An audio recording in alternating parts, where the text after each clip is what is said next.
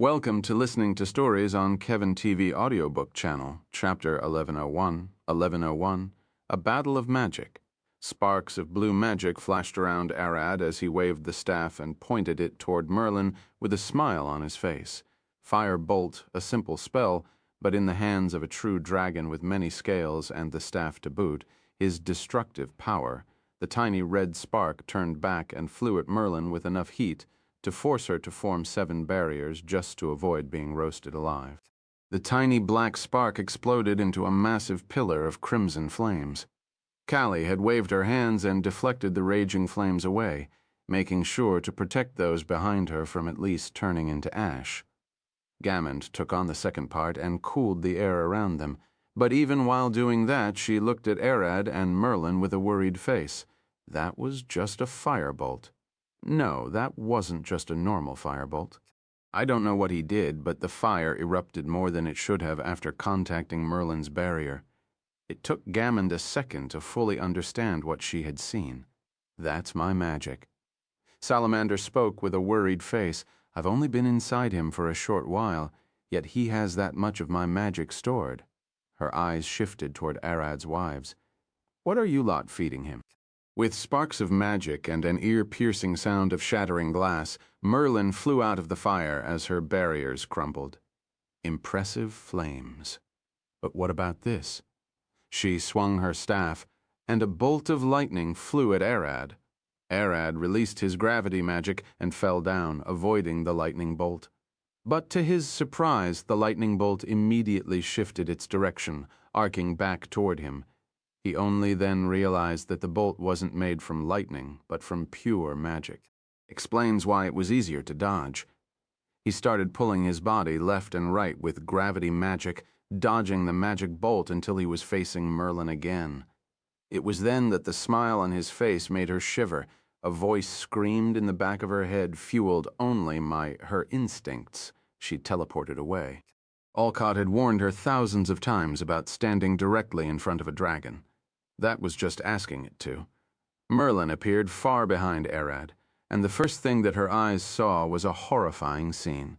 A cone of the landscape where she was, several kilometers wide, had disappeared as if it didn't exist. It soon came, the following shockwave pulling toward the erased cone. A void breath. He sucked that chunk of land into his stomach, and now the air is rushing to fill the void. Everyone watching, especially Matilda, who was just informed about Arad, was looking at the scene in horror.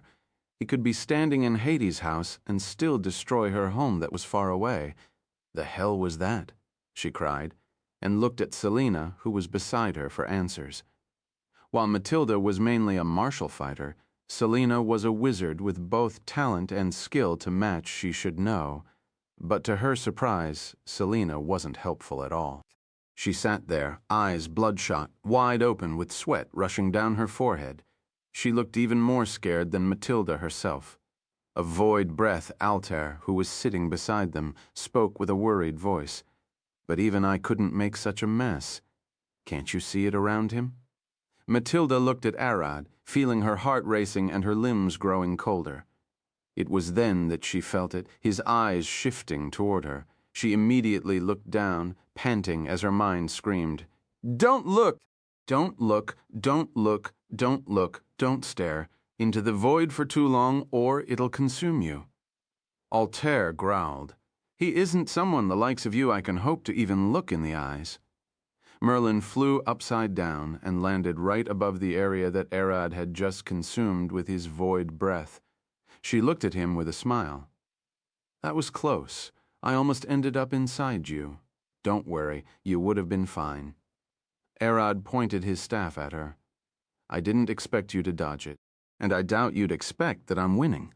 She winked at him as golden chains appeared all around his body and wrapped around him like coiling snakes. Arad looked around, noticing the countless specks of light.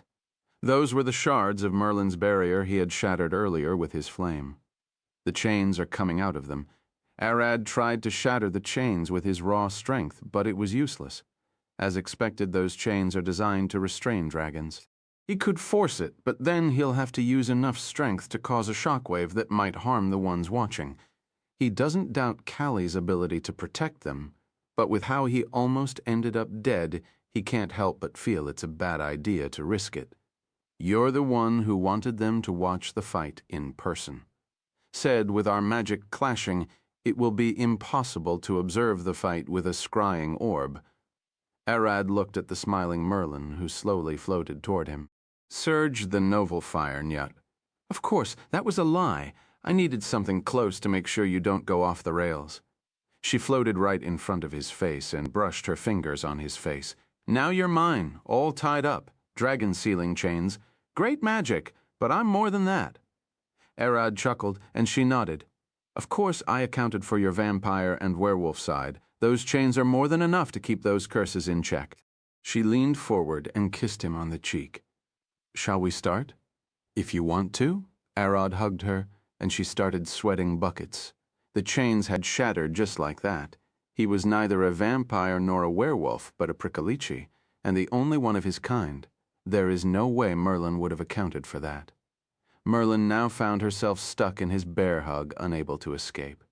Can you please let me go for free? No way. He replied, and she could feel his hand clenching on her butt. Not here, she gasped, and he giggled. Give me your hat. He lifted his hand up and snatched her wizard hat and put it on. He released Merlin and floated back, mana flickering around her body. Her hair danced with the wind as she looked at him, trying her hat on. So, this is your plan? Slowly shave all of my magic items? No, I'm peeling you off like a banana or an artichoke. He looked at her with a smile. Now that you know that getting close to me is a bad idea, what will you do? Stay away. She swung her staff, and a horrifying wave of mana rushed out of her body. Several spells similar to each other, but all different, countless gates emerged behind Merlin's back. Some of the gates were purple, swirling with demonic magic. The others were red and burned with hellfire, and some even flashed with a divine golden light. Summon demon, summon fiend, summon celestial. From those gates, countless creatures marched out, all ready for war. The first of them to open his mouth was a devil. He had just walked out of a red gate and noticed the other gates. By Asmodeus's left nipple, the hell is going on here, he gasped, and an angel who had just walked out of a golden gate looked at him. The angel growled, Shit!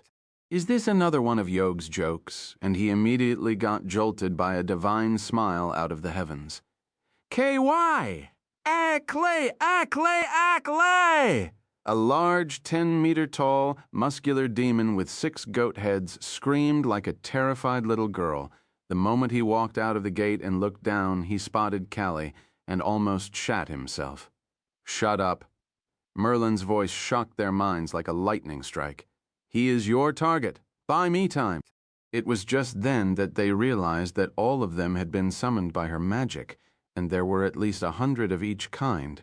Arad stopped using gravity magic and fell to the ground, landing on his feet. The ground beneath him shattered on impact, and all of the summoned creatures stared at him. That was their target. It's just one bloody man, hells! One of the devils stared at Merlin. Why summon us all here? You gone crazy? If Yog allowed us to be brought here, don't underestimate him. Hey, human, which god do you believe in?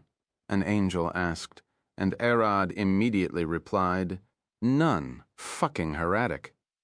The angels all roared like bees. On the other hand, all of the demons started charging their demonic magic, trying to impress Callie, who wasn't that far away. Arad slightly adjusted his new wizard hat with a grin on his face. Look at all of you. You really aren't taking this seriously. He lifted one hand. But my wife wasted mana to summon you here. So do your job. His palm burned with gravity magic, and all of them were forced to the ground in the blink of an eye. Arad swung his staff and took a stance. You'd better last long enough for her to charge whatever spell she is working on. Otherwise, I'll skin you alive. Chapter 1102, Between the Heavens, the Hells, and the Abyss. Merlin was floating away from the battlefield alone, focusing on her magic. The others watched Arad fight the horde of angels, devils, and demons all at once, and none of them could comprehend what they were seeing. Arad would grab a horrifying demon by its tail and swing around like a toy, smacking a devil in the face and sending that bastard flying back. The flung devil would then hit a charging angel, only for Arad to appear behind the poor fellow and punch him to the ground so hard that he'll bounce away. An angel flew at Arad with zeal, swinging a golden sword with a massive spark of divine magic. Divine cleaver at the same time, a devil burst from the ground and lunged forward, thrusting a trident engulfed in hellish flames. Curse splitter, Arad caught the angel's sword with his right hand and the devil's trident with his left, and engulfed in their divine curse magic. A brilliant flash illuminated the battlefield, and the two almost shat themselves. Did he catch both attacks with his bare hands? An ugly deer demon fell from the sky with a roar, swinging his disgusting arms down with clenched fists. Crusher. It was then that the angel noticed, "Where is his staff?" The staff flew through the air, assisted with gravity magic, and smacked the demon in the face, throwing him off and making him miss Arad by several meters. Arad then yanked with his arms, snatching the angel's sword and the devil's trident with ease. Arad's eyes flashed around as he counted all of the devils, angels, and demons surrounding him. They can't attack all at once because of their conflicting powers and ideals, but some are good at working together. The angel expanded her wings and was about to fly away now that she had lost her sword, but Arad pulled her toward him with gravity magic and clenched two fists. One punch after the other, all directed at her torso. Each hit exploded into a massive shockwave powerful enough to send shivers down anyone else watching. The angel's armor cracked as she was stuck between Arad's fists and his gravity pull.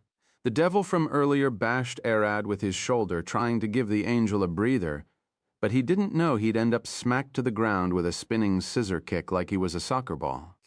The deer demon charged from the side with its head reeled forward, ready for a powerful ram. Arad, with a smile on his face, returned the headbutt, caving the demon's skull and shattering his horns. As the demon fell to the ground, the angel barely stood on all four, blood gushing out of her mouth, her divine magic sparked, trying to heal herself and the two assisting her.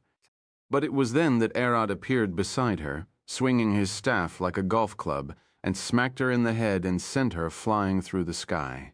Rise, Hell, the devil, who had been lying low after getting his spine snapped by Arad, finally made a move. The ground shattered beneath Arad's feet, and fire was about to rage out. But Arad suddenly disappeared and only left a shockwave behind. The devil caught a glimpse of Arad holding his staff and running backward faster than the speed of sound several times. His eyes opened wide and his pupils spazzed as he tried to follow Arad's moves, but failed. Arad had already knocked down 2 devils, an angel, and 3 demons. Those angels and devils couldn't believe it, and the demons didn't have the energy to think. The blood and divine war had been raging for thousands of years. But now they are forced to work together to face a single man who seems to be toying with them. Sarah watched with a sweaty face. All of those devils were far stronger than her and her brother. The angels as well were terrifying. Their divine power far outclassed most mortals, and is enough to slay several powerful demons and bring terror to the hells. Even the demons, if any of them were to show up anywhere but the abyss, chaos would ensue and many would die. Sarah didn't know what was scarier, Arad smacking all of those on his own, or Merlin who summoned them. Lunara looked at the battlefield with a worried face. Luckily there is no demon lord among them, just higher demons, and I don't see any archdevil or archangel. Sarah looked at her. But those aren't weak, are they? Lammy and Roberta were hiding behind Tina and Eris. Master, is that powerful? Lammy cried with a terrified face. She knew that Arad was extremely powerful. She saw him obliterate a whole hell lair and 2 demon lords after all. Master is powerful indeed, but I didn't know Lady Merlin could summon such a force. Tina looked at Frida and Astrid, neither of whom seemed to know about this, even though they were helping her prepare. He was this strong? Matilda gasped as she watched Arad punching his way through the horde of angels, demons, and devils like a raging bull through tall grass. Soon the angels divided into 2 teams, a large and a small one. The small team of angels, consisting of 10 of them, flew into the sky and flapped their wings. Each one had a pair that was at least 50 meters wide, and those wings only grew large as they flashed with divine power. It was clear from their formation this was a ritual spell of some sort. They were pouring their powers together to generate one massive attack. The heavens above them cracked, and both the demons and devils ran away for their lives, leaving Arad alone beneath the glowing circle of angels. "This is bad," Callie growled, lifting her hand and about to knock the angels to the ground, but at that moment she felt a sharp pain in her head. "Damn it, Yog!" The sharp pain was enough to distract her long enough for the angels to fire their massive spell down. Heaven's Wrath, a powerful divine spell conjured by the combined power of several angels. It's mainly used to whip large chunks of land, cleanse them of all evil, those whom the angels consider evil. As the blinding light bloated the sky, flashing like a new sun had emerged out of the void, Arad stood alone beneath the falling golden stream of light. A fist clenched at his side.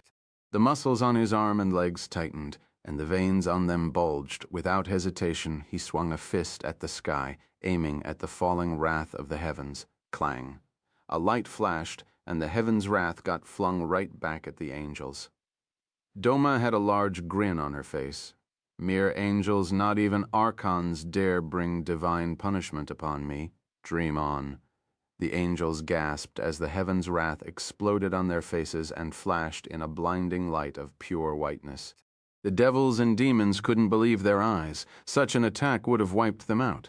But they didn't have time to think, for Arad was already behind them, swinging a clenched fist at one of the devils. The angels regrouped and discussed their next plan.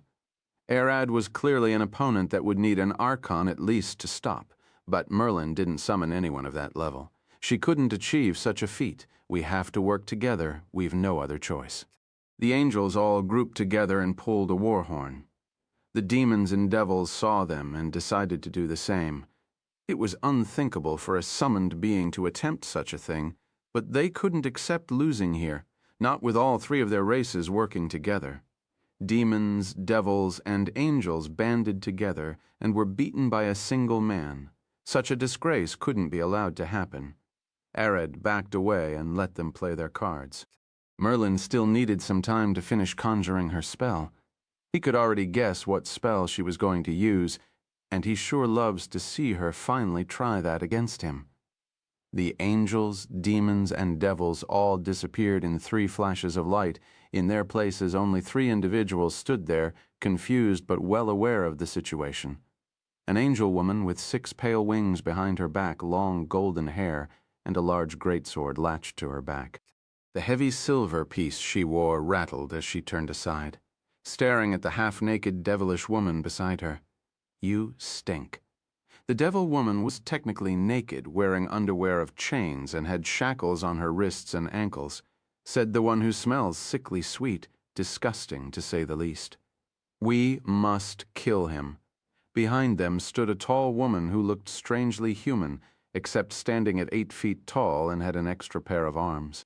An archdevil and a pseudo-demon lord. Lunara growled and turned toward Callie. Those ones before sacrificed a great deal of their power to call those 3, went even to dismiss themselves, which went against their contract with Merlin. "Is Arad in danger?" Aela asked, and Merida at the side growled, "That demon woman, she might be as strong as I am." The 3 of them looked at Arad and suddenly froze. He, the demon woman, could he be the one who fucked Alaric and Solace? Wait. The devil woman recognized Arad's face. His portrait was spread through the hells to warn devils from starting a fight with him due to how much collateral damage he might cause. And they were warned the devil lord Alani. "This is a bad idea," she growled. The angel looked at Arad for a moment. She had seen him many times from Yog. She asked the goddess about him and was just told that if she happened to meet him on good terms, she had better be obedient. "But if you meet him on bad terms, then ready yourself for death." She pulled her greatsword. The Archon looked at Arad. "Must we fight?" Arad pointed at Merlin. "She summoned the angels, devils, and demons to stall me while she prepares a spell. If you're willing to sit still and wait with me, Then we won't need to fight." The angel looked at him with a confused face. "You're letting her finish? I want to see what she can do." Arad replied, and the pseudo-demon lord pushed the angel aside and approached Arad, whispering, "Say, is it true that you have connections to the goddess?" Arad pointed into the distance. "You mean Kali?" Siarch, the Noveliering, the pseudo-demon lord, froze in place as she saw Kali standing on the horizon with a bunch of women.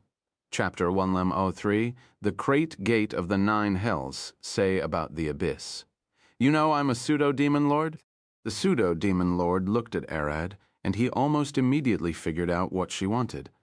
Kali once mentioned it before. To become a full-fledged demon lord, you must rule over your own layer of the abyss. That's one way. The other is to get the goddess to approve of me as one first. I'll then have to seek a demon lord to defeat and steal his lair. She looked at Arad. The newly built lower layers are all ruled by far powerful demons that I can't compete with. So you want me to see if I can have her approve of you as a demon lord? The pseudo-demon lord's face brightened. I know you won't be working for free. It's not that every day you find someone who could feel the goddess's presence, let alone be noticed by her. Are you two done chit-chatting? The archdevil approached them. Wrap it up. My boy got beaten up by him. The pseudo-demon lord glared at her with burning eyes. Shove shit up your mouth, hell spawn. The archon approached and took a deep breath. They are talking about a goddess, let them be, even if angels don't get along with demon lords. A demon goddess like Kali was a different matter. She is the heaven's leash on the abyss, and most angels not just respect her, but admire her power and compassion toward orphans. The archdevil glared back at the angel. Since when did your kind start working with those ugly bastards? Angels, devils, and demons didn't get along, but were entangled in a 1,000-year-old war. The devil-demon war in the space between the hells and the abyss was called the Blood War. The demon-angel war at the abyss's front lines got nicknamed the Cleansing War, and the angel-devil war was called the Pit War. Arad looked at the pseudo-demon lord. She was strong, tall, muscular, and had 4 large arms, probably a brawler. We'll talk with Kali, but I've got a suggestion. Arad looked at her, and she immediately caught up. Arad said, "We'll talk with Kali," meaning he intends on getting her to meet the goddess. Demons in the abyss risk their lives for a chance to see the mother of all demons, let alone the goddess. What do you want? As long as I have it, I'll pay your price. It's less of a price and more of a job, he said, and she immediately replied, I won't work for anyone. I want to become a demon lord after all. I've got 3 layers that I rule. I conquered 2 layers, the ones that Alaric and Solace owned. The last Kali herself cleared for me. The problem is that managing those will become harder and harder, especially with how violent the demons are. Currently, I want to stay in Solace's lair, the one in the middle. The upper one might be a decent arena for fights and training, and the lower one now needs new management. Arad looked at her. I'm not available all the time to manage any of them, so after you become a demon lord, I want you to rule one of them for me. The pseudo-demon lord remained silent. Even the archon and archdevil understood what kind of bullshit Arad was spitting. Is he really just giving out a whole layer of the abyss? Are you serious? You think I'll work as some sort of servant for you? The pseudo-demon lord glared at him, and Arad smiled. No, as long as you aren't starting fights with the other layers, you'll be in full control over it like any other demon lord. She looked back at Kali, considering that the goddess herself is staying close. This might be a gamble worth the risk. Fine, but I'll take the lowest layer. The deeper you go into the abyss, the stronger the natural energy is. If I'm to serve someone, I'd want the best cut of meat for myself. You've got yourself a deal. Arad smiled and cracked his neck. For now, shall we fight as we first intended? 3 against 1. It's not fair. The pseudo-demon lord growled. It proves nothing of my power, and I'm not a fan of allying with angels and devils. We have no reason to fight. The angel replied, but her face suddenly paled. No, I have to fight. Yog sent me an order saying I should ally with you two and fight. I don't care what you two think." The archdevil moved forward, her body burning with hellish flames. "I'm here to wipe the floor with him. With you two helping or not, it'll make no difference. No, we won't be fighting him all at once. I'll go first to test my strength. You two cowards who want to gang on a single man can pick his exhausted remains after I'm done with him." While the three argued, Ered stood to the side, watching them with an amused face. "You know, 3-on-1 really is unfair." Ered stood and approached them. "Unfair to you, that is." When Ered took a single step toward them, they could feel that something was off. His power seemed to be rapidly increasing with each blink of the eye. The archdevil suddenly pointed a finger at him and fired a spinning drill of fire the size of a carrot at his chest. Such an attack was called the blood wedge of the 9 hells, a potent and painful spell used by the devils to crucify sinners on massive grills to torture them. It's supposed to be able to pin anything and anyone down, for the hell is where even the strongest of sinners should be jailed. Ered remained standing in place, intending to take the seemingly small drill head on. That was a mistake, as this drill didn't work based on normal means. It was designed by a powerful archangel to work based on the world's laws themselves. It doesn't matter who the person is. The drill doesn't care if they are an immortal god or an ancient demon lord. They'll be pinned and dragged by chains to suffer in hell. The moment the drill hit Ered's chest, it started spinning faster and faster. Sparks flew everywhere, and a blinding light illuminated the area. Then, as if realizing something on its own, the drill bounced back from Ered's chest and shattered. At that moment, the archdevil wanted to cry and run away. The angel beside her didn't seem to understand the gravity of what had just happened. Most angels only know that those drills are powerful tools. Only the archdevils and above know of the true nature of their power, as Lucifer kept it as a closely guarded devil secret. The pseudo-demon lord took the drill's spark as a starting bell and lunged at Ered, swinging her 2 right fists at his face. Clack, clack. The 2 punches landed on Ered's left cheek, one after another, in the blink of an eye. Not many creatures could deliver a double punch like that. If anyone else besides Ered had been hit, they might have died on the spot. Ered clenched his right fist and swung a right hook, smacking the pseudo-demon lord in the face so hard that her eyes almost burst from their sockets. Her body jolted, and she felt her spine twist, her organs vibrate, and her brain almost turn into a mush. The shock to her brain was so severe that she could feel her heart stop for a moment, all of her organs failing to respond and piss rushing down between her legs. This was the first time in her life that she tasted such a punch, and she could tell that he wasn't putting his back into it. "Ah, I want to sleep. I feel so tired." For a moment there, she felt so weak, exhausted, and pained that sleep was her only option. Her consciousness slowly slipped into peaceful oblivion, ever so soothed by the darkness of the abyss. Crack! Her toes dug into the fresh mud beneath her feet, and her muscles contracted. Her demonic blood violently erupted, fueled by nothing but rage and pure chaotic violence. With a deafening roar, she swung 2 fists at Ered's chest, with enough force to shatter the air and send him flying back faster than the eye could see. "Seer the noveler." Net. Demons are resilient, powerful, and proud. Violence isn't their language, but it's their life. Death won't get between her and a fight, and so the only path forward was rage, blood rage, to fulfill the violence desired by her blood. She was a barbarian Asura demon, and could rage like human barbarians. Ered did a backflip and landed on his feet, 2 holes blown into his shirt. With a simple move, he reached up and touched Merlin's hat and sent it into his stomach, so it won't get damaged. He then grabbed his shirt from one of the holes and ripped it off. The 2 red marks of the pseudo-demon lord's fists still burned red on his chest. "That's more like it. For a moment, I thought that I'd better look for another demon." At that moment, the Archon appeared behind his back, swinging her bright sword. Divine Cleaver, the Archon was one of Yog's angels, and all of them were linked to her powers. They weren't just brute brawlers, but scholars of magic, and those with achievement could even grasp faint traces of Yog's knowledge to empower themselves. The Archon could see Arad's shadow, an image of him turning back and punching her divine cleaver away. This was one of the abilities she gained from Yog, the power to see the moves of her opponents before they do them.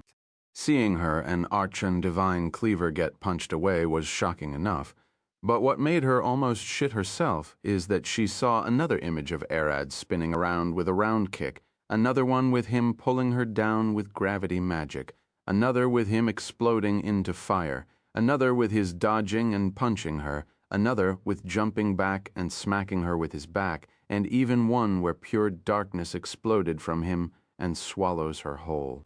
Her power should allow her to see the target's next move. What she couldn't understand is why she sees multiple images of Arad's next move. Even the gods only have one, but, as she thought, her flashing sword was already close to his flesh. Whatever the result is, she has still seen them all and would only need to adapt. Crack. Arad suddenly disappeared from her vision, and she felt something heavy smack into her left wings and arm, crushing them. Arad was already behind her back and had swung his right arm at her left side, shattering her right arm and ribs with enough force to send her violently spinning through the air. The pseudo-demon lord lunged at Arad, blinded by rage, swinging her fist at a speed that would make everyone shudder. Such a deadly charge, not even true demon lords would dare take her head on.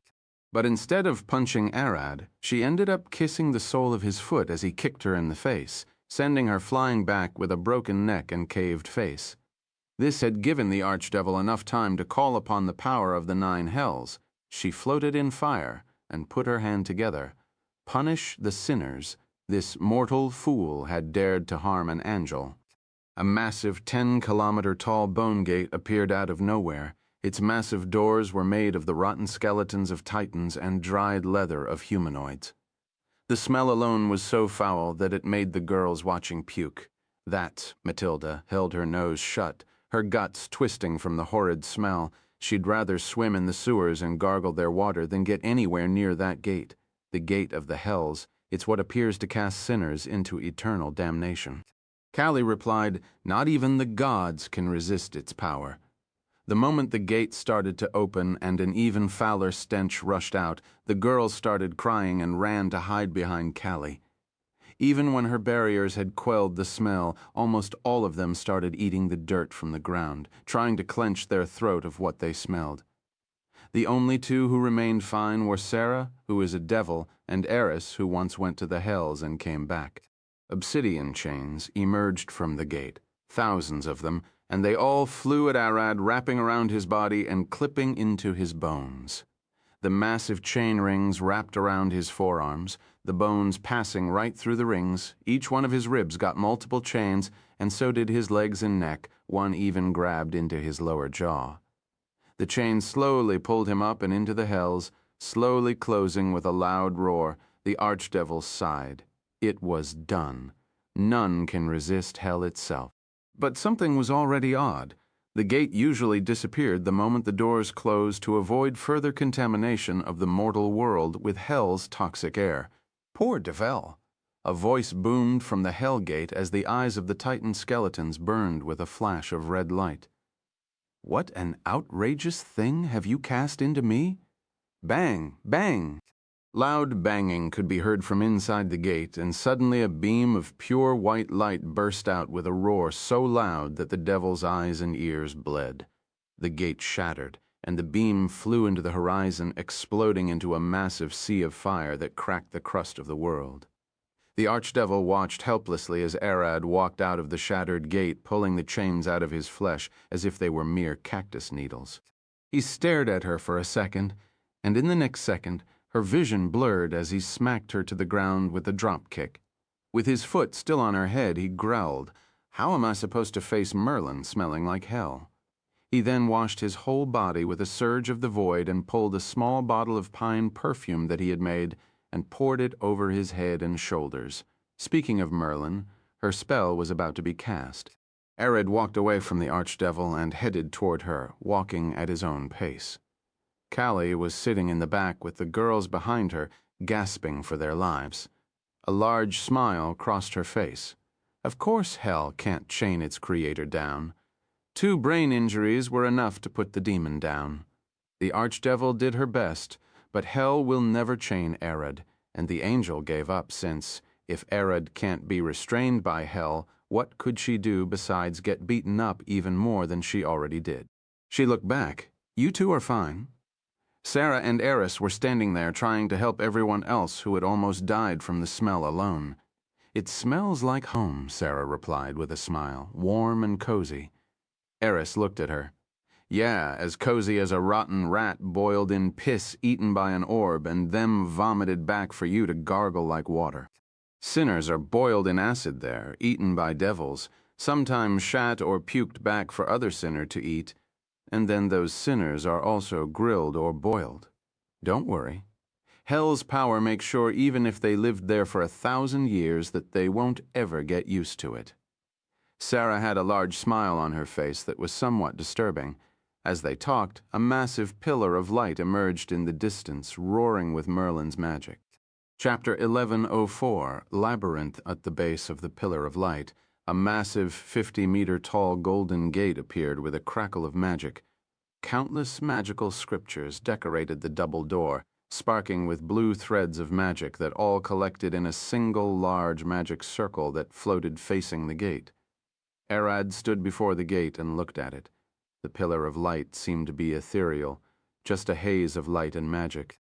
Wind and objects can pass through it unharmed, despite the blindingly roaring magic that forms it. But looking at anything besides the gate was extremely hard. Arad's attention would quickly shift back to the golden glimmer as a deep sense of ambition, greed, excitement, and lust for wealth surged through his brain. All of the girls except Kali froze for a second, their eyes fixated on the gate with dazed gazes. Look at that? Did Merlin make it? Ella gasped and Kali looked back at her. Of course, who else could? Eris smacked Ella on the back. Did the hell's stench wreck your mind? Her eyes then shifted to Kali. Let's hurry then. We must enter before Arad and Merlin start to fight. I wonder what we'll find inside. Yeah, Mira said with a large smile on her face. I heard that the last labyrinth created by Merlin had a lot of strange monsters. I bet their hides and bones can be used to make powerful weapons. I helped her master her magic. Betty flew forward and landed in front of Kali with a large grin on her face. Now look how perfect this labyrinth has become. I know she only needed some effort and strength of will. She started floating. But I'd better explore its insides to make sure there is no flaw there. Kali looked at the girls for a few seconds. Something felt off, but her eyes were quickly drawn back to the beautiful golden door. I guess it'll be fun to explore the insides. At least more exciting than the abyss. They marched forward and reached the massive golden door. Arad had already gone inside earlier. Kali approached the door first to see if it was trapped. To her surprise, merely standing close to the door felt nice. The rich magic in the air meant that most mages would feel at ease. Even fighters who never use magic would feel their bodies growing a bit stronger due to the mana supporting it. But she could sense several types of magic coursing through the gate and the golden light. Time magic was especially violent. 1 hour inside was equal to 1 minute outside it. A voice came from between Kali's legs, and when she looked down, Yog was sitting there looking at the base of the door with a curious gaze. When did you come here? Kali gasped, shocked that Yog managed to slip past her senses. Just now, Yog looked back at the girls and waved her hand. You all go inside first. I have something to talk with her about. Strangely, everyone thought it was fine and walked inside without a moment of doubt, only thinking about what exciting things they might find inside. Why did you show up? Kali looked at Yog with a sharp gaze, and she shrugged it off. Nothing. I just missed you. If you hate seeing me this much, you can go inside. See you later, then. Kali was about to take a step toward the labyrinth's gate when Yog tripped her. Hold your horses and put your ass to the ground. Kali was unharmed by the fall.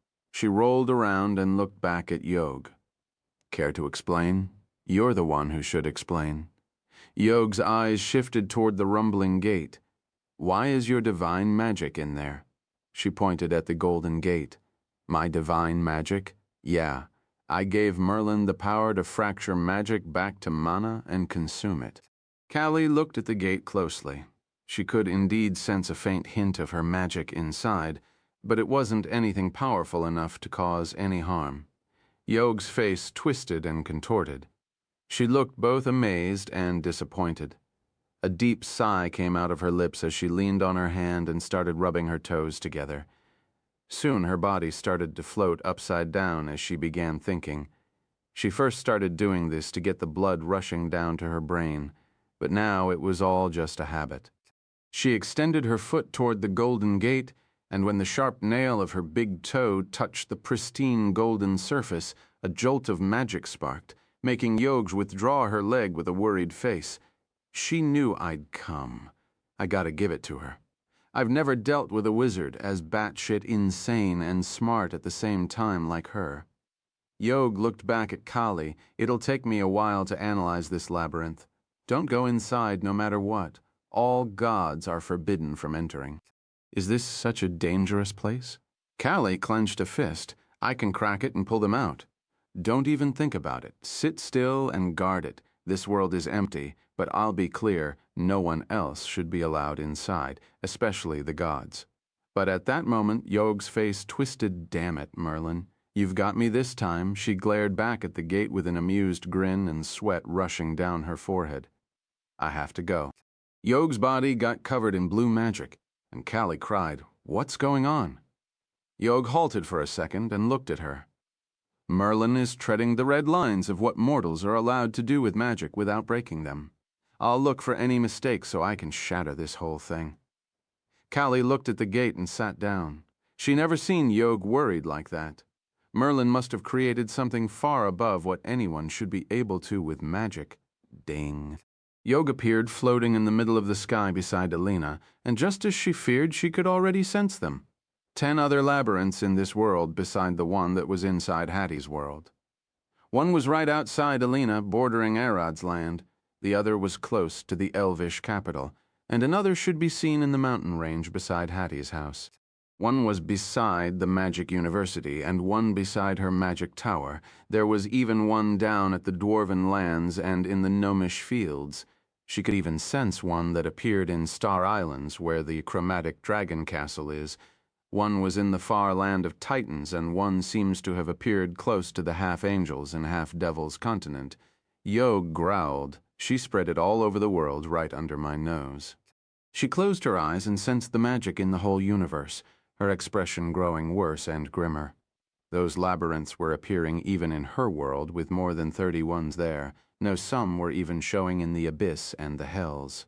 I see she already spread those seeds long ago. The time she needed to gain by calling all of those summons was to simply connect with all of her creations. She growled, How did she manage to get past my forbidden knowledge? I've underestimated her. Yog disappeared in a flash of light. At that time, people were already preparing to start raiding the labyrinth, spawning all over the world, every one of them seeking riches and glory. Some wizards managed to read the scripture of the mysterious golden doors and cried, He who reaches the summit shall be granted a wish. Ella opened her eyes. She was lying on her back, eyes looking at the moving white clouds. Without even looking, she could sense everyone else beside her. She sat up and looked around. Kali isn't here? She didn't enter. Her body felt a bit weird, warm, cozy, and relaxed, as if she had just had a good nap. Floor 1000. Endless plains, a safe zone with only level 1 monsters around. Endless and fertile green plains, suitable for farming and living. The sun is always bright, and the breeze is always cool. In this place, no harm shall befall you. Ella blinked several times and rubbed her eyes. This strange thing floating in front of her eyes, a purple screen with several worlds floating inside it. Mac, ack, ack, ack, ack. A strange voice came from behind, and when she looked, a herd of sheep was slowly approaching her and the still unconscious girls. Plain sheep, level 1, HP 14. The strange thing is that this place only houses level 1 monsters. Those sheep looked like normal animals, but Ayla didn't want to risk a whole herd of them getting close. They might start breathing fire for all she knew. Ayla pointed a finger at one big sheep and fired a wind bullet. The bullet pierced the sheep's lungs and heart, causing it to disappear into a puff of smoke. In its place, a chunk of meat and a bag of wool appeared. "You have slain a plain sheep." Ayla could see those items dropping on the ground. Plain sheep meat, delicious, fat-rich meat. Plain sheep wool, soft, fluffy wool. As Ayla was distracted by the words popping before her eyes, the whole herd of sheep charged at her, enraged at the murder of their brother. As expected, they got all wiped out with a single gust of wind. "You have slain a plain sheep. You have slain a plain sheep. You have slain a plain ram. You have slain a plain sheep." Something was mixed in there, and new items appeared: sear, thone, novel, fire nyote, plain ram. Meat, extra delicious, tough meat. Plain ram wool, strong and durable wool. Plain ram horns, a pair of strong, durable horns. What the hell is going on here? Ayla could only look at the sky with a worried face. Far away, Arad opened his eyes in a soft bed. He sat up and looked to the side. His head throbbed like he had been hit with a hammer. "Dear, did you get better?" Merlin, who was wearing an apron and cooking breakfast in the kitchen, looked at him with a smile. Arad could remember. He had an accident yesterday while he was chopping trees. Chapter 1105, 1105. Lumberjack Arad scratched his head. The pain jolted his body from head to toes, making his eyes tearful and his stomach twist. He could remember what happened yesterday. He was cutting one large tree, but instead of just falling away from him, for some reason, its bottom part shot toward him and smacked him in the gut. The trunk hit you hard, and you were thrown at a tree, hitting the back of your head really hard. Merlin looked at him with a sad face. "How is your vision? Can you see me?" She lifted 3 fingers. "How much are those?" "3, but it's all blurry." Arad growled and grabbed the water cup at the side of his bed. He could feel the cold water clearing his throat as it flowed down. It felt like it had washed his organs clean. "Merlin, the pain jolted him once more, and he growled, holding his head in his hands. He could remember Merlin's name, the fact that he was cutting wood yesterday, some snippet from the past, but not a single thing else. "Who are you?" He looked at her, and her face twisted into a grimace. The healer was right, temporary memory loss. She approached the bed, sat beside him, and held his large and rough hand. "I'm your wife, Merlin. We have known each other since we were kids. You were large, taller, and stronger than the other kids. I was the opposite, weak and easily scared, only good for picking herbs." She looked at him with a smile. "One day wolves raided our farm. I woke up and went to the barn to check on the sheep. They were getting noisy in the middle of the night." She looked up with a longing face. "There they were, 3 wolves staring me right in the eye. I screamed, and you heard me. You were my neighbor after all." She giggled. "You flew out of your window, cleared our 6-feet-tall fence with a single leap, and violently ripped the 3 wolves to pieces with your axe. Then, without saying a word, you cleared the fence again and went after the whole pack." She pointed at one scar that was clear on his neck and another that was on his massive forearm. "For a week, we thought you were dead, until you crawled back half dead. Later, we found the wolves' lair. 40 dead ones lay there." Arad could remember fragmented memories. Nothing made sense, but he had a strange urge to punch the woman standing at his side. "Yeah, but I'm not feeling right. I want to rest." He lay back on the bed. The healer said we should expect memory loss, slurred speech, lack of appetite, strange behavior, probably violent, and sight problems. "Got any besides the memory loss?" She pulled a chair and sat beside his head, covering him with a blanket. "Besides the slurred speech, I got all of them. I don't want to eat anything, and my eyes aren't doing great. I also got those strange urges to punch you in the face." He looked at her, and she smiled. "You know about this? The healer said it's best to keep you in a locked room at his cabin, in case you go into a fury. I asked that you stay here no matter what." She leaned against his chest. "I know you better than anyone." Arad went back to bed after eating just a few bites. He couldn't think straight. Each time he tried to recall anything, he would feel like an arrow had been shoved from his right ear to the left. In the bed, Merlin lay beside him, patting his chest as his eyes slowly drifted into sleep. Countless shadows flashed through his vision, dragging him into a deep slumber. "Wake up!" An unfamiliar voice boomed inside his head, calling from the depths of his soul. He could see her, a tall, muscular woman with long brown hair and bright golden eyes and a back full of sharp spikes. She grabbed his face with both hands, screaming with a terrified face, "Wake up! It's a live ever so hungry." Sirsh, the novel Efirnyut. 2 hours later, Arad woke up feeling a bit better, but the sharp pain still plagued his head. This time, it was a throbbing migraine bad enough to make him feel as if his eyes were about to fall out of his face. He sat up, rubbed his eyes, and stood leaning on the wall. Merlin saw him and rushed with a worried face. "You shouldn't move yet. Someone gotta work." He looked around for his pants and jacket. The trees won't chop themselves down. He shoved his legs into the large pants and then wrapped the jacket around his shoulder, barely able to move. "You should really lie down." Merlin stood beside him, but he reached down and lifted his large axe. After kissing her, he left, the axe resting on his massive shoulder. He tried to remember the past days, but all he could remember were shadows, fragmented dreams with no clear meaning to them. Each time he tried to work his brain, the pain surged with vengeance, causing him to growl. After a long walk, he finally reached the forest, and the tree that smacked him down was still there. He should cut all the branches and then cut them into logs that can be transported by carriage. After an hour of swinging his axe, he managed to strip the tree into a long, glorified stick. With the large saw he had left around, he started sawing it into pieces. This long tree should be cut into 4 pieces, so it'll fit in a carriage. The local sawmill pays a lot for large logs like those, and in the village, he alone had the strength to chop them down relatively quickly. Using a hook, he then dragged the pieces back to the road and lined them up. All he had to do now was call a carriage, which he could do by either shouting for it, so the drive down at the village could hear him, or make the trip down.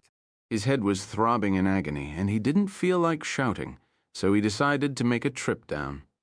He did want a strong beer, one that could lift his spirit a bit. Chapter 1106, 9's 1106. Survive. Consume all threats. As Arad approached the tavern, memories slowly started coming back. How he used to fight here as a kid, that fence he snuck around with the rascals, the empty barrels they used to roll down the slope, and even the old wheel of the carriage they broke, which was still decorating the stables. I was right, taking a walk is the best. Even with his memories shattered, immersing himself in his daily routine helped him regain them. Even without memories, he seemed to remember where the forest was, where he kept the large saw hidden, the road to the tavern, and even people's faces started slowly showing up in his head. But something still felt off. A deep sense of fear, worry, and guilt still gripped his heart. 2 golden eyes keep flashing back in his head, screaming with a will to live, calling him to move. He tried to recall who that woman was, but the agonizing headache always dragged his thoughts away, washing them away like a stream of water. He rubbed his eyes and walked back into the tavern. A warm, familiar feeling washed over him as he saw the people drinking in the corner, a bard singing on a table, and the barmaid rushed toward him with a large smile on her face. "It's Arad? You can already move?" One of the drunks in the back laughed. "Told you his mother was a cheater. She must have courted a bear or something."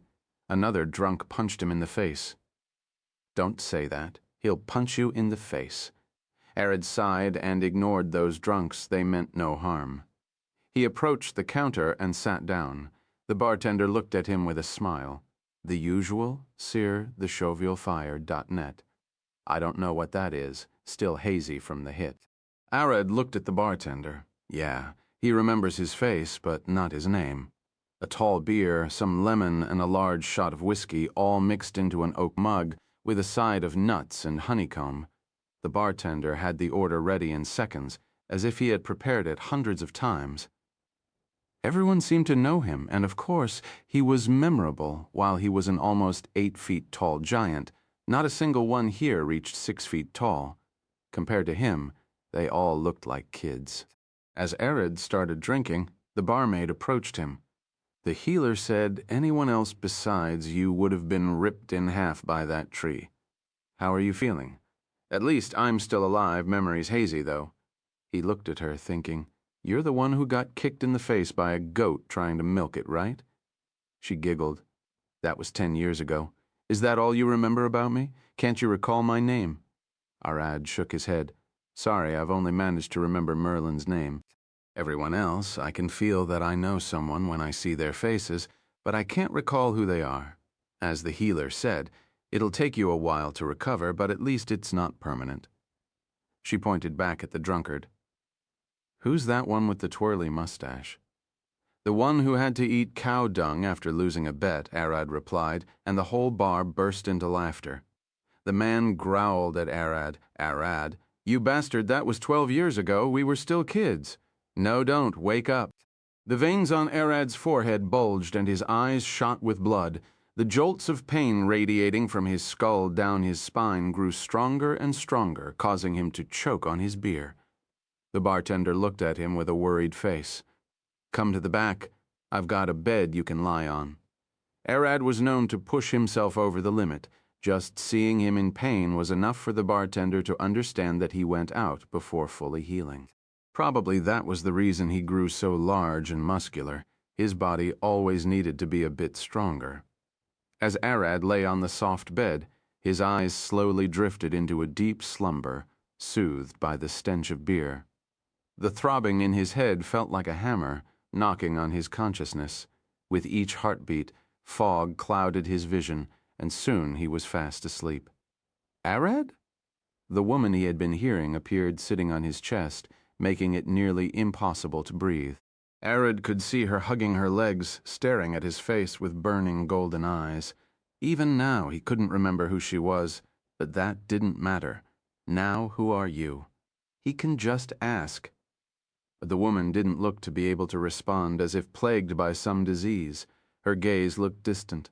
The only words coming from her mouth were mumbles. It's eating us. We must survive, live, and death can't claim us. Live, consume, fight the hunger ever so hot, painful and powerful. It was then that Arad realized something, the endless darkness creeping toward him. Only the glimmer of the woman's eyes kept it at bay. Soon Arad woke up, feeling a bit better. The bartender informed him that the carriage driver had already carted the wood to the sawmill and that he had left the payment here for him. Arad had been asleep for 2 hours. It was already almost noon. He sat up, and the image of the woman still flashed clear in his head. The hit he took to the head seems to have messed up a lot of things inside his skull. Now he is seeing things. Merlin was probably right. He should rest unless he wants to go crazy. Arad picked up the gold and walked out, looking at the bright sun in the sky. It was such a beautiful day, reminding him of once the thought quickly faded from his mind. He tried to remember, but all he could come up with was the sight of the spikes on the back of the woman in his dreams. He stopped and walked back to the bartender. Say, is there a woman with golden eyes and spikes on her back here in the village? He asked. And the bartender looked at him with a lifted eyebrow. No, never seen someone like that, and we're not a large village. With that in mind, Arad headed back to his house early today. Usually he would cut a tree or two in the evening, but he needs rest today. When he approached his house, he could see Merlin walking out of the door to greet him. She must have seen him approach from the window. He expected his heart to be filled with joy, love, and compassion. But all he could imagine when he saw her was blood, his image ripping her head off and feasting on her flesh. The woman in his head was screaming, "Survive, consume all threats." Chapter 1107, 1107. It's getting worse. Yog landed beside Callie. The situation is worse than I thought, but not bad enough that I can act. The magic needed to clean this mess would probably cause more harm than just leaving it. The hell did Merlin create? Callie looked at her, a bit worried that the power she granted to Merlin played a big role in whatever problem that Yog found. It wasn't your blessing. Merlin is a high human wizard, just like him. Yog sighed. Humans are smart when making things, but they are dumber than a rock when it comes to predicting the consequences of their creations. She started floating. Like Overgod Cain, but he is a whole other monster. You know better than anyone that he stopped being a mere human long ago. Callie looked at her and Yog shook her head. As I said, Merlin walks the same path. He modified his body to grow stronger quickly, and she modified her body to survive. But in the end of the day, they both turned into abominable chimeras. Abominable chimeras? When a creature grafts the organs, flesh, and bones of many other creatures into its own body as upgrades or replacements. Are you saying her body played a role? What's this labyrinth doing now? Sea Arch, the Novel Furiette. The labyrinth, it's trying to multiply through mitosis, and for that it needs mana. A lot of it. Yog glanced at the labyrinth. I doubt Arad and Merlin are having a good time inside. If she doesn't manage to take control of the place in the next day or two, both of them would end up dead. Then we should. Callie was about to jump inside, but Yog stopped her. Go inside, and you'll be giving the labyrinth a large, fatty chunk of mana. Those two would die in seconds when that happens. It's slowly sucking on them like a piece of hard candy, in fear of killing them before getting enough power, so don't make them useless. Inside the labyrinth, Doma was trapped in a large, dark prison, sealed away from everything. A large smile crossed Doma's face. And I thought I was the only fool in the world, from the womb of darkness. Her giggles echoed out like a pack of bloodthirsty hyenas. The shadows around her danced as curses slowly rushed out of her skin and eyes, burning the cage and chains that were chaining her down. If you play with fire, no matter who you are, you'll eventually get burned. Doma sat cross-legged with the curses rushing out of her body. Slowly but surely, she ate at the darkness of her prison. She looked up. But to think this happened again. At least this time I managed to wake her up before I got sucked away. Arad retuned to his home where Merlin awaited him with a worried face. Are you okay? You've been out for too long. She expected him to return sooner, just an hour walk or so, not spend half a day outside. I had to finish what I've started, got the tree chopped and sent to the sawmill. He pulled the gold pouch from his pocket and put it on the table. Merlin looked at the pouch for a second. You managed to go there and cut it. Did you regain your memories? No, but I do remember things when I see them. Walking down the road, I naturally made my way back to the forest like I always do. When I looked down at the village, I knew where the tavern was. And even if I can't remember people, the moment I see them, I can remember a few things about them. He took his boots off and walked inside. If that helps you regain your memories, then I'll accompany you tomorrow for a walk around the village. She grabbed the gold pouch and took it into their bedroom, throwing it inside where they kept all of their money. Albeit that stash was almost empty now, thanks to the healer. Arad's injury was worse than just a bump on the head, just a walk. Arad looked at her as he sat on a chair to rest a bit. I have to work. I doubt we have that much money left, do we? I know. Merlin walked toward him. But we can do without money for a few days. You must rest. We've got some hens behind the house. Their egg and meat can last us for a while. I can also forage for some wild spinach downstream. Mushrooms can be picked on the forest's edge. It's safe enough in the day. Do you think I'll sit here and let you go out like that? The forest isn't safe, and the hens are more useful for eggs than meat. Arad leaned back. We'll only slaughter them when they are too old to lay eggs. She looked at him with a lifted eyebrow. Wait, you remember how old the hens are? Arad thought about it for a second. No, it just came to me. He leaned forward and then looked at Merlin. This is what I was talking about. She approached him with a large smile on her face. Then it's decided I'll accompany you tomorrow. I want to see you cut trees. She sat on his thigh. If you stay far enough, won't get hurt, he said, and she wrapped her arms around his neck. I know, If a bear like you ended up like this, a pretty daisy like me would end up more than just dead. "Oh, careful," Arad gasped with a smile on his face. "My head still hurts." He carried her and let her stand in the kitchen. "Should we make lunch now and take it with us, or go to the tavern for a meal?" He looked to her. Lunch. For tomorrow, she thought about it. "It's been a while since I've been to the tavern, but it'll be nice to have a quiet meal in the green forest. How about I make some fried spinach with eggs to be a snack, and we'll go to the tavern for an actual meal?" "Good idea." Arad nodded, and the two stayed in the kitchen until dinner was ready, after which they headed to bed. Arad lay on his bed, looking at the ceiling, his mind swimming in thoughts. He can't shake this feeling that he is forgetting something important, and each second it grows stronger. "What are you thinking about?" Merlin approached him as she took her underwear off and threw them into the basket beside the bed. Leaning forward, she crawled into the bed at his side and pulled the blanket over them. "A lot of things," Arad replied, and his eyes turned toward her face. "Not today. You must rest." She hugged him like a pillow and gave him a gentle peck. "Say, I want to ask you something, but don't get angry," Arad asked, and she looked at him with a lifted eyebrow. "You know, it's not easy to make me angry. Do you know any woman with long brown hair, golden eyes, and a lot of spikes coming out of her back?" For the first half of the sentence, Merlin looked a bit worried, but hearing the second half made her more confused than anything else. Spikes out of her back? A porcupine? Besides, there is no woman with brown hair and golden eyes in the village. I see Arad sighed. Chapter 1108. 1108, Shared Nightmare. Merlin was fast asleep beside Arad, hugging his body like a massive warm pillow.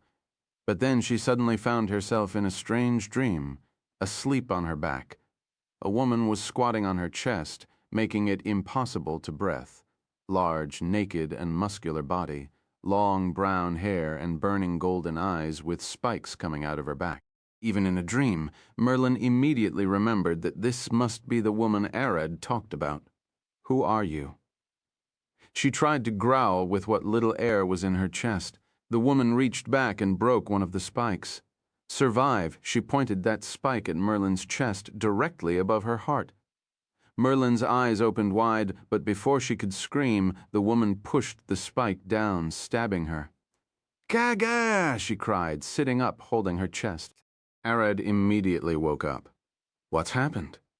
The moment he looked at Merlin, he noticed a faint purple light flashing deep within her eyes. "Arad." She turned around and grabbed him from the shoulder. "You must kill me. This reality is fake. If I don't die, you can't escape this thing." The purple light in her eyes faded, and she grabbed her face, growling. "My head? Are you okay?" "Worried." Arad grabbed her by the shoulder and shook her. "Me? I don't know." "I feel like I had a horrible dream about what?" Arad asked, and she tried to remember but was unable to recall it. "You just said I should kill you and that this reality is fake." Arad looked at her, and she lifted an eyebrow. "Did I? Was I mumbling in that dream?" "Probably." Arad pulled her back down to the bed and hugged her. "You'll be safe at my side. Just close your eyes, breathe deep, and rest well." With her heart still racing and hands shaking, Merlin closed her eyes and tried to relax. Listening to Arad's heartbeat helped her calm down, and soon she was fast asleep again. When Arad was sure she fell asleep, he slept as well. Soon the woman came to his dream, this time sitting on his chest like a boulder. "Kill her to survive," she said with a passive voice, her toenails growing into sharp claws and digging into his chest. The pain radiated up from his ribcage to his skull. "She must perish for us to survive." "You?" Arad looked at her. "Never explain anything, do you?" The woman's eyes finally moved as her skin started morphing into a brown shell of scales. Her arms grew longer and ended in sharp claws. Her legs also transformed and ended on long dagger-like claws. Her maw turned to resemble that of a dog and a crocodile, and her back got covered with a large spiky carapace. "Kill her," she growled, her large fangs an inch away from Arad's face. Blood gushed out from beneath her scales and ripped on his body, burning his skin like acid. Arad gasped, and opened his eyes. Merlin was hugging his neck a bit too tightly. He sighed and took a deep breath, pulled a bit on Merlin's arms to release the pressure on his neck, and went back to sleep. Seer, thonoviolofyar.net. Morning came from the smoke vent in the ceiling of the kitchen. A rooster jumped down, landing on the table. Flapping his wings, he raced through the living room and arrived at Arad and Merlin's room. With one eye and a tilted head, the rooster looked at them, slowly making his way over the bed and standing over Arad's chest. He looked at him for a second, then cock-a-doodle-doo straight into Arad's ear. Arad opened one eye with a yawn, seeing the rooster's peak just an inch away from his eye. Cluck, cluck. The rooster jumped from Arad to the foot of the bed and once again screamed into the heavens. Cock-a-doodle-doo! Oh! Arad and Merlin both woke up and looked at the rooster. Arad, Merlin mumbled, "Can you go feed them?" "I'll get ready," she yawned, and Arad stood up quickly, throwing his pants on and going out with the rooster, walking into the shed behind the house. Arad pulled the chicken feed back from the stable and went to feed them. The rooster proudly stood over the fence and kept screaming its lungs off. After making sure the chickens' water and food are topped off, Arad crawled inside to check the nests for eggs, which wasn't an easy task for someone his size. Inside, he found a total of 9 eggs. 9? I'll take 4 then. He picked 4 and looked at them. They were kind of small and probably won't be enough. Merlin isn't a big eater, and lately she was trying to lose weight. She'll probably try to put very few eggs in her spinach, but he, on the other hand, eats like a bear. He could eat 2 whole roasted chickens in one sitting and still have space. It would have been better if it were 5. He could take another egg, but he and Merlin had long agreed to only take half or less of what the chicken laid. The rest are going to be left to hatch and grow. One of the hens looked at him, cluck, and an egg popped out of her rear end, rolling on the hay. Arad looked at her with a smile and pulled the feed bag. Never seen a hen that lays eggs on command. That deserves some extra feed with 10 eggs in the pen. Arad took 5 and left 5, 4 for him and 1 for Merlin. When Arad returned, Merlin was already in the kitchen preparing both breakfast and their lunch. Arad gave her the eggs, and she noticed that one of them was still wet and warm. "Did the hen lay this morning?" "I only found 9 eggs, so I squeezed one of the hens to pop another one." He clenched his fist, and Merlin giggled. "Last time I checked, hens don't work like that. And what do you know?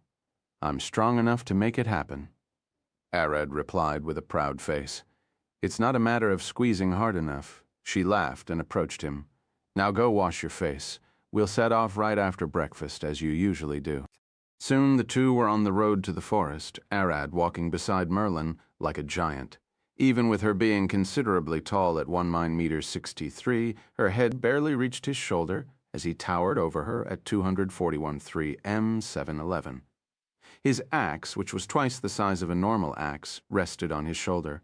Chapter 1109, 1109. A spark of hope. Merlin sat on the chopped stump of the tree from yesterday as Arad swung his axe at another tree. This one was a bit thin, but extremely long, a spruce tree. With each swing, a large chunk of the tree's trunk cracked, flying away in splinters. Seer, Tho, Noel, Fire Node. "That tree is crying," Merlin said as she looked at him. "Don't you think your axe is overkill for such a thin tree?" Arad looked back at her. "Are you joking? This tree is wide. My axe is just too big." He swung his axe again. "I don't just cut trees that normal people can't. I'm a lumberjack, so I'll chop anything that must be chopped." By that time, the tree was on its last leg. Another strike, and it would fall away from Merlin. Even if the accident from before repeated itself, Merlin is at least 10 meters away, and she'll be fine. Arad wound up his axe, took a deep breath, and swung with all of his strength. But at that moment, something strange happened. His eyes flashed golden, the veins on his muscles bulged, and his heart rate soared into the sky. His boots dug into the ground as the axe smacked into the tree with enough force to cause a shockwave. Arad could feel something strange. The woman from the dream was hugging him from the back. As if time slowed down, he could see the massive tree jolt away. The lower part where he was chopping flew away, carried by the impact. It swung upward, spinning the whole tree. Arad's eyes followed the spinning tree, noticing that the bottom had flipped in a whole circle and was now coming down at Merlin's head. He turned around, trying to jump to save her, but his body felt weak. The power that had just surged through his whole body had disappeared, now replaced with an agonizing headache. Merlin couldn't even react. She didn't even notice what happened until the tree was already above her head. It happened so fast that she couldn't get away, and as Arad watched, the tree came crashing down on her skull, burying her into the ground with a splatter of blood. "Merlin!" Arad screamed his lungs out, and the whole village heard him, but in the next second the ground tumbled, and the sun in the sky flashed on and off. The trees around him looked like a mirage, and a torrent of memories exploded in his head. Who he was, who Merlin was, who the woman in his head was, and what he should be doing here. But Merlin is dead, or so he thought. And he was right. She died. That is why the whole labyrinth shook and lost its grasp on his mind. A large purple magic circle appeared above Merlin's corpse, radiating with powerful magic. Her body was pulled from the ground, skull shattered open like an eye, chest ripped apart, and her spine erect out of her back with viscera spilling out of her open abdomen. White flames rushed out of her crushed stomach and engulfed her whole body. Her blood stopped spilling, and her organs got pulled into her body. The flesh that was ripped apart evaporated, and new tissues grew in its place. The shattered bones merged together, forming anew from the shattered splinters. A loud, pained scream gushed from her throat, followed by a dying moan of suffering, but her eyes flashed back to life, and her body was restored. Merlin fell on her knees, shaking uncontrollably from the sheer pain, and soon threw up, barfing shards of broken red glass. No, that was no glass, but the shattered remains of a magic crystal. "Merlin!" Arad rushed toward her, but she lifted one hand, the upper floor. She swung her palm down, and a wave of magic snatched him away, sending his body flying through the sky and through a portal that opened right beneath the sun. Merlin growled, coughing a mouthful of blood, and glared up at the sky with a sweaty face. Soon, the villagers were surrounding her, holding swords and pitchforks, their eyes all glowing red. "I'll admit you got me." Merlin barely managed to stand, leaning on the tree, but I won't fall for the same trick twice. Her clothes burned with magic, changing into her mage robe, and her staff appeared in her hand. She stood, holding the staff with one hand. "This place is mine." "You've no power over it," she growled, but one of the villagers looked weird. His head twisted and turned madly, and he glared at her. "This place is me. I'm no slave, and you'll not control me." In the next second, the village's head got slashed with a sharp wind blade. All of the villagers charged at Merlin, but in a flash of light, the whole forest burst into flames. "Let's see who owns the place, then." She flew into the sky and waved her staff, shattering it. This whole area was nothing more than a floor, one of the many floors of the whole maze. As Merlin flew through the countless layers trying to reach the highest floor, she checked her magic storage. "I've lost my extra life, damn it. That crystal took 10 years of make. I should have made more of it. Crying about it won't change anything." That blood crystal was her most prized possession, an artifact capable of both healing and having a slight ability to rewind time on an object. She set it to be active on her body the whole time, and surgically had it implanted close to her heart. While Merlin is alive, the spell won't do anything since she is a living being, but when she dies, her flesh would turn into an object and trigger the spell to revive her. Of course, reviving like that without the soothing of holy magic was extremely agonizing, but she had her fair share of botched surgeries. To her, the pain was a small price to pay in exchange for a revival. Soon, Merlin reached the top floor and broke her way into the labyrinth's control room. "Rebelling against your mummy the moment you were born. What a naughty little thing you are." She waved her staff, and magic surged around her. "Return Arad's power to him, or I'll disassemble you piece by piece." Arad fell in an open field and gasped for air. The pain in his head had long since faded, by his power was nowhere to be found. Like the last time, he was now limited to the might of a normal human being, or so he thought. The labyrinth had stolen all of his powers, but one thing stubborn refused to leave his soul. The true essence of life force, the one being won't actively and intentionally disrespect death and mock it by just existing, a mere fragmented shard, but that alone was enough to put a crack into the labyrinth's control and give him and Merlin a chance to fight back. Shh. You're awake? Arid called in his mind, Chapter 1110, 1110. The soul of a barbarian. Arid couldn't believe it. She's soul was dormant for so long that he almost forgot she existed deep within him. To think that she was the one to pull him out of the labyrinth's grasp. No noise, you heard. As simple as in life, as she is in death. But even with such few words, Arid understood what she meant. She is a part of his soul now, after all. There is too little noise inside him now. She had been awake for a while, but the noise created by Arad's Pricolici, Dragonic, and other powers was enough to muffle her up, bury her beneath the shadow of their power. He closed his eyes and tried to look deep into his soul, but he couldn't. That was a part of his draconic power. Now that he doesn't have it, he is left with what a normal human could do. Except now she can influence his body the same way Doma does, but far weaker. Being relegated to a weak human being, Arad had only one choice, to see if the system is still there. But as he expected, the labyrinth had nuked all of his power there too. But something about his stat sheet looked odd. He did show up as a human, but why is his default class a barbarian? From what he remembers, 10 across the board is the average for a human, and 20 is their peak. Nina would lose her mind if she saw him being a barbarian while still having 20 in intelligence. He might even say she'll lose what little mind she has left. Nate, Arad Orion, race, human class, barbarian, level 120, XP, 0-100 subclass, berserker, stats, available stat points, 0 available skill points, 0 strength, 20 agility, 18 constitution, 20 magic, 20 intelligence, 20 wisdom, 16 HP, 20 20 FSP, 20 20 SP, 20 20 SP, 20 HP, Reg 1. 0015.net, Tarask soul, possessed by the soul of the Tarask, touched she, your body yearns for life and survival. Hbreg plus 1 per minute, Spreg plus 4 per second, rage of the ancient beast.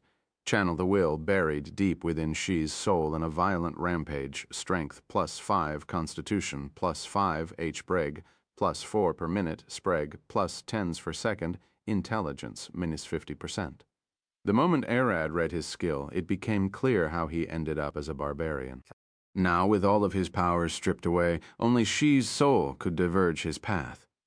He looked around, cracked his neck, started running. With each heavy step of his, a loud thud boomed across the plains.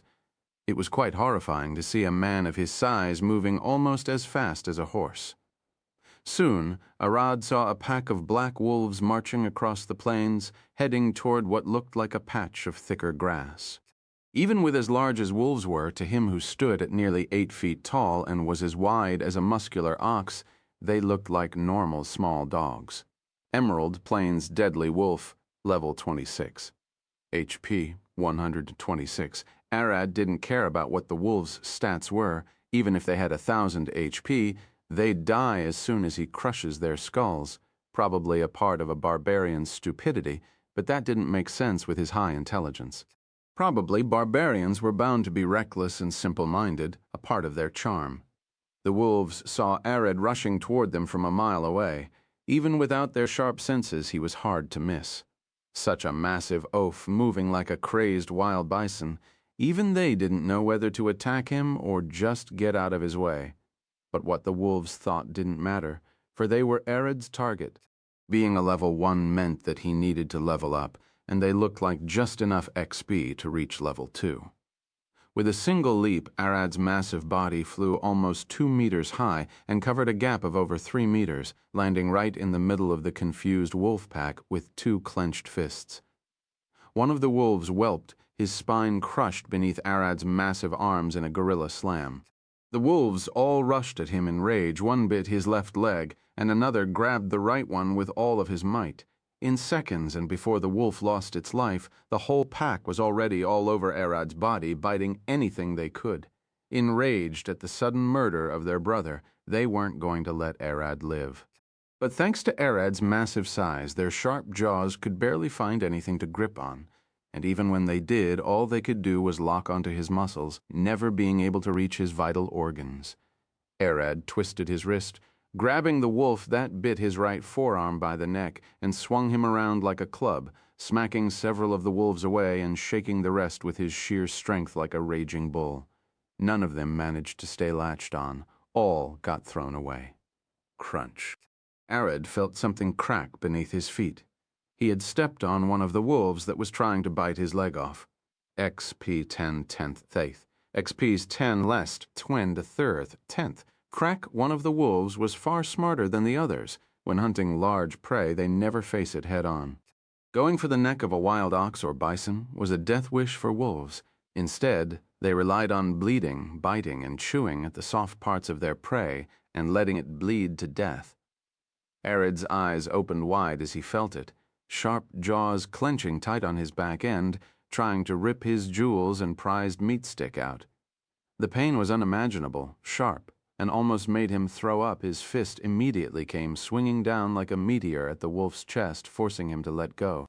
The wolf wailed as he let go of Arad's lower bits, having done his mission and having left Arad with a torrent of blood rushing down from his lower half. He won. But Arad wasn't going to just give up and let the wolf live. He grabbed him by the testicles and ripped them off, almost immediately crushing the wolf's head to the ground in a fit of rage and with a deafening roar. X+ 10 over X+ 300 by wolves, bleeding from his lower half as if he's pissing, and seeing the alpha male and alpha female approaching the pack. Two massive black wolves with menacing red eyes. Arad had no other choice but to try it. Rage of the Ancient Beast. Chapter 11:11, 11:11, A Raging Beast. Arad's eyes burned with a golden flash, then his whole body started turning pinkish, and then into a dark red color as veins bulged and pulsed with each heartbeat. Tiny spikes grew on his back and forearms, no bigger than a grain of rice, and his eyes burned with a horrifying crimson flame of pure bloodlust and hunger. He took a deep breath and roared forward with steam gushing out of his throat. The roar of a hungry beast sounded more like a really loud burp than a scream, and the wolves felt it vibrating in their chests. The wolves backed away while the two alphas stared at Arad with a cautious look. They had never seen such an animal around the peaceful Emerald Plains. They couldn't understand why he was attacking their pack or what he wanted, but since he had already killed some of their children, he had to die. The alpha male howled into the sky, and the wolves rushed all at Arad. Even if they can't kill Arad, they'll at least create an opening for the two alphas to attack. This was their greatest strength, the pack's tactic, but Arad wasn't any animal or beast. With a mad roar, he rushed straight at the wolves and immediately stepped on the first one of them, crushing him beneath his feet. The wolf didn't have time to cry before the system announced, X+, 10, X 40, 100. Arad's other foot swung at a blinding speed and kicked another one of the wolves so hard that he sent him flying, giving meters into the sky with a torrent of blood coming out of its snout. And like before, the system declared before the poor thing could even hit the ground. XBIB 10 over XBIB 50 100. One of the wolves once again aimed at Arad's lower parts, trying to make him bleed again. But it won't work twice. Arad was waiting for it. The moment a wolf came between his legs, he clenched his thighs down, crushing the wolf's neck like a melon between his thighs. XBIB 10, XBIB 60 100. Two wolves circled around him and leaped at his neck, one from the left and one from the right. But they were too slow. Arad's hands grabbed them by the necks. They could feel his fingers digging into their soft throats, but their lives ended when he smacked their heads together like eggs. X-Place 10, X-Place 70 100, X-Place 10, X-Place 800. The two alpha wolves stared at him, understanding that their children couldn't keep up with their beast. The two of them have to act. The alpha male growled, glaring at Arad with a mad glare and burning red eyes, cursing him for the death of his children. Arad returned the glare and roared, smacking his fists to the ground like an enraged gorilla, sending tremors through the soft ground. Hearing Arad's second roar, the two alphas rushed at him with what little of their children remained seer.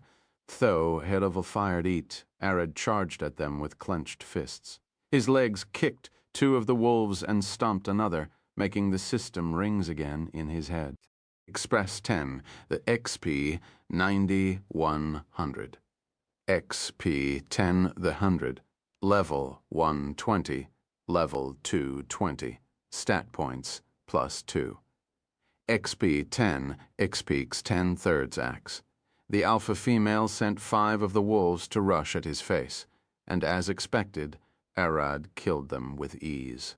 Exprick 300, 300, Exprix 10, Exprick 300, 300, Exprix 10, Exprick 300, but the wolves' charge was but a distraction to cover her up. The moment Arad killed them, the alpha female's jaws clamped on his neck.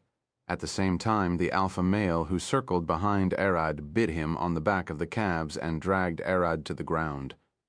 The wolves' plan was simple: drop Arad to the ground and pile on him. The alpha male was stronger than his mate, so he took on the job of pinning the hulking Arad to the ground while her job was to lacerate his neck. This was a mistake, for they weren't facing a normal creature, but Arad. He was far more violent than any beast and far more intelligent. Arad turned around and dropped down on the alpha male, pinning him down with his knees. Arad then threw his hands into the female's jaw and started using all of his strength to force her jaw open. Thanks to his large neck muscles, the female wasn't able to fit his whole neck in her jaw, which also meant that her jaw was open to its fullest, lowering her bite strength by a lot. It took Arad just a bit of effort and lacerated fingers to crack her jaw beyond its limit and force it to lock up. But that wasn't the end. He must finish her off. His arms kept forcing her jaw open even more, and with a roar, he ripped her mouth open, ripping the flesh in two down to her neck. As the female dropped down, bleeding to death, Arad's fist came crashing down on the male's skull, and after 3 more punches, his skull cracked, and he, too, was on the verge of death. The wolves charged in to save their parents, but that only allowed Arad to get a few more kills. X plus 10, 300. X plus 10, X play AX, 300. X place 10, X place 10, 300. X place 10, X place 100. X play 100, 10, 300. X place 10, X place 100, 300, X place 10, X place 100 over X play 110, 300, 300. And then the 2 alphas finally died. X play 100 over X place 230, 300, X place plus 100 over X play 300, 300, level 220s, level 320s, stat points +2. The extra X play also spilled over to the next level. Nothing was wasted. Exp 3900. When the massacre ended, Arad found himself standing among not corpses, but piles of hide, meat, and fangs. The labyrinth system cleaned the monster corpses and replaced them with drops, mainly because it didn't want to waste more mana than it needed to. An hour later, Arad was sitting on a stone beside a small campfire. It seems that he can still use the basic fire spells that Amber taught him. Those were the basics of magic that almost anyone can use. But now he had a bigger problem to worry about. His clothes were all ripped apart, especially his pants. Now he has a large hole in the middle with his bits dangling out. His shirt was almost falling apart thanks to the wolves biting it off, so he now has to find a way to cover himself. Then his eyes shifted to the wolf's hide. He had a tailor wife and had seen her work many times. Even without tools, he can probably fashion something up. Chapter 11-12. A Barbarian's Drip. Naint. Arad Orion Race. Human Class. Barbarian Level 320. Exper 3900 over Subclass. Berserker. Stats. Available stat points 4. Available skill points 0. Strength 20. Agility 18. Constitution 20. magic 20, intelligence 20, wisdom 16 HP, 60 60 SP, 60 60 SP, 60 SP Reg 1. 0001 Frig 5 mech sitting around, the sparkling flames beneath the full moon. Arad looked at his stats for a moment while waiting for the wolf's meat to roast. I wonder how they are calculated and if he can manipulate them to get a bit more use out of them. With a glance, Arad decided that his first few stat points should go toward experimenting. After all, each stat point mattered when you're a weak human being and not a dragon with a whole army of vampires to fall back into. First, he threw a point into his constitution as he could already guess it would get his HP up. But what he wanted to know was how much he seems to have 20 HP for each level, which is the same as his constitution, strength, magic, and intelligence. Constitution 21, HP 60 over 60, HP 63, 63. As he expected, each one stat point in Constitution gives him 1 extra HP per level. This meant that while Level 2 has double the stat of Level 1, Level 3 has 1.5 stat of Level 2. This clearly means there is an upper limit to how powerful I can become here. He threw some branches into the fire and watched the flame dance with a distant look on his face. Unless he finds another source of power, he is doomed to never be able to defeat the labyrinth. This somewhat reminded him of the system outside, with the system outside created by the Overgod's Archangel Arya. The whole world was doomed to be weaker than her. They are using her power after all, and she who can grant power to billions of people and monsters alike is a being far above their understanding. Even if you reached level 1000 outside, Arya could still kill with just her thoughts. She gives power to billions of people who could reach that level after all. The situation here is the same. Even if I reached level 20 or 1000, whatever the limit is, this labyrinth would still be far stronger than me. Merlin didn't seem to be in control, which only means the labyrinth is our enemy. Arad then went to experiment with the other stats and quickly found out more. Strength 21, SP 60, 60, SP 63, 63. Sea Arch. The strength increases stamina, probably since the heart itself is a muscle, and the bones that make blood are an essential part of raw strength.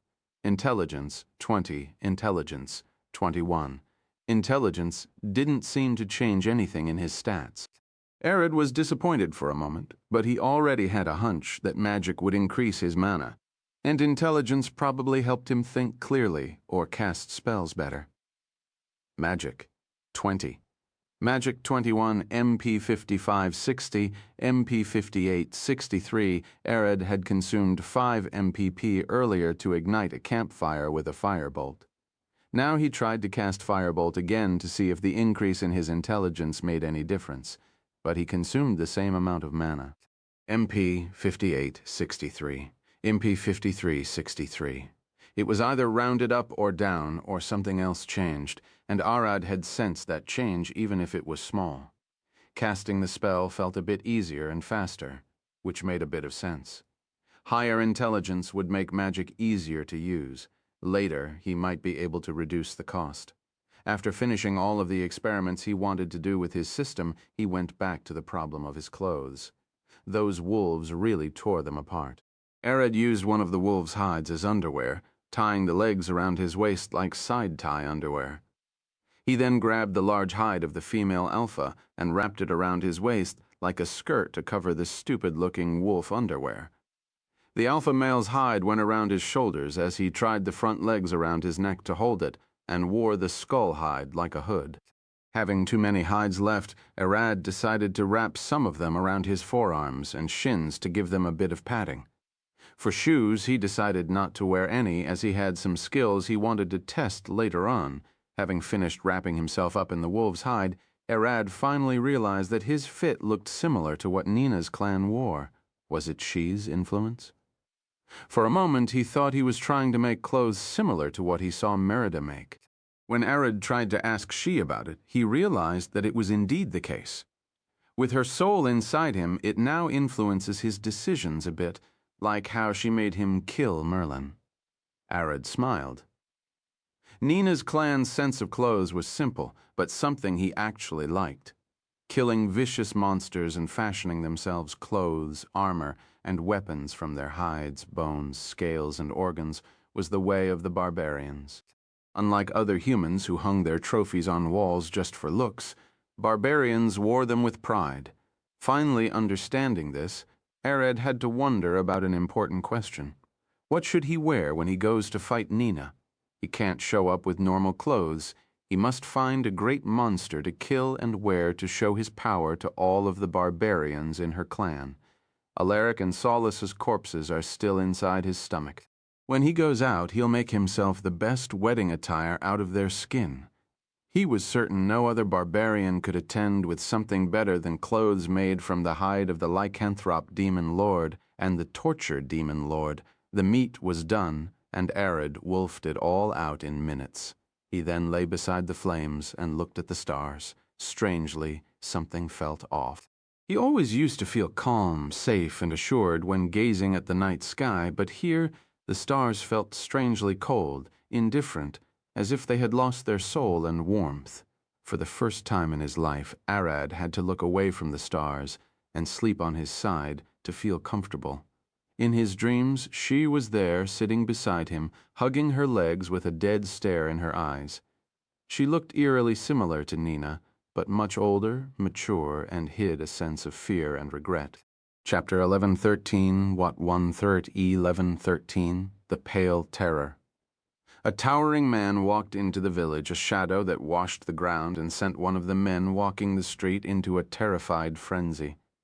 Soon the village guards rushed in, their faces paling at the sight of the terrifying monster facing them. I wanted to sell some meat and monster parts.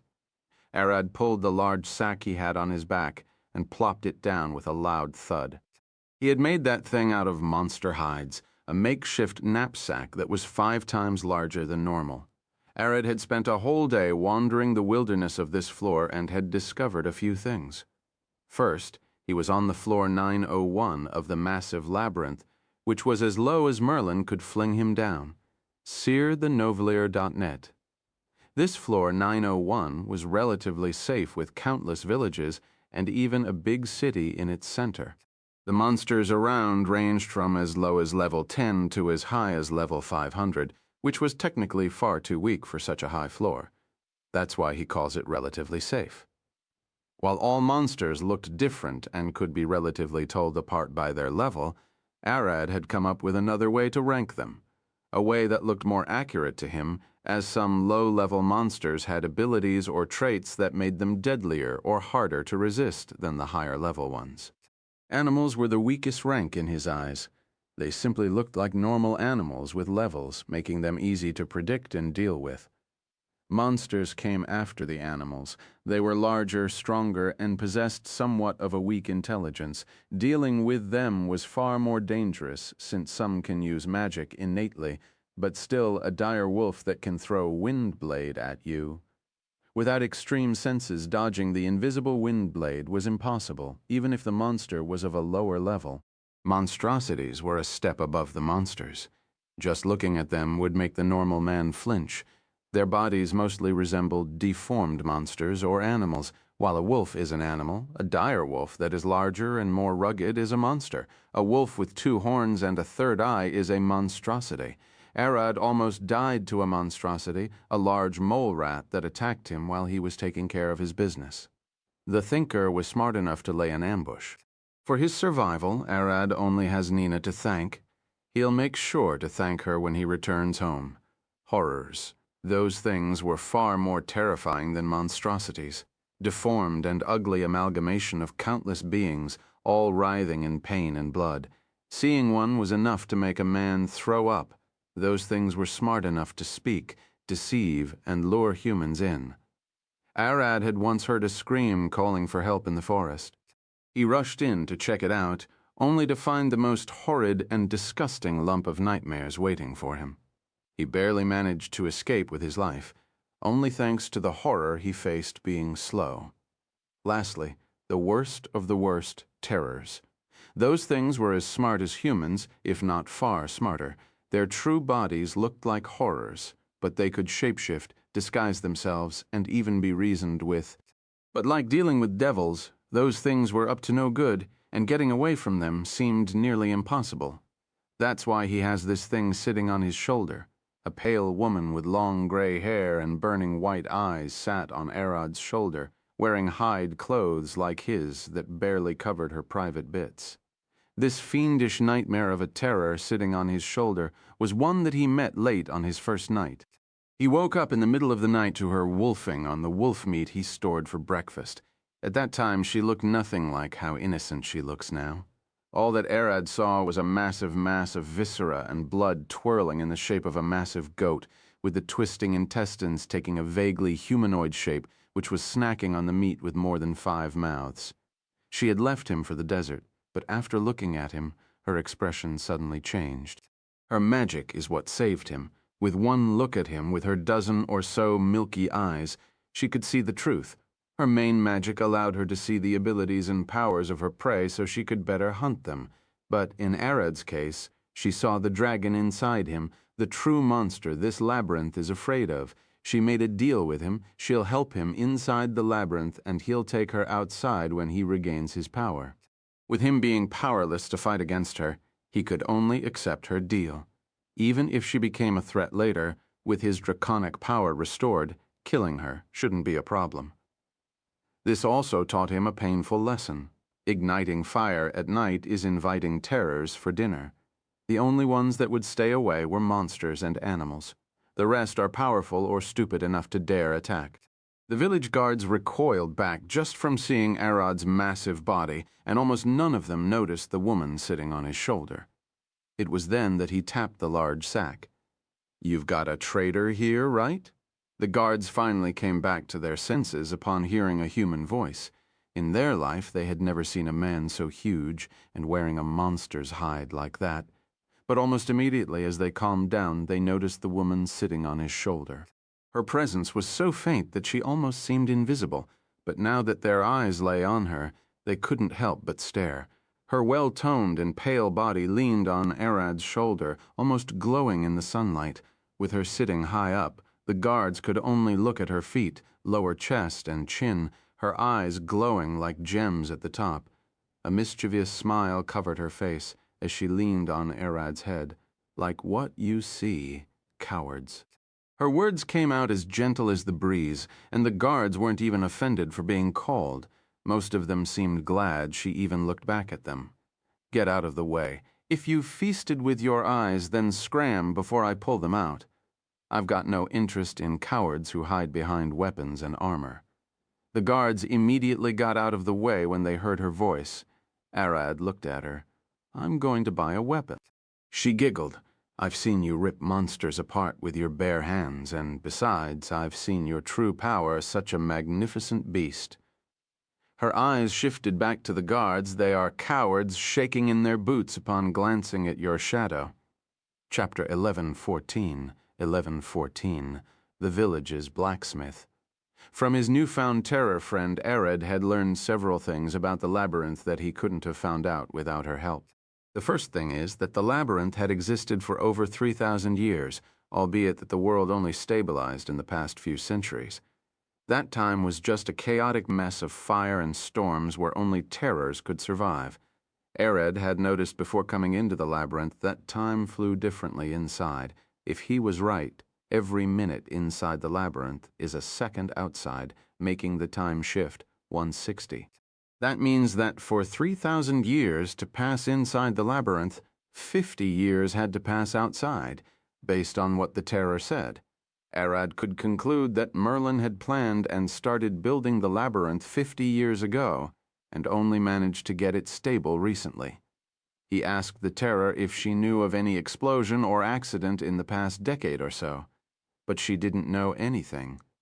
He was shocked, thinking that she would know about the time when Amber nuked the whole labyrinth before. What neither he nor the terror knew was that Merlin had multiple labyrinths growing at the same time. The one that got nuked was the one now close to Alina, not the one she carried with her. Arad and the terror headed to the local shop, which was run by an old grandma in her wooden house. The old woman was the main trader of the whole village. She was the one who went to other villages and cities to buy goods for the whole village. The moment Arad walked inside her shop, and seeing that he had to duck down and enter sideways to get in through the door, what remained of her days almost faded away.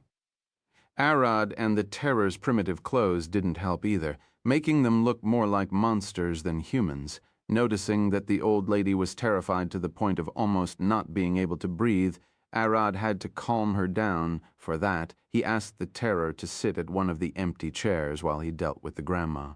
Even if the terror looked more approachable than he, she was by no means gentle with humans. Seer Tho Novelera.net.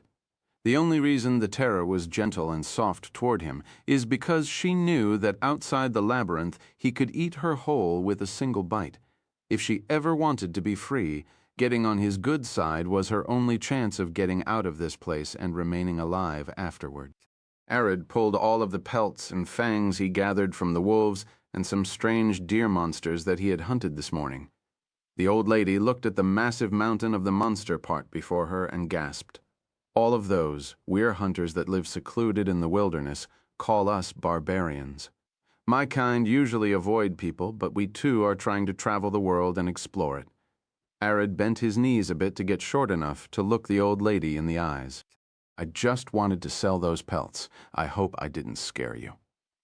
The old lady remained silent for a while, staring at him, and every now and then sneaking a glance at the terror, sitting alone in the back.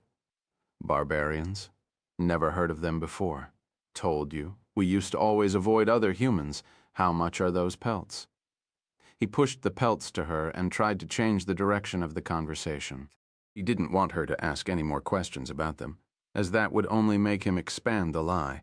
All he needs is for her to buy the pelts and fangs. Give him money so he can go to the blacksmith and get a decent weapon.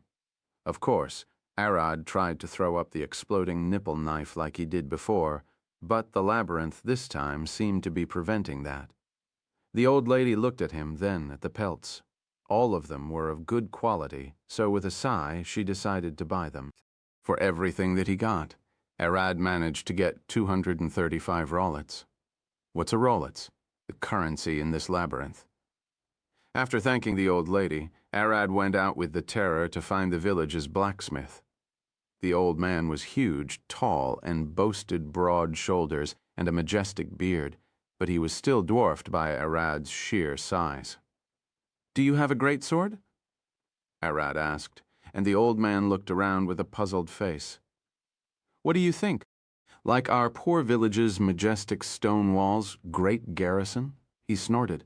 "I've only got hoes, arrows, and shovels, tools for the people to work the fields and chase away the occasional wolves and giant rats." Seeing the disappointed look on Arad's face, the blacksmith sighed, scratching his busy beard. "Fine, I'll make you a great sword, but it'll take a while." But Arad's face grew even darker. If he lacked something here, it was time. He didn't want to spend a second more than he needed to. It'll be better to take whatever he can get here and then pick a better weapon at the next big city he stops at. No need. I bet you at least have some axes. Lumber axes, the ones people use to chop trees. Arad could see some axes in the back. "The biggest I got is 50 rollets," the blacksmith replied, and Arad pulled the money. "Give me 2 and a shovel. The shovel would be just 10 rollets. That's 110 rollets total." The blacksmith's eyes shifted toward the terror, standing with Arad. All she saw in him was a beautiful and delicate woman that barely covered with leather scraps. Surprisingly, the terror didn't seem to mind his gaze, unlike the guards before. She could sense any lust in his eyes, just genuine worry. What about her? Won't get her anything, at least a dagger? I won't say anything about your people's custom of clothes, but she must at least carry a weapon to protect herself. The terror looked at him with a smile. "Oh my, isn't it rare to see such a human?" She approached the anvil with careful steps, her wide hips swinging from one side to another. With grace, she lifted her delicately looking foot and rested it on the anvil for a second. The stone base that was beneath the anvil cracked with a loud shatter. She then slowly wiped her foot to the side, her nails scratching the steel with a storm of sparks when she removed her foot. A half-inch deep imprint was left in the steel, followed by large gaping scratches. The blacksmith's face paled, both terrified and shocked at the sight. "I can more than protect myself. I'm nowhere near those cowards hiding behind steel." The blacksmith sighed, "Explains why you're walking around half naked. I have never seen a human powerful enough to do that. Only monsters." He dropped onto his chair. No need to pay for the anvil. I wanted to replace it anyway. It was then that Arad grabbed her by the head. "I did tell you not to harm people or damage their property." He lifted her up by the head, and she cried, "Ay, please be gentle." But she looked more amused than scared or worried. To the blacksmith, seeing how powerful she was, he could only expect that Arad, who was much larger, was even stronger. He couldn't have guessed that she was a true terror, a creature powerful enough to wipe out whole cities in a single night. The terror had looked into the blacksmith's mind and confirmed that he didn't need the anvil before acting. Such was her power, and such was the ability that allowed her to find out about Arad's true nature. Chapter 11:15, The Eldritch Truth. Here in the labyrinth, the terror didn't have that much of a competition, at least, unless she climbs up to higher floors. Her main power was the ability to see the truth of people. One glance, and she can understand what they do best. She can see the healer as a healer and the fighter as a fighter, even if they tried to disguise themselves. Search, the Ovial Fire. Net, with how smart terrors are, their going after the healers first was far too common. People would hide their abilities in the hope of confusing the terrors, but she alone was able to see past that, allowing her to shut down all strategies to defeat her. That was on top of her raw power, magic, and other cursed abilities that she barely needs to use. The terror sat alone on a large stone, being as beautiful and pristine as she could be, as she watched the bloodied Arad cleaving his way through 5 massive fiery bears. She could help, but she won't.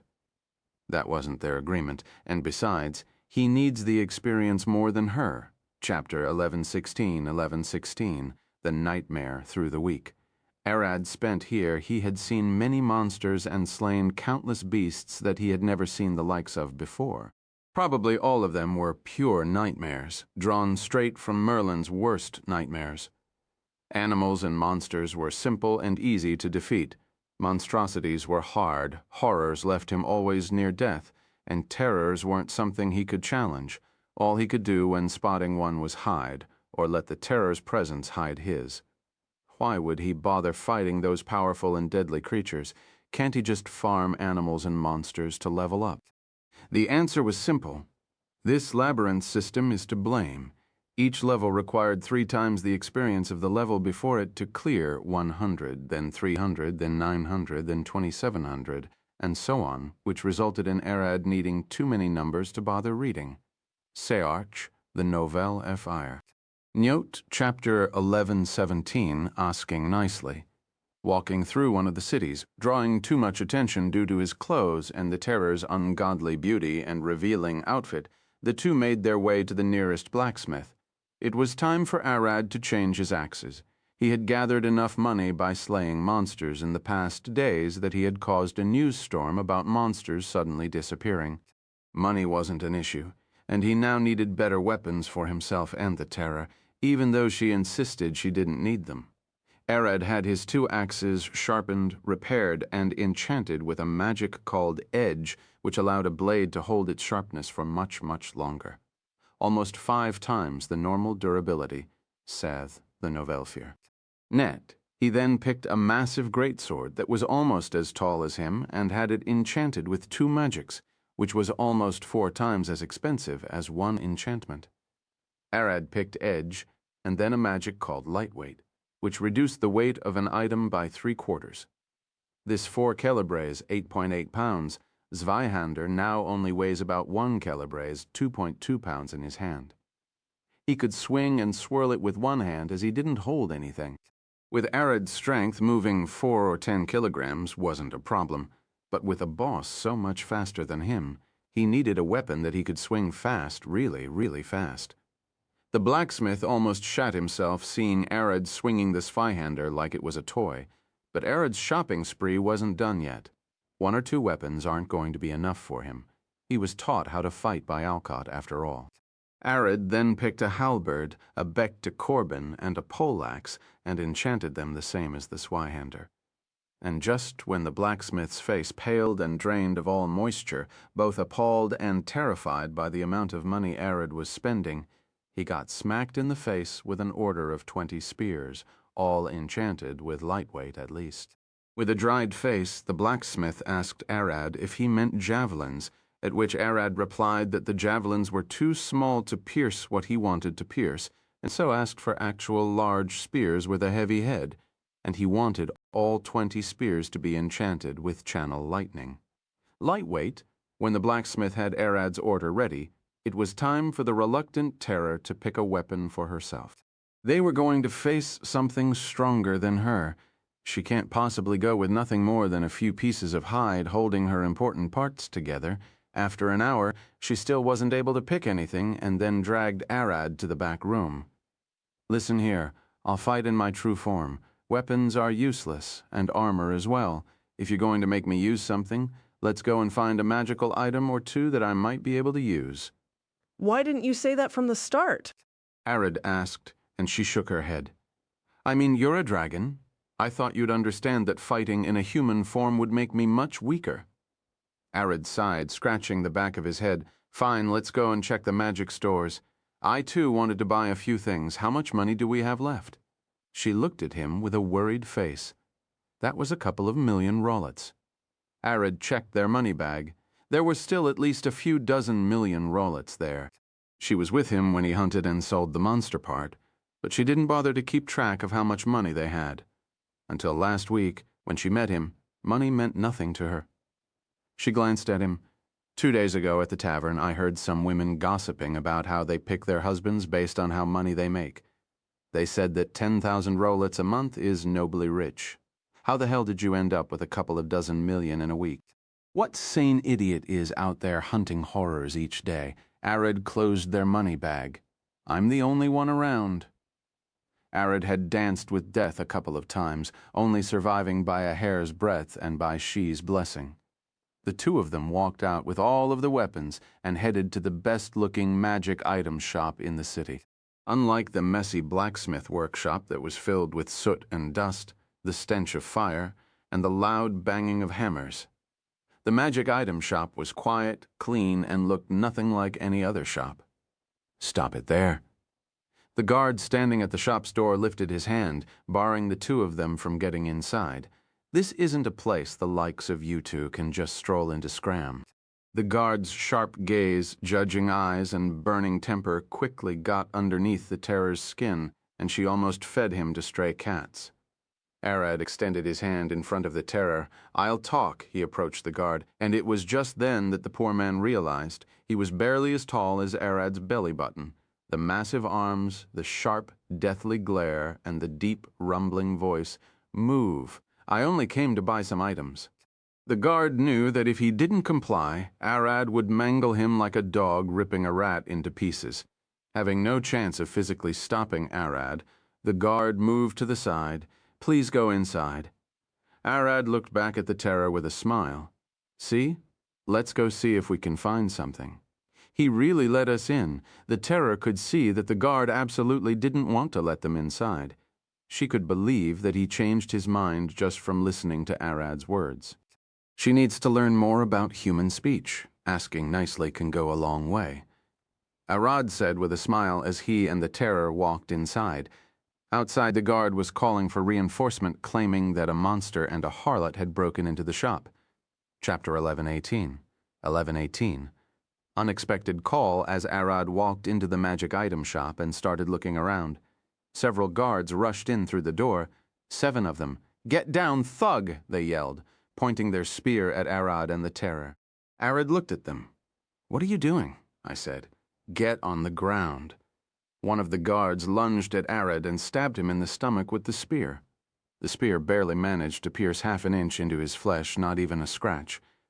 "I'm here just to buy magic items. Can any of you explain before?" He reached down and grabbed the spear with one hand, crushing its shaft. "You end up like this?" Why do you bother? Just kill them. They attack first. The terror sighed, sitting on the counter with a large smile on her face. This whole city can band together, and they won't be able to take her down. What's going on? The shop owner finally rushed down from the upper floor. He was an old man in his late 60s. The moment he saw Arad and the terror, he froze, terrified. It only took him a second to start begging at Arad's feet to let the guards live. The guards were as confused as Arad was, but the owner's raging face, shouting at them to scram before they lose their lives, was enough to make them scowl and crawl out of the shop. Even when the guards left, the owner didn't dare lift his head from the floor. Arad tried to get him up, but he refused to move, and when asked about his actions, he simply explained that he got news about a large man with big muscles and a seductive woman with breasts and butt were going around the whole floor massacring powerful monsters and selling their parts everywhere. "My lord, those guards don't know of your power, but I do. Anyone who can slay that many monsters isn't someone that cuffs or bars can stop. What brought you to my humble shop? To sell some monster parts?" The man finally looked up. "No, I'm here to buy some magical items," Arad replied with a tired face. "Can I take a look at what you have?" "Of course, sir." The man rushed up, standing as quickly as he could, and then ran into the shelves. "What are you looking for?" "I have many magical items, all of which are unique and quite useful. Something defensive would be useful to us." The terror walked around the shop. "Do you have anything that can help?" "I do have many things, my lady." The man scrambled into the shelves and pulled several small trays of rings, necklaces, and even a pair of gauntlets. Ring of ant resistance, reduce damage taken from ants by 50%. For a moment, Arad wanted to think this ring is stupid, but with the countless massive ants he faced, and thinking back about Miriam and her powerful ants, this ring could be useful to someone. Ring of blood stores the wearer's blood and gives it back when bleeding. This would have been a great item if he didn't have She's regeneration. Necklace of the necklace transforms into a shield that protects wearer's neck, a great item. But it was sadly useless when facing a monster instead of a human that can behead you. Everlasting bond, this pair of rings links two people sharing both their pain and health. It cannot be removed until death parts them. This ring is trouble on several levels. First, Arad didn't have anyone besides the terror here, and he won't be wearing this thing for the rest of his life. Sars, the Novelfire collar of the succubus, if worked by a woman, sexual intercourse, fully restores health, stamina, and mana, but causes random bouts of lust. This item is actually good if it didn't have the second effect. Gauntlets of the Fist are indestructible gauntlets that deal extra unarmed damage. This is the first item that might work, but the terror wants to fight in her true form, and he is going to use weapons. "How much are the gauntlets?" He looked at the shop's owner, and the old man flinched. "You can have them for free, sir, as an apology for what happened earlier." "Are you sure about that?" Arad lifted the gauntlets and looked at them. They looked nice, all black with sharp spikes at the knuckles. The word indestructible, does that mean they can't be destroyed inside the labyrinth, or will they retain that outside? Nothing is really indestructible. Callie can prove that. So if he is taking them for free, he'll store and check them later on. Ring of Hope grant resistance to mental damage. This would have been useful earlier when the labyrinth almost erased his consciousness. I'll take this ring. Arad picked the ring, and the two kept looking. Suddenly, the terror fell on her knees, and she coughed a mouthful of blood. All of the veins on her body bulged, and her eyes almost popped out. Arad rapidly turned around, glaring with rage burning in his eyes, and drew his new greatsword, only for a voice to boom in his head. "Run away. There is an A-class monster at your side." It was Merlin's voice. A large smile crossed Arad's face. "You're okay. Wait, don't kill her. She is with me." Arad's eyes shifted to the terror. "Endure for a second. She is with you. That thing has several times more power than you do." Merlin seemed a bit worried for a second, but quickly released the terror from the huge pressure she was under. "What was that? Are we under attack?" The terror gasped, and Arad shook his head. "No, we're fine. Pretty fine. Better than ever. Just rest for a bit. I'll tell you later. He pulled a chair and sat down. What's the situation? If Merlin managed to get the situation under control, that would mean this mess is about to end. But if she didn't teleport him to the upper floor directly, that probably means something is still off. I managed to hold some power. The labyrinth is fighting back against my control, but I'm winning. As Arid expected, the fight with the labyrinth wasn't over yet. Can you then teleport me to the upper floor or give my power back? Sadly, I can't. The labyrinth is holding onto your powers tightly. It knows that it'll be our win if you come to the upper floor and regain your power. Merlin sighed. I was trying to get hold of Doma, but the labyrinth pulled her cage away and threw some of the floor's authority as a decoy. That's how I can contact you now. Then can you at least weaken that nightmare at floor 910? Arad wanted to at least make his trip easier, but Merlin's response was as disappointing as he expected. The labyrinth closely guards them. My authority now can't reach the bosses.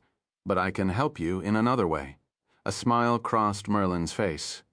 Go visit the city's temple. They should be expecting you too, and we'll explain everything. Chapter 1119. The temple? What was that? The terror growled, leaned back, and fell on her butt, cracking the wooden floor beneath her. She had never felt such a thing in her life. It was as if her whole body got pierced by 1,000 blades, pinned to the ground. She couldn't even breathe. Her eyes went blind, and her mind refused to think. Arid glanced at the old man. Go bring her some water. The shop owner rushed away as fast as he could. Arid needed this time to talk with the terror. That was Merlin, the one you call the goddess of the labyrinth. She thought you were a threat to me, and almost killed you. Arid sighed, but she shouldn't try that again. The terror shook her head and rubbed her eyes. Damn it. Wasn't she in trouble? She got that much power left? She is winning. Arid looked up, but I can't be sure for how long. She said the temple people could help us deal with the nightmare. The shop owner was too fast, and he just returned with a full jug of cold water. He reluctantly gave it to the terror, who gulped it whole in a second, ice and all. The old man looked at her with a terrified face. Some of the ice chunks in there were as large as an egg, and she swallowed them whole. His eyes shifted to Arad. Make sense? What? Arad noticed the owner's strange look, and asked only for the old man to slightly panic and point at a pile of items on the shelves. Want to check more items? Yes and no. Arad looked around. I've got something to take care of. Now I'll be back later. I'll come back later to look for defensive items. The old man replied with a large smile, his hand to his chest. You can count on me. Arad and the terror looked at each other, stood, and walked away. They headed straight to the temple and quickly reached it. Arad and the terror approached the temple. The massive stone building looked like an ancient Aztec temple, all covered in vines and overgrowth. Standing at the top of the stairs, a bald monk with thick eyebrows, green eyes, and wearing a green robe engraved with gold.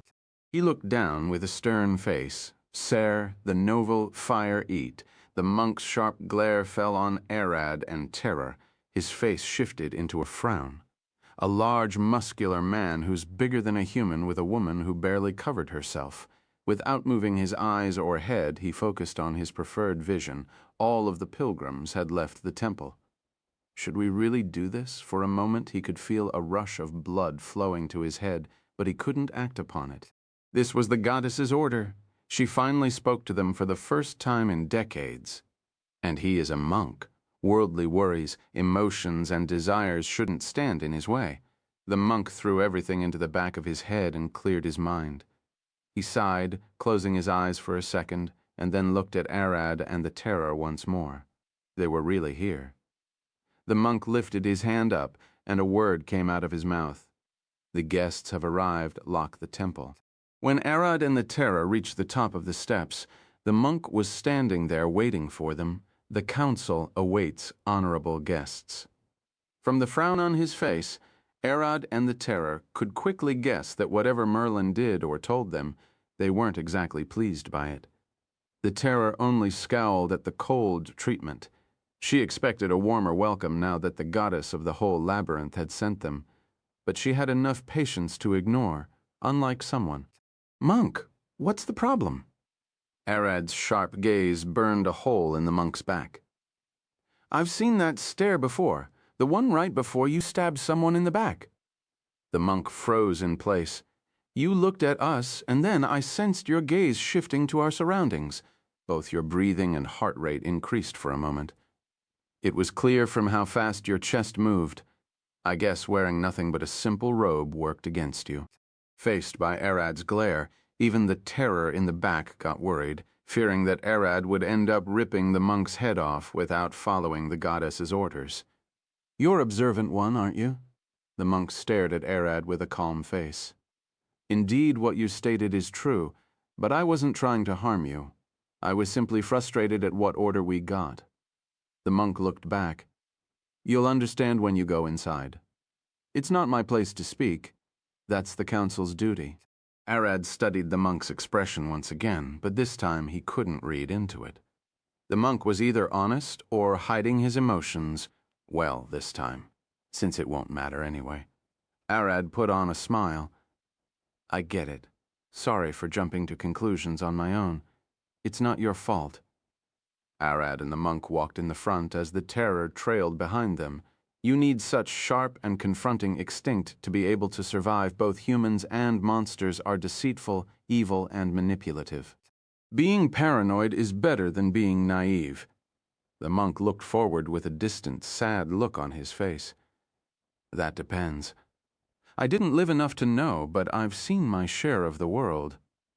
Arad smacked the monk on the back, looked back at the terror. "Excuse us for a moment." He dragged the monk aside. "What?" The monk gasped, and Arad snuck a look back at the terror and then felt the ground with his feet to sense if anyone was approaching. "No one was around. I can tell the goddess to cancel whatever she ordered. I do need help badly, too, but I don't want it if it'll put others in trouble." The monk smiled. "You're a good man, but it's me who can't let go." He patted Arad on the shoulder and walked past him. "Come, let's get this over with." Inside the large council room, Arad and the terror found themselves standing in the middle of what looked like an arena illuminated with torches, causing hundreds of shadows to dance around them with each flicker of the flames. 20 masked monks were looking down at them, mumbling to each other. From the large front door, a woman who covered her whole body in black clothes approached, each step smaller than the one before, as silent as a cat and as straight as a ruler. Arad, for a moment, thought she floated toward them instead of walking. He tried to peer into her face, but the thick, black veil proved to be doing its job well. Arad could barely tell she was a woman, let alone how she looked beneath all of those clothes. The moment her eyes fell on the priestess, the terror's face paled. The priestess spoke. "The goddess had wished for me to travel with you two. The council above has no intention of opposing the goddess's will, so here I am." Arad approached and whispered to her, "So, you know the bald monk with thick eyebrows?" "That's my foster father," she replied, and Arad sighed. "Arad," the terror pulled him away. "Get away from her. That thing is a shadow terror." Chapter 1120, 1120, Ombre and Nij. Arad's eyes shifted toward the priestess. He couldn't see her eyes, but could feel her sharp gaze. She heard the terror speak. "Let's speak inside the private quarter." She turned around and started walking away. Seeing her, Arad scratched the back of his head. "Merlin said she'll help, so let's see what she can do." He started following her, but the terror immediately grabbed his wrist. "You trust her?" "I trust Merlin," Arad replied with a smile, and started following the priestess. The terror scowled and followed him. Soon the two found themselves trailing behind the priestess in an increasingly darker and darker hallway. It didn't take them more than a few seconds to start walking in pure darkness. With each step Arad took, he could feel something brushing over his skin that felt as soft as cotton or feathers. His whole body felt as if it had been submerged in warm water, and he slowly lost sensation of the ground beneath his feet. It felt like he was floating in the void without gravity, and soon he heard the priestess's voice. "We arrived. Crackle." She ignited a match and reached down to an oil lamp. When the first flame of the lamp illuminated the room, Arad looked around. They were in the middle of a locked room without a door or windows, as if they had been teleported into it. Set up a nest beneath the temple of the goddess. Aren't you a bold one? The terror stood in front of Arad and glared at the shadow terror. I built this place, the priestess replied, but that's a story for another time. The goddess ordered that I help you reach her, that I obey orders, and that I submit. She lifted her hand, waved it, and two shadows appeared on the table, one resembling her and one faintly resembling Merlin. This was a recorded shadow of her conversation with Merlin. It's high noon, time to eat. The priestess's shadow mumbled, and soon Merlin's shadow approached it. The voice that came belonged to Merlin. Been pretending to receive teaching from me for a long time, haven't you? The priestess's shadow froze, clearly terrified. Don't worry, I know no one was harmed. So here's your punishment. A man will arrive with terror soon. You're to help him reach me and make sure to obey all of his orders without question. Always strive to please him, for if he is displeased, you'll never have a peaceful end. For food, you can feed on his shadow. The darkness inside him is too vast for you to finish. Just don't get greedy and just nibble at it. The priestess's terrified shadow trembled in place and soon fell, growling from a painful headache. Merlin's shadow faded away and left her without a choice. The priestess looked at Arad. Mind if I taste your shadow? She extended her hand to him. Even though the black gloves, Arad could sense a vast magic swirling inside. Since Merlin said you can, he extended his hand, and the priestess put her hand on his shadow and closed her eyes. Huh, she gasped, her eyes opening wide. What is this? She gasped and soon started choking. She fell to the ground, unable to breathe. Arad tried to smack her on the back, but it didn't seem to be helping. The terror sighed and lifted the candle. Illuminating the priestess' face seemed to help. After resting for a few seconds, the priestess finally stood. I see. I've never seen such pure darkness before. It's as if I've sunk into the oblivion of nothing. She flicked her finger, and all of her clothes disappeared, leaving nothing but a floating sphere of pure darkness. This was her true form. I'm a shadow blob. I don't have a physical form, so I'm immune to all physical damage. I can freely merge into shadows and control them, and unlike common belief, I'm not weak to light. In fact, it makes me stronger. I'm a shadow after all, not pure darkness. She floated in place, and Arad looked at her with a tilted head. How are you supposed to help? The priestess thought about it for a second. While we can't sneak past the boss and reach the next floor, I can help sneak close enough to make a sneak attack, and then, as long as you can return to me relatively quickly, I can help you hide again for another sneak attack. That sounds like a plan. Arad smiled and gave her another glance. But you can't come with me looking like that, can you? The priestess flew back into her clothes and soon returned to how she looked before. The terror looked at her with a smug face. So all you can do is hide, said the muscle brain. The priestess glanced at her and then returned to Arad. So now, if you'll please, can you give me a name? A name? Arad looked confused for a second and looked at the terror. She is terror. When I was alone calling me, terror was fine. But now that there are two of us, you should give us names. The terror seemed to agree with the priestess. Arad thought about it for a second and then looked at the priestess. What did the monks here call you with? Ombre, she replied, and he nodded. Then that's your name. He turned toward the terror. What about you? What did the people call you? I never met people before you, so either terror as you called me or harlot like the people in the villages did. Ombre looked at them and then spoke. How about we call her Nage? Since she is all white like the snow, Sier, the noble fire newt. Fine by me. The terror nodded, and from that day she was called Nige. When the three walked out of the room, all the monks were awaiting Ombre to inform them of what she had decided, and as sad as it was for them, Ombre had decided to fulfill her duty and make sure Arad reached the goddess. While Arad and Nige headed back to the magic item shop, Ombre remained in the temple to gather her things. They'll leave in an hour, heading straight to the nightmare. Chapter 1121. 1121. The ego of shadows.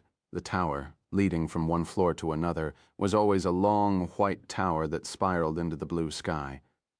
Every floor of that tower had a large open zone that was at least 50 meters wide, with a massive balcony that illuminated its inside. To reach floor 910, Arad and the two terrors had to climb thousands upon thousands of steps. Climbing the tower wasn't that hard due to their extreme physical power, but even they had to rest a bit at the end. Search, the novel liar, neat. We'll rest here.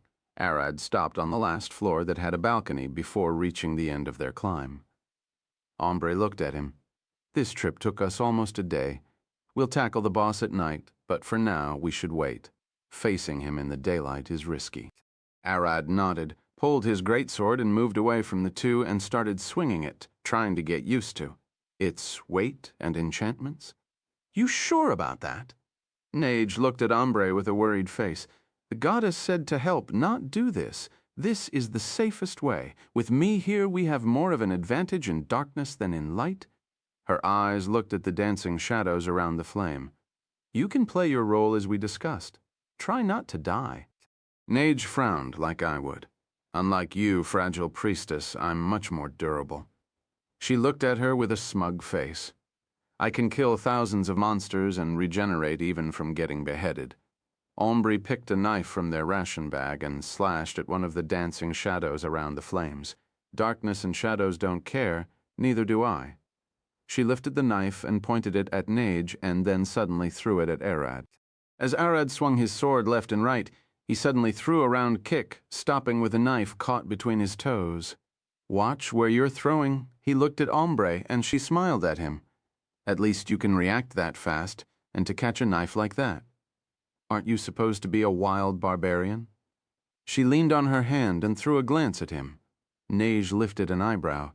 You think the goddess would care about a random barbaric beast? We'll look at his body, the size, muscles, and face. He looks just like those ancient gods from fantasies. I took it that the goddess loved that about him. She smiled. But now I feel like there is something more unique about him. I was trained by an unmatched fighter, my father.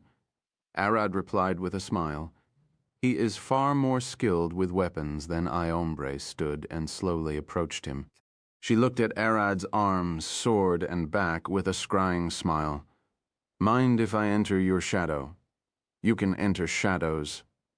Arad lifted an eyebrow and she lifted her head. Of course. She lifted her foot and stepped on his shadow, soon sinking into it. Arad now had two shadows coming out of his feet.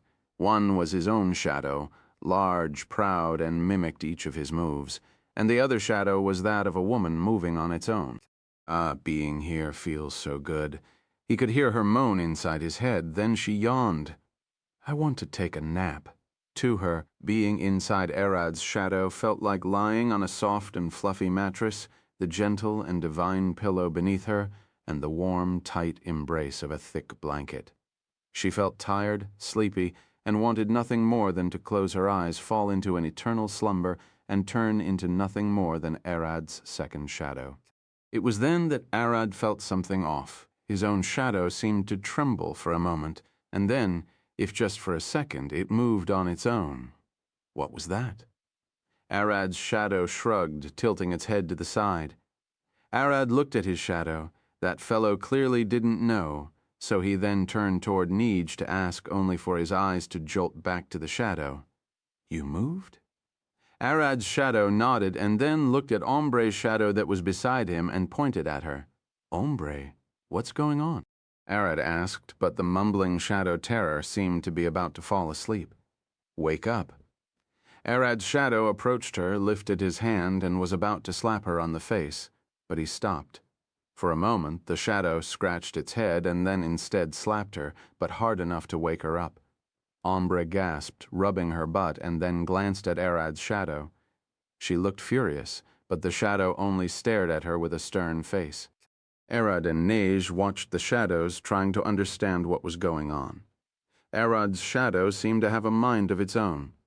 Ombre was complaining about something, but Arad's shadow pulled by the hand, turned her around, and smacked her butt again.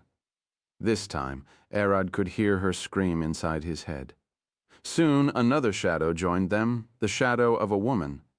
The third shadow walked in with a hunch on its back. Then it stretched, perking its chest up. Seeming to yawn and shake its head, the third shadow looked at the two arguing. That isn't my shadow. Nage looked down. Her shadow was in place. Arad, on the other hand, recognized to whom that shadow belonged. Wait, that's She's shadow. She's shadow grabbed Ombre and Arad's shadow by the hands and smacked them down. Arad's shadow tried to stand up, but she punched him to the ground, and Ombre, who tried to run away, got kicked in the face. The barbarian shadow on top of each other and dusted her hands off. She then sank back into Arad's body. The two seemed to have been too noisy, and she came to shut them up. Ombre's hand emerged out of the shadow and grabbed onto the ground. She barely pulled herself out, and Arad's shadow suddenly returned to looking like a normal shadow. What was that? Arad asked, and Ombre, who lay on the ground, looked at the ceiling with a tired face. She remained silent for a while until Arad almost thought she didn't hear him, but she then spoke. I have never seen such pure darkness before. Her eyes shifted toward him. Forget all about how the goddess said I should help you. Now that I've seen that darkness, I can't just sit still. What do you want? Arad asked, and she looked at him with a serious glare. To sleep eternally in your darkness. Chapter 1122, 1122, Shadow Silhouette. Slowly but surely I'll fall asleep. For the first hours or days I can be woken up, but if I were left asleep for months or years, my sleep would grow so deep that I can't wake up ever again. She looked at him with a grin. My consciousness and ego would slowly crumble until nothing is left, and I turn into nothing more than your shadow. My power, on the other hand, would remain in your control. And the catch? I'll only wake up when you die. I would consume all of your darkness and grow stronger. She stretched her arms. That's how I evolved from a mere shadow monster into a shadow terror. Find a target, invade their shadow, and sleep in it until they die, then wake up with more power. Arad's eyes looked at Ombre, then shifted to Nage. What do you say? She isn't lying. Nage stalked the fire with a few branches. But for her sake, I'd suggest you refuse. For my sake? Ombre looked at her with an evil grin. You don't know how powerful eating his shadow would make me. I might even evolve beyond the power of a nightmare. Nage sighed. Listen, you don't know what I know. The last thing I want to see is a world where he doesn't exist. You'll only wake up in a world that you'll hate if a world existed. Arad listened to those two argue for a while, but he honestly didn't care either way. As a Prikalichi, he won't die unless someone kills him. And even if he dies, Doma is there to resurrect him. Even if Ombre were to invade his shadow, she wouldn't ever wake up again, and even leave him with a lot of power. He looked back at his shadow. Shadow magic. Didn't Lala say that the goddess of all life and death lived in a shadow kingdom? That's why I need a shadow Drakaina to guide me there. No matter how much he thought about it, Arad couldn't understand the difference between shadows, darkness, and the darkness of the void. He thinks they are just different levels of blackness. Shadows are the lack of light in a place. He looked at his shadow, which was slightly dark with light around it. Darkness was the complete lack of light, like in a locked room. You can walk around and stumble into things, you can even illuminate the place. The darkness of the void is born from the lack of everything, matter, light, even life. Nothing, even if you were to shine a light in the darkness of void, you'll still not see anything, just pure, endless, abyssal darkness. He shook his head and looked at the two. Can you stop arguing about it? The two were already on the verge of fighting, which wasn't good with how crammed this space was. Hearing Arad's voice, the two gasped and went silent for a few seconds. After giving them a sharp glance, he went back to training. His moves weren't just for show or repetitive training. He was practicing the moves he'll need to slay the nightmare. One important motion was a wide swipe, which he kept repeating over and over. Ombre looked at Arad with hunger in her eyes. His darkness looked like an endless buffet that she didn't want to miss. After decades of half-starving and only eating the weak shadows of the people living in the city, she had finally found a darkness worth gorging on. She sighed, stretching her arms.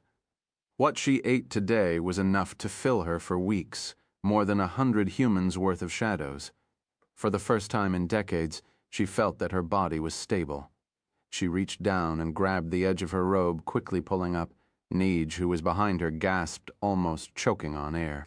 The thing that emerged from beneath wasn't the black sphere of darkness, but the black silhouette of a woman. Neij rubbed her eyes and looked again. Her eyes couldn't understand what she was seeing, so she reached forward with her hand and touched Ombre's hand. It was soft and cold, feeling like the hand of a human, but black, so dark and matte that it looked like it was painted in the air.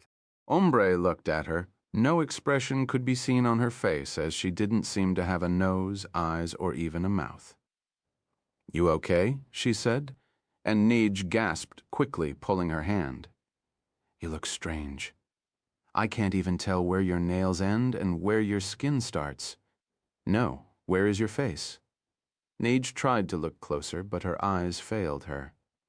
Here, Ombre reached up and pointed at her mouth. Strangely, her hands seemed to merge into her face. Neej couldn't tell where Ombre's hand ended and her face started. "I can't see it. They try to feel it." Ombre reached down and grabbed Neej's hands, pulling them to her face.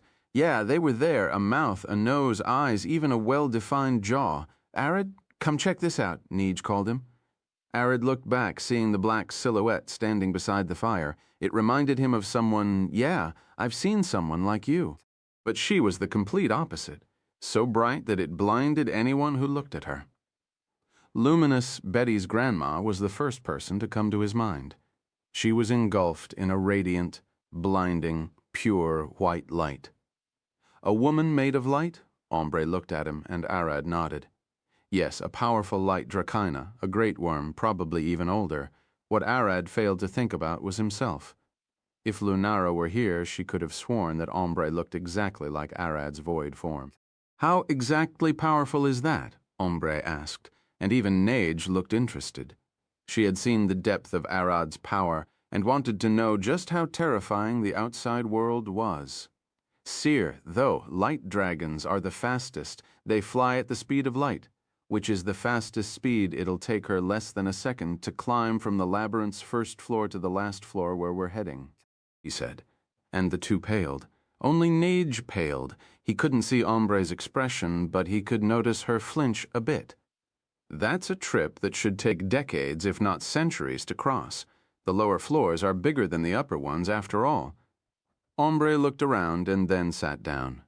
But with the bosses blocking the path, it might take even longer. She'll probably spend a lot to get through. Yeah. Neej nodded. You can't go into the next patch of floors if you don't defeat the boss, and there are some unfair, powerful monsters there. No, it'll take her less than a second to reach the upper floor, defeating all the bosses included. Even I could pierce right through the ceiling between the floors if I got my full power back. Chapter 1123, Sneaking into the Nightmare. When the sun dawned and darkness engulfed the floors, the group climbed the last few sets of stairs and slowly opened the door of floor 9-1 den. Arad looked inside the darkness, unable to see a thing. Ombre urged them to remain silent and extended her hands. Arad held one and Neej held one. Soon their eyes could see through the darkness as if it was daylight. They had planned for everything. Now it was time to start working and hope that everything went smoothly. Ombre took a silent step inside the floor, and the two trailed at her sides, engulfed in black shadows, in the womb of darkness. Ombre was completely invisible and silent.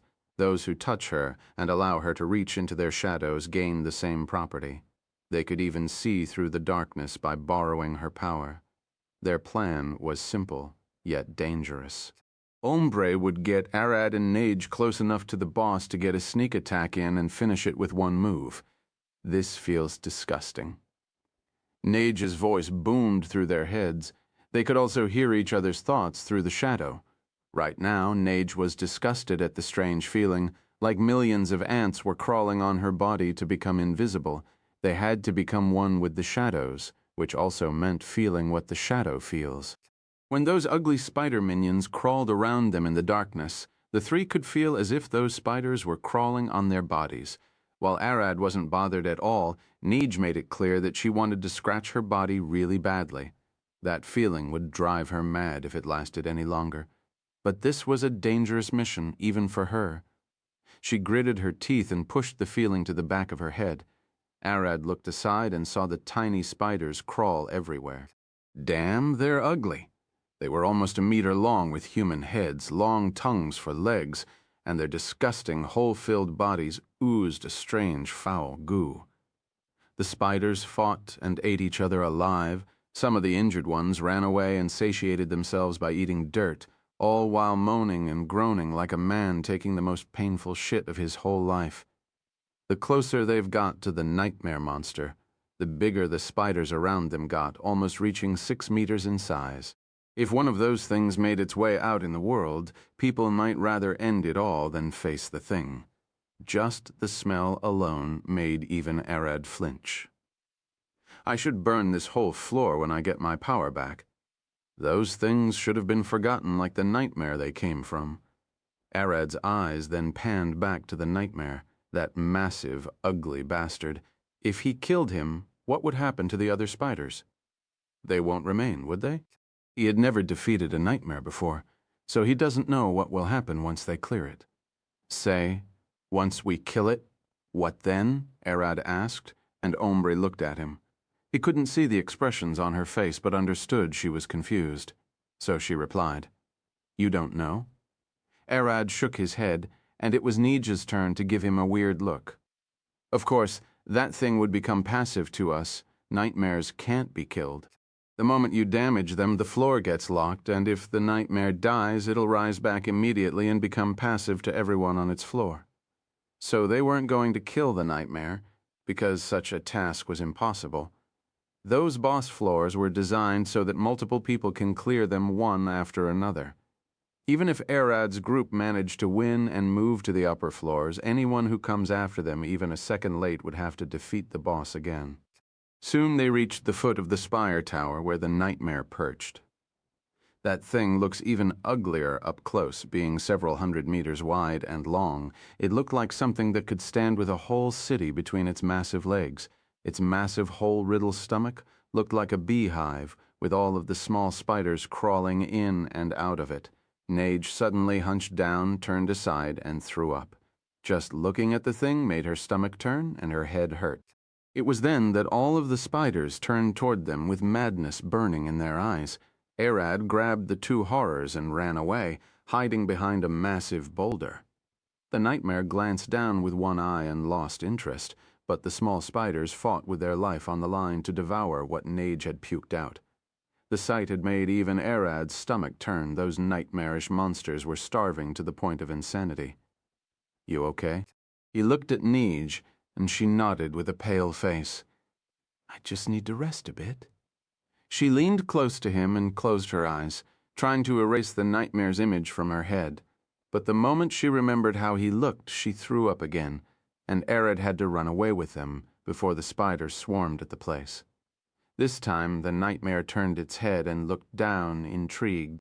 First time might have been a mistake, but if it happened twice, something was off, and the nightmare wasn't stupid enough to ignore it. With a deep moan rumbling in its horrid stomach, countless spiders flew out and started scouting the place, looking for any intruders. Searth the novel fire.net. Arad looked around with a worried face. Ombre wasn't that much of a fighter, and something is wrong with Neej. Her body can't stop shaking. He is the only one who moves or fights the spider, which wasn't the plan. He looked at Ombre. "We need to find a hiding place." She pointed at the bottom of the spire. "There are stairs inside the spire that lead to its peak. We can go inside. I sense a locked space inside that we could use as a shelter."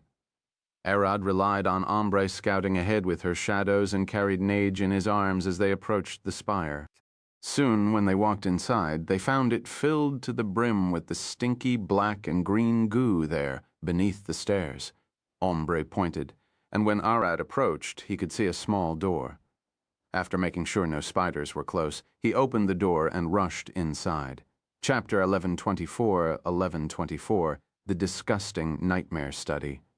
The group could finally rest a bit. The boss wasn't going to see them inside this crammed space. The room wasn't that large, just 4 meters wide, but enough for them to sit and relax a bit. Arad laid Nage on the floor so she could rest a bit. Ombre stood beside him, and he dropped to the ground and sighed. The hell was that? He looked at Ombre, but she just shook her head, confused more than he was. Nage gasped, immediately feeling the urge to throw up again. Seen its truth. Hearing those words, Arad nodded as if he understood. She saw what that nightmare's true essence or power was, and that had pushed her to this state. Whatever that monster is, it's not something anyone can mentally handle looking at. You rest for a bit. I'll scout outside, he said, above to stand up. But Nage grabbed him by the ankle. Don't. She was appalled that he would even consider going out where that thing is. I'll go with you. You should be able to move better with me inside your shadow. She stepped onto Arad's shadow and melted into it. We'll just go around and find a good place to attack. You stay here and rest for a while, collect yourself. Just don't start a fight with it. Nage sighed, lying on the floor with a tired, pale face of pure disgust and horror. She didn't want to even remember what she had seen. That thing. How could the goddess create such a thing? Arad walked to the door and slowly opened it. He looked down at his shadow, finding it staring at Ombre's shadow with a dissatisfied stance, its arm crossed and its shoulders shrugging. Arad, the hell is wrong with your shadow? Why is it so unfriendly? She asked, and the shadow immediately gave her a sharp glare. She growled at him, and he immediately slapped her. Not losing, Ombre coiled herself around the shadow's legs, dropped it down, and started throwing punches at its groin. Strangely, Arad could feel a shiver running down his spine and a vague sense of agony. Having Ombre be a shadow of his made his original shadow come into life, but it looked to be extremely rude and unfriendly. For a moment, he felt disappointed, quite embarrassed by his unruly shadow. As if responding, the shadow gave him a sharp glare, waving its arms. For some reason, Arad could slightly understand what he wanted to say. It was enraged at Ombre for invading its personal space. Get over it. We need her power to be able to sneak around without the nightmare spotting us. Arad ignored the angry glares of his shadow and focused on the task at hand, studying this nightmare for a way to defeat it. Even with how powerful Ombre's shadow powers were, she was as physically gifted as a woman of her size. She might have the endurance of a demon, but in terms of speed and strength, she'll probably break her back trying to lift a heavy basket. Arad would need to move at high speed to avoid the small critters of this hellhole, and that's why he had hidden inside his shadow. The first thing that Arad noticed was the pattern the small critters used to move. It was random. All they did the whole time was walk or fly around, looking for any of their kind that got old and weak or somewhat injured to eat. He saw them immediately gang up on one of their kind when its speed seemed to slow a bit. What terrified him more wasn't that they were cannibals, but the fact that they were crying and moaning while eating their kind, consumed by pain, grief, and disgust. Some of them even seemed to refuse to eat the flesh of their kind, only for them to grow weaker later on and get consumed by the others. One thing was clear. Those weren't cannibals by choice, but that all the hellish starvation left them with. There was one easy way to distract them. Food, and by food he means anything that isn't from this floor. He is certain it would if he threw it at them. Sear, the novilfiro.net. After studying the monster's behavior, Arad focused on their powers. Sadly, there wasn't much reason for them to use their abilities, but Arad could tell that they were at least monster class, while the majority were monstrosities. Unless they've got some dangerous power, they shouldn't be able to pose a threat to Nige or himself. Of course, not counting their bite, he had seen them crush bones and eat stone when the chance presented itself, so their bite can't be weak. After getting an understanding of the critters, Arad shifted his attention to the real problem, the nightmare towering over his head. That thing. He didn't know what kind of creature it was. The nightmare didn't move much, only stayed still, latched onto the massive spire. From its lower abdomen, countless pale eggs were born, latching onto the wax-covered walls of the spire. Those eggs soon hatched into larvae that climbed down the nightmare's legs, reached its massive stomach, and ate their way through its flesh. This nightmare was feeding its spawn with its flesh, allowing them to crawl inside and eat its organs while it was still alive. When the maggots crawled out, they were fully grown critters. They fell from the countless holes in the nightmare's stomach, and those who couldn't fly quickly ended up crashing on the ground and then being feasted upon by their brother who could fly and land safely. Arad tried to find a weak point, but all he found was that organ damage would be useless. This nightmare is already being eaten from the inside by its spawns. If it had any vital organs, it would have already died. But since it was a nightmare, the boss of a floor that meant it could be defeated somehow. Arad climbed the cursed spire and slowly made his way above the nightmare, grabbing onto the small imperfections of the wax-covered wall with the strength of a vice. He was now looking at the nightmare from above, his eyes fixated on the thing's pale wings. Arad couldn't even imagine this thing flying, but again, even bigger dragons could fly. All he could hope for is that it's slow and nowhere as intelligent. "What do you think?" Arad asked, and Ombre replied inside his head, "The wings are indeed an easy target. The problem is that it's latched onto the spire and won't fall to its death. We need it to fly first." Chapter 1125. Like an ancient god. After observing the horrid nightmare for almost an hour, Arad managed to learn a few things. While it's near immortal, all the small ones do is eat at the insides of its stomach, not the upper chest or head. The plan had now become clear. He and Nij need to make a sneak attack at the start of the fight and make sure to drop the boss on its head to deal maximum damage from the start. They can then hide back into the shadows and sneak attack it again. Arad returned to their hideout and found Nij sitting beside the fire, hugging her knees with a terrified and pale face. Her eyes reeked with madness, glaring straight at the flames without even blinking. "Our plan still stands. I cut its wings, you knock it down." He approached and took a closer look at her face. "You look worse than before." She remained silent for a while, then slowly turned toward him. "You didn't see what I saw." Arad sat beside her, and Ombre walked out of his shadow, taking a seat at his other side. Arad looked at the flames. Like most problems in life, the easiest way to deal with fear is to kill it, say Arch. The Nage looked back at the flames, hugging her knees tighter, stretching her toes to bask in the warmth of the fire. Soon her eyes twitched. What if it's something you can't kill, or shouldn't kill? Arad smiled, and like most hurdles in life, it depends. He threw a stick into the fire. The nightmare won't die even if we kill it, so our actions can't be a problem. The thing is designed for this, and about its strength, the odds aren't that stacked against us. I don't want to fight it. Nij leaned on him. I want to just sit here.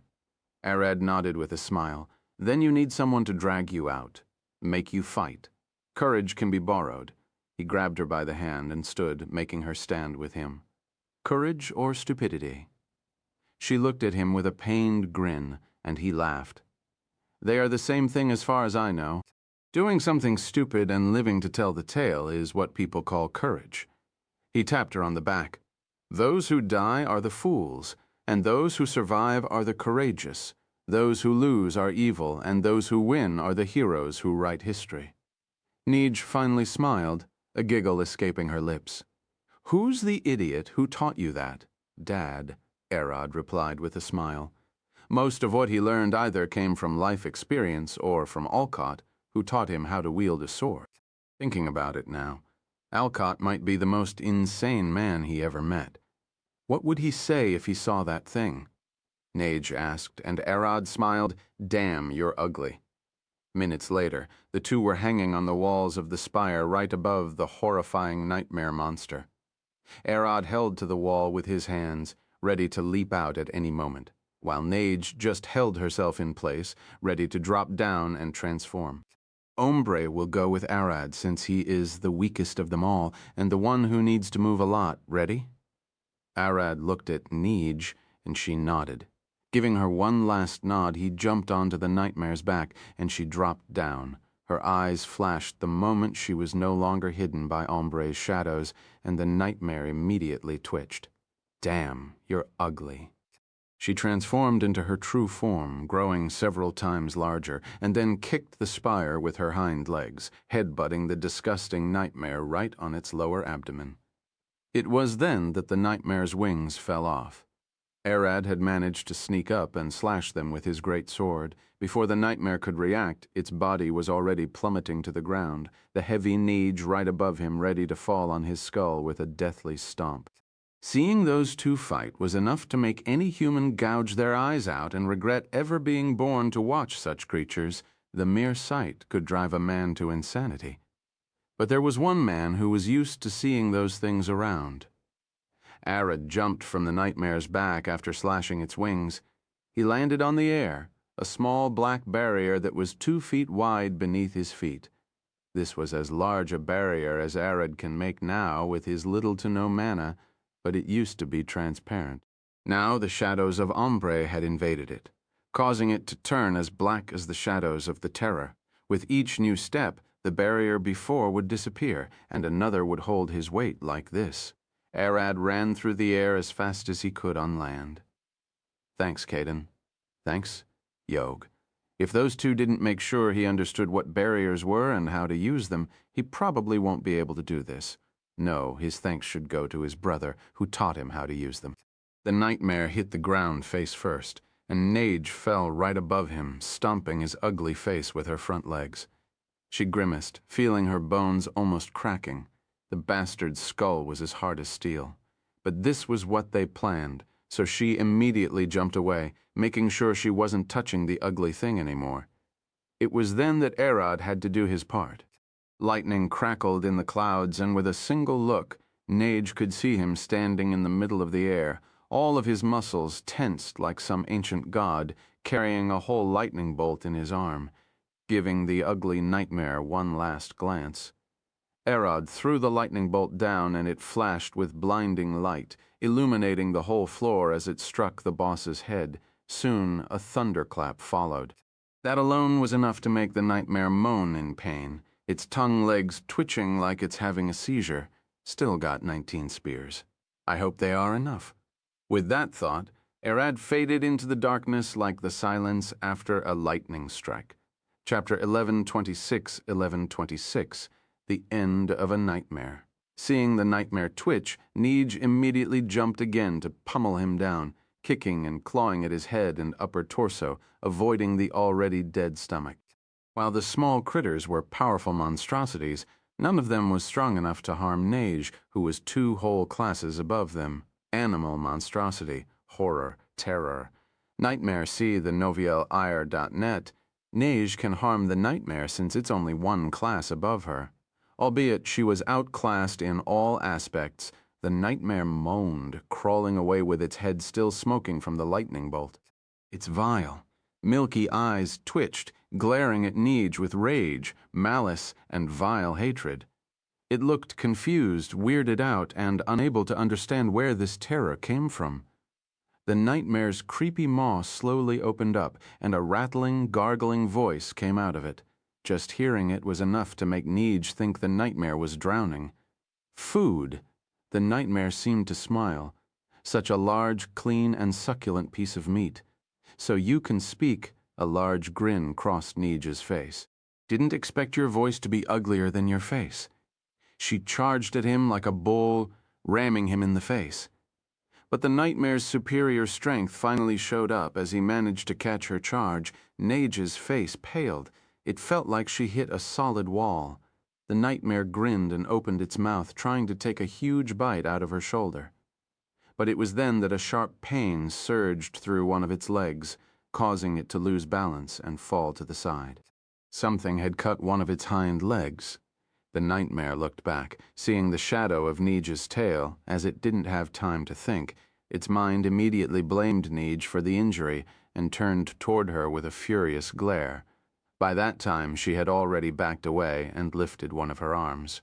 Even though her massive terror body was made out of viscera, blood, and intestines that all intertwined into the shape of a massive goat with a humanoid torso, just looking at her made the nightmare drool. He wished for nothing more than to lick her, take a bite of that juicy, dripping, tender organ meat. Clap. But what came next was another flash of bright light directly at one of the nightmare's eyes, sending it recoiling back. Another lightning strike was flung down by Arad, but all the nightmare could guess was that it was one of Neej's powers. The nightmare recoiled back, a pain moan escaping its horrid maw. Its limbs twitched and it gave Neej an angry stare. It's been so long that it has forgotten that food usually resists being eaten. As the two titans clashed, Arad ran above the nightmare, looking for another opening to strike. This was their plan. Neej distract it, and he'll strike. Slowly but surely, the nightmare would fall seeing. Neej kicked the nightmare in the face with her hind legs. Arad immediately threw his third spear. With a deafening thunderclap, the whole floor flashed with blinding light, washing the darkness away. Looking at the nightmare, Arad smiled. He could see damage slowly accumulating. The multiple tongues this thing used to walk were twitching and barely managing to support its massive weight. He was right. Brain damage works. As long as Arad keeps targeting the nightmare's head, they'll eventually win.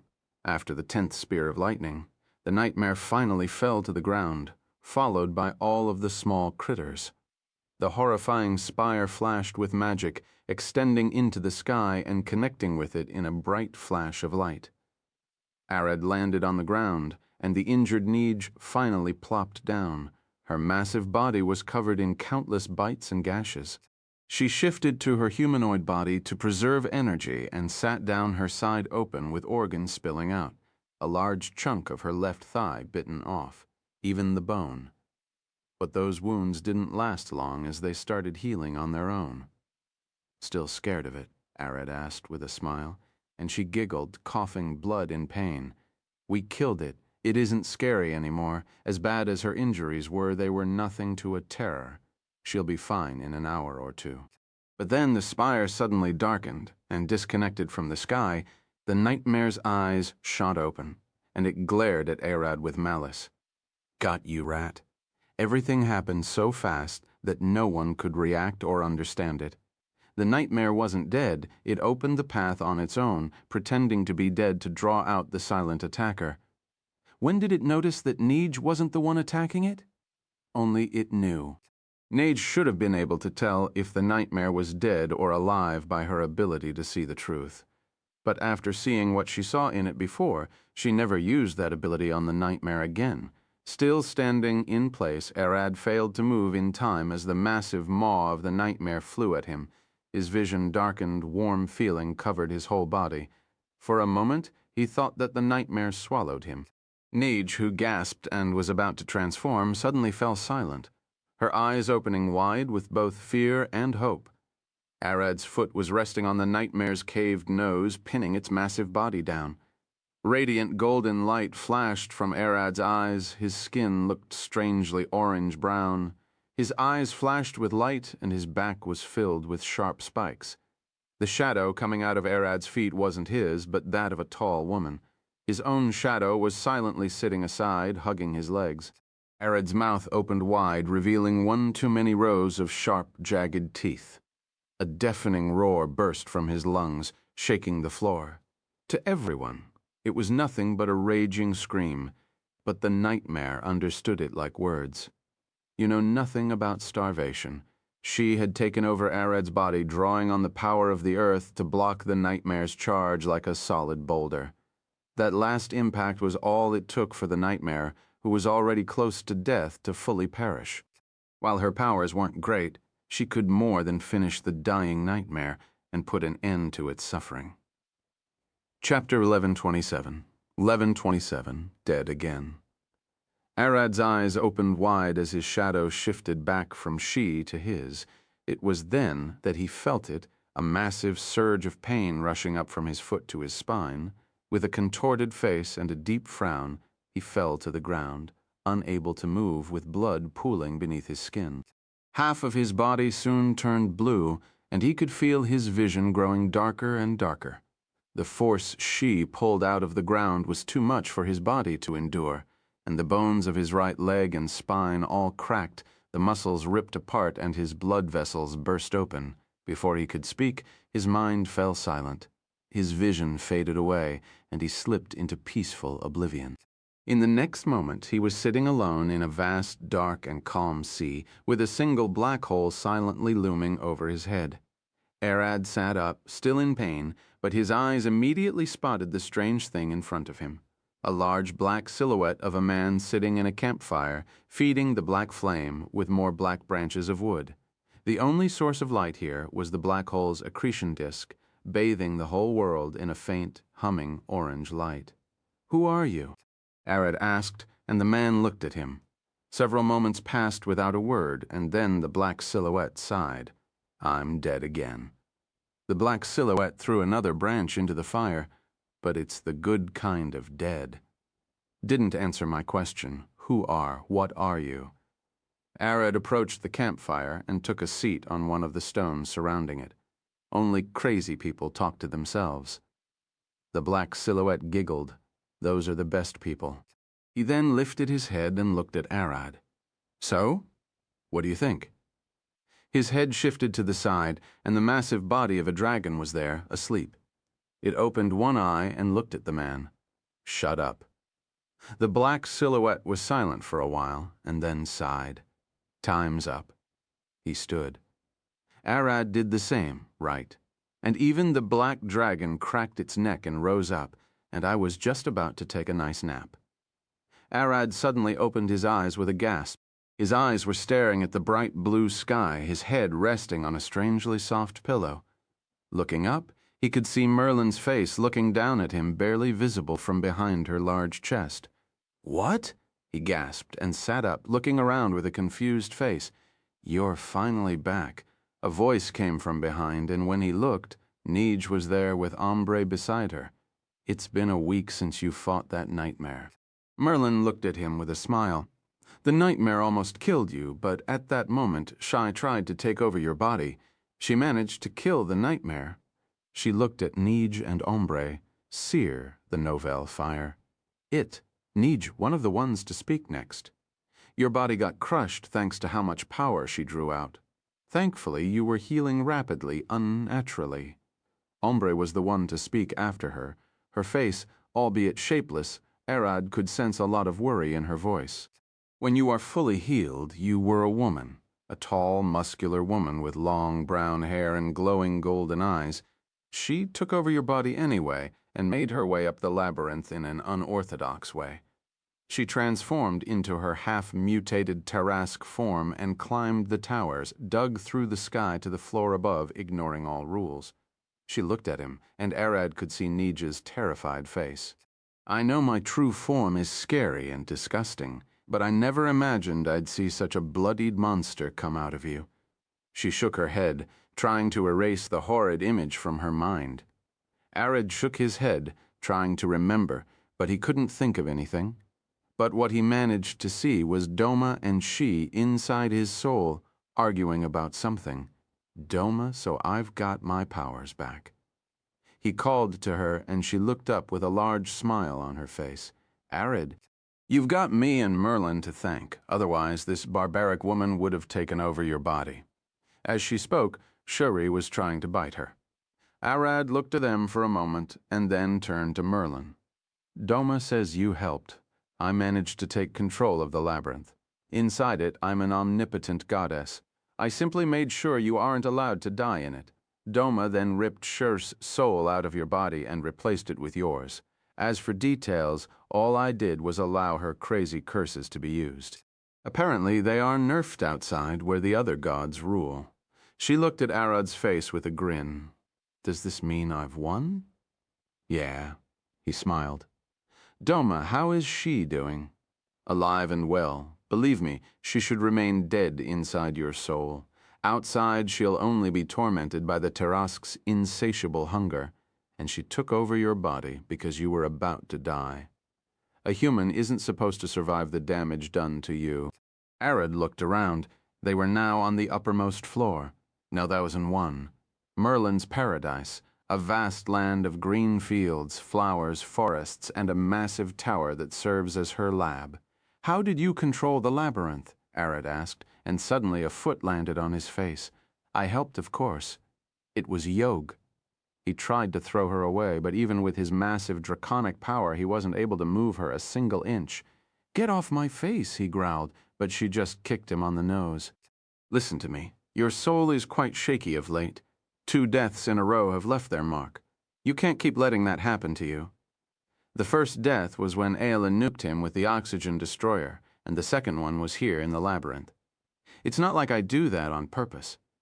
Arad sighed, and she looked down at him with a large grin on her face. Her teeth resembled those of a shark as her eyes flashed with blue magic radiating madness. Short version, don't die. Otherwise I'll find all of your wives and rip them open from the arse. The mad smile on her face looked threatening, but Arad understood better than anyone. Yog isn't evil, she is just rough.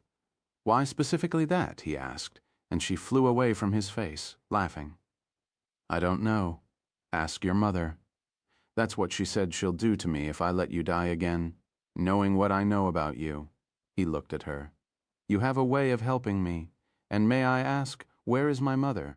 I want to ask her as you suggested. Merlin would help you, not me. And about your mother, she said she'll show up when you have a grandchild for her. Yog started flying around Merlin like a bee. Chapter 1128, 1128, Clear Conscience. So, Yog's cheerful voice boomed as he disappeared into a flash of light. See you another time, time. Her voice boomed in the vast empty fields. Arad looked at her with a slightly worried face. He wasn't sure whether to trust her or not, but he wasn't opposed to making some grandchildren for his mother, so there was no harm in trying. Arad's eyes shifted to Merlin. Shall we try? She giggled with a smile. Of course, but. She looked at the sky, clear conscience. The reason I lost control of the labyrinth. Her eyes shifted toward him. To control such powerful and intricate magic, the mind must be clear, unwavering. The slightest flicker in focus could lead to the entire spell falling apart. Thus, Arad looked at her with a confused face. He understood what she was talking about, but couldn't link it to anything important now. The labyrinth is stable. Her eyes shifted toward the 2 terrors and then sighed. I was, for the lack of a better word, too horny and excited. It made a crack into my conscience, a minor distraction that caused all of this. She leaned on him with her head. I managed to suppress those feelings with some spells and enchantments. That's why I got enough brain power to wrestle control back from the labyrinth. I understand that part. What I don't understand is why it matters now. He looked at her and she smiled. Well, Zephyr, of course. If I'm going to help break the seal, I'd better still have this clear consciousness. Right now, I can't feel anything. No happiness, no pleasure, no fear, and no worry or doubt. My mind works like a machine, coldly calculating the magic's weave. She waved her fingers, drawing several magic circles in the air. Arad saw them and could tell that they were different from the magic he had ever seen before. The magic he knew could be divided into 2 main types. Hard, clearly written spells that were perfected by hundreds of wizards through hundreds of years of study and testing, like Firebolt and the most loved Fireball. And the second type of magic was improvised, hastily written in the heat of combat, a slightly modified barrier magic, a light spell that instead creates a holographic illusion, and more. Arad was mostly versed in the second type, thanks to a massive draconic brain. And that he mostly needed to change his spells on the fly to counterattacks. But the magic that Merlin showed him now was as improvised as the second type, but written with the hard and clearness of the first type. The magic circles Arad looked at were ones that make air vibrate, one that makes light change color, and the last one creates a pleasant smell. Merlin had just come up with them, yet they looked as solid as spells that had existed for centuries and were refined by hundreds of mages. So you want to hold off until we free Zephyr? Arad looked at her and she nodded. We can do it, it's just that I won't feel a thing. I'll be like an emotionless doll, she shrugged. And I can't really remove the enchantments and cast them again so quickly. Why? Merlin threw a glance at the terrors once more, cleared her throat, and then looked at Arad. Well, let's just say that satisfying me would take a long time, and those enchantments were cast on me by Yog. It'll take me at least a month to cast them on myself. She stood. So instead of doing it and waiting several months to free Zephyr, I'd rather hold on for another week and free Zephyr first. She rubbed her fingers. She might be grateful enough to give me some of her fairy dust. I wonder how powerful the dust of a spirit queen of her caliber is. Arad laughed and stood up, stretching his arms. Fine then, let's get out of here and free Zephyr as fast as we can. Sea Arch, the Novuliran, hit. Hold on. The others are still inside the labyrinth. I've sent them a message to get out of it, but it'll take them some time. She waved her hand and then stood up. Let's use this time to weave a spell, shall we? Her eyes fixed on the two terrors. What? Neej gasped with a confused face. Ombre, on the other hand, understood what Merlin meant. She was about to open the door for them to leave the labyrinth, which should be really powerful magic. Fine by me. Arad looked at the two terrors with a smile. What should I do? Punch a hole in the labyrinth? The two terrors looked at him with doubtful faces. Like you can do that? Neej exclaimed, and Ombre nodded. That's impossible. The labyrinth is vast and... But before they could finish, Merlin spoke. He can, and with ease. Her eyes were devoid of any humor.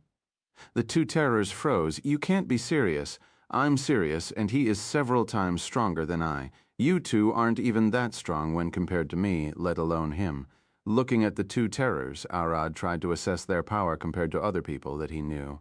Weaker than Eris and Merida, stronger than Mira. Their power, Arad lifted his hand, waved it, and two nuns appeared out of nowhere. For a moment, they remained still, but in the next second they realized that Arad summoned them, and they immediately turned toward him, throwing their faces to the ground. The two terrors in the back seemed to see different things in the nuns. Neej immediately knew that those two aren't humans, but blood-sucking fiends, monsters like her and Ombre. And Ombre quickly sensed the two's innate affinity for darkness, that they are creatures of the night, vampires. Those two nuns were relatively unknown among the ranks of the Holy Sisters working under Zia. In fact, the two of them never had the pleasure of standing this close to their bloodlord. The two of them were trembling, both from fear and joy. The one on Arad's right was called Alicia. He pointed at Neij and ordered, "Don't kill her. Don't hurt her too much. I just want you two to compare your strengths as my lord wishes." The nun stood, slowly turning toward Neij with dark flames burning through her body. Her burning red eyes flashed, and in the next fraction of a second she became a blur. Neij could feel a heavy impact on her stomach. Her vision turned pure while, and soon she found herself in pure agony, puking blood in a trench far away. She barely managed to sit up, using all of her might to support her body. The nun was slowly approaching her, looking unholy, engulfed in pure blood and violence. The other nun was called Saya, and like Ombre, she wasn't a fighter. She instead was a master of dark magic. It took her only 1 second to blind Ombre, who could see through darkness, immediately slamming her to the ground. The fight didn't last more than a few seconds. The terrors lost, and the nuns informed them that even Arad's weakest vampires, the two were average. Chapter 1129, Guardian of the Gate. Knocked unconscious, the two terrors lay on a large magical circle that Merlin had drawn in the past hour.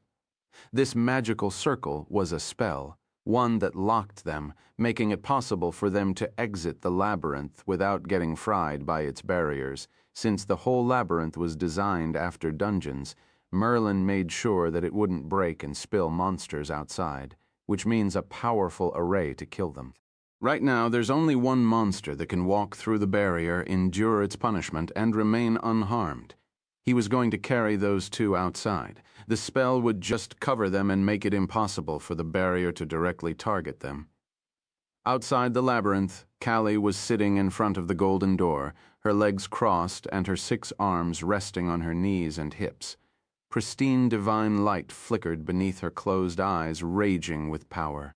Each beat of her heart made Hattie's small world shudder, terrified at the grim reminder that she was still alive inside it. The goddess of destruction had grown more worried with each passing second.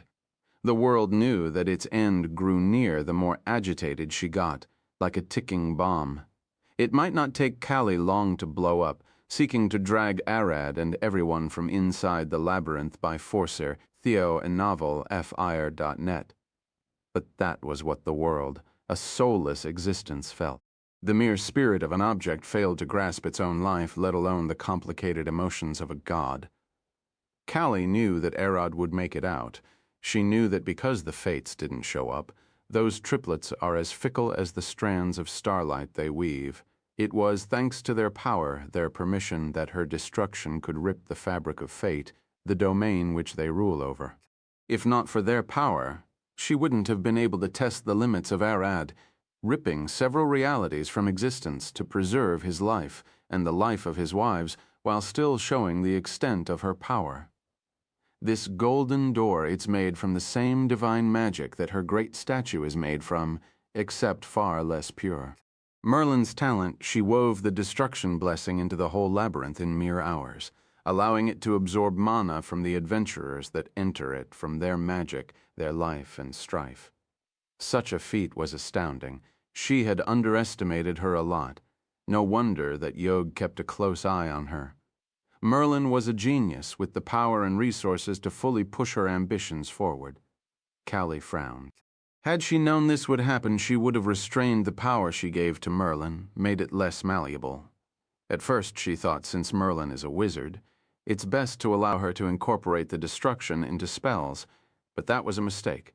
She gave a genius mortal a weapon that can challenge the gods. Suddenly, Callie felt someone sitting on her lap. Someone small, delicate, and fragile. A kid? No. No kid would possess such unhinged darkness, vile thoughts, and infinite magic. She opened her eyes and looked down. Yog was lying on her lap, a pleasant smile on her face. She yawned and then stretched her arms. Amaterasu's lap feels better than yours. Then get off. Callie looked at her, but Yog shook her head. Maybe later? I came to tell you that I helped Merlin fix the labyrinth.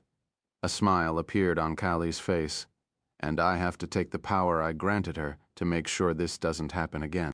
Yog swung a kick upward and smacked Callie's beneath her chin. No, dumbass. The gods give, but they don't take. What kind of stupid god can't foresee the results of their actions? Me, Callie replied, not bothered by Yog's gentle kick. To her, this little menace was like an ant. She remembers when she used to play with her thousands of years ago. In fact, Yog helped Callie master her destruction power. Yes, that's why I'm here to wipe your ass. That's what parents are. Wait, I'm like an aunt to you.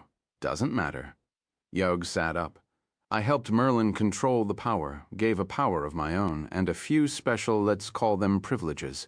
She can keep the power you granted her. Callie frowned. Some gods might try to attack her. But Callie's smile quickly assured her that it'll be fine. Tell me what happened to the last god who tried to get past me. Callie remembered the god was called Mysteria, the god of mysteries.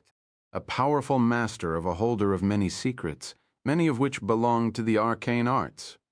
Yog at the time made it clear that she knows everything about magic and that she is the one who decides what mortals can learn and what they can't.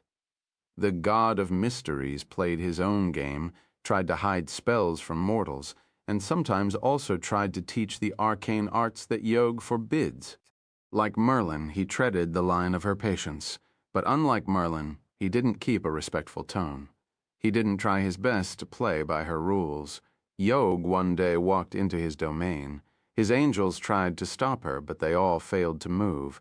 She simply walked into his house, slowly ate him alive, and his screams could be heard throughout the heavens. While most of the gods had clear powers, Yog was a wild card. No one really knew what she could and couldn't do. Kali asked the triplets of fate about her, and they called her the one before the stones, the architect of the loom, and she who plays the clown. Want to know what I am? As Kali expected, Yog knew what she was thinking about. Can you tell me? Yog seemed to think about it for a few seconds and then shrugged. Probably. Her eyes looked around, glowing with green magic. Destruction died, and her power was passed on. Same for creation and the other primordial concepts. Even the fates perished, and their power got passed on for several generations. And you? Kali looked at her. I'm Ao's first creation, made in the image of his brain. My sole purpose was to have enough knowledge to entertain him with jokes and riddles. I have a copy of his omniscience. I'm the omniscient guardian of the gate. She looked at her with a smile. So say, what do you want to know? But be wary, knowledge always has a price. What is going on? A simple question came out of Kali's mouth, but its answers were endless. Yog had to condense them into one word, another riddle. Nothing. Chapter 1130. Walking out of the labyrinth, Yog faded away, finally leaving Kali at peace. But that was only because another one was arriving. The labyrinth roared, writhing with magic as if in extreme pain. Its pale golden light shimmered with countless sparks of great magic, and the golden door crackled as if about to be twisted and ripped apart. Suddenly, the golden light flashed so brightly that it almost blinded Kali like a lightning flash. The sky roared with a thunderclap, and inside the blinding light of the labyrinth, Kali could see a dark figure walking through the divine punishment of the great magic. She backed away, her eyes opening wide at the strange sight. She will be fine, but most people would evaporate from such powerful magic, and it was even infused with her destruction. The one that she granted to Merlin. One step after another, the huge figure leisurely strolled through the roaring magic, his skin burning and regenerating so fast that he didn't seem to be getting hurt, not in the slightest. As he reached the edge of the falling light, his large body pressed against it, stretching the golden glimmer like a sheet of translucent plastic. The labyrinth struggled to keep him inside, groaning in pain, but the man refused to be chained, taking one step forward, and his foot broke through the barrier. With a booming, thunderous thunderclap, the ground shattered, sending splinters of stone and debris hailing down from the sky in a pelting rain of death. Through the blinding cloud of dust, ash, and flashing magic, Ared marched forward with a nonchalant face, smoke still coming out of his skin, engulfing his body in a mystical haze of clouds. You had to come out like this? Kali approached him, and Ared lifted one hand. Soon 2 figures fell from it. Sparking in blue magic, Neige and Ombre were still unconscious from their fight with the vampire nuns. Serarch, the Ovalfire. The door prevents all creatures inside from leaving. Those 2 would have been teleported back in no matter what. I hate to get out through the killing array. He looked back. Too much of a killing array. It's designed to be 2 times stronger than the strongest nightmare inside. Kali scratched her head. Well, explain. I need details. While Arad recited all that happened inside to her, Merlin walked out the door with everyone else. All of them had embarrassed looks on their face. Upon walking inside, all of them had fallen into the labyrinth's mind hex, forgetting all about Arad and Merlin, only focusing on clearing the floors. Arad, guess what? I found them on the floor 300, all busy clearing a massive forest full of demon apes. As expected of them, they blasted through most of the basic bosses. Merlin looked at the embarrassed group. Out of all of them, Senna looked the worst, her face pale and drained, her eyes as dead as a fish. Not because of exhaustion, not because of injury, but because she got influenced by the labyrinth's strange will. She, of all people, should have been immune. But Merlin didn't create the labyrinth without accounting for anything. The mind hex that the labyrinth used to give people the will and resolve to clear its floor was quite powerful, refined by Merlin herself to make sure that people don't get bored. Come on, Merlin looked at them. You've gained a lot of scrolls and magic items, didn't you? She tried to cheer them up. The labyrinth had 3 main types of items that people could bring out with them: mana crystals, magic items, and spell scrolls, all of which can be created through magic, and Merlin had a massive working around those items inside the labyrinth. In fact, a newbie adventurer with nothing but the clothes on his back can enter the first floor, wrestle some weak monsters with his bare hands, and gather enough resources to buy a spell scroll that he can learn, or exchange them for money outside. Technically, even a firebolt scroll can sell for 1 silver coin, which is enough to buy a simple sword. The labyrinth would now become a stable of an adventurer's life, allowing them to better themselves inside a more controlled environment. Merlin waved her hand and created a chair out of stone after she took a seat. Her eyes shifted to the still shocked Aella. You got to use that oxygen destroyer a lot inside. You killed 25 bosses with it. Aella could forget about using her arrow in the real world without causing a natural disaster. That thing kills all life. She'll erase life from massive chunks of land with a single shot, destroying several ecosystems, but inside the labyrinth, and especially inside the desolate boss floors, she can fire as much as she wants. Merlin also may or may not have documented the structure of magic of the oxygen destroyer and all other forms of magic cast inside her labyrinth to learn later on, but that's a fact she'll keep to herself. The benefit she gets from the labyrinth is having a way to observe and study magic that people might be keeping a secret from themselves, and she was already seeing hundreds of new spells showing up. For example, the stone chair she just created. Stone chair, a simple spell that creates a chair out of stone for the caster to sit on. I don't feel tired at all, so Arad looked at Merlin. Should we start now? He stood tall, all the muscles on his body still slightly steaming from the onslaught of the labyrinth's array, yet his magic silently rumbled beneath his scales, giving his skin a faint, dark purple glimmer. Merlin blinked once, thought about it for a few moments, blinked again, looking at Aella, then back at Arad. We can start, but it'll be quite exhausting, so get ready. You won't be carrying 2 horrors or a random fairy, but Zephyr herself. A smile crossed Arad's face as he slowly lifted his hand, and a black steel cube appeared floating between his fingers.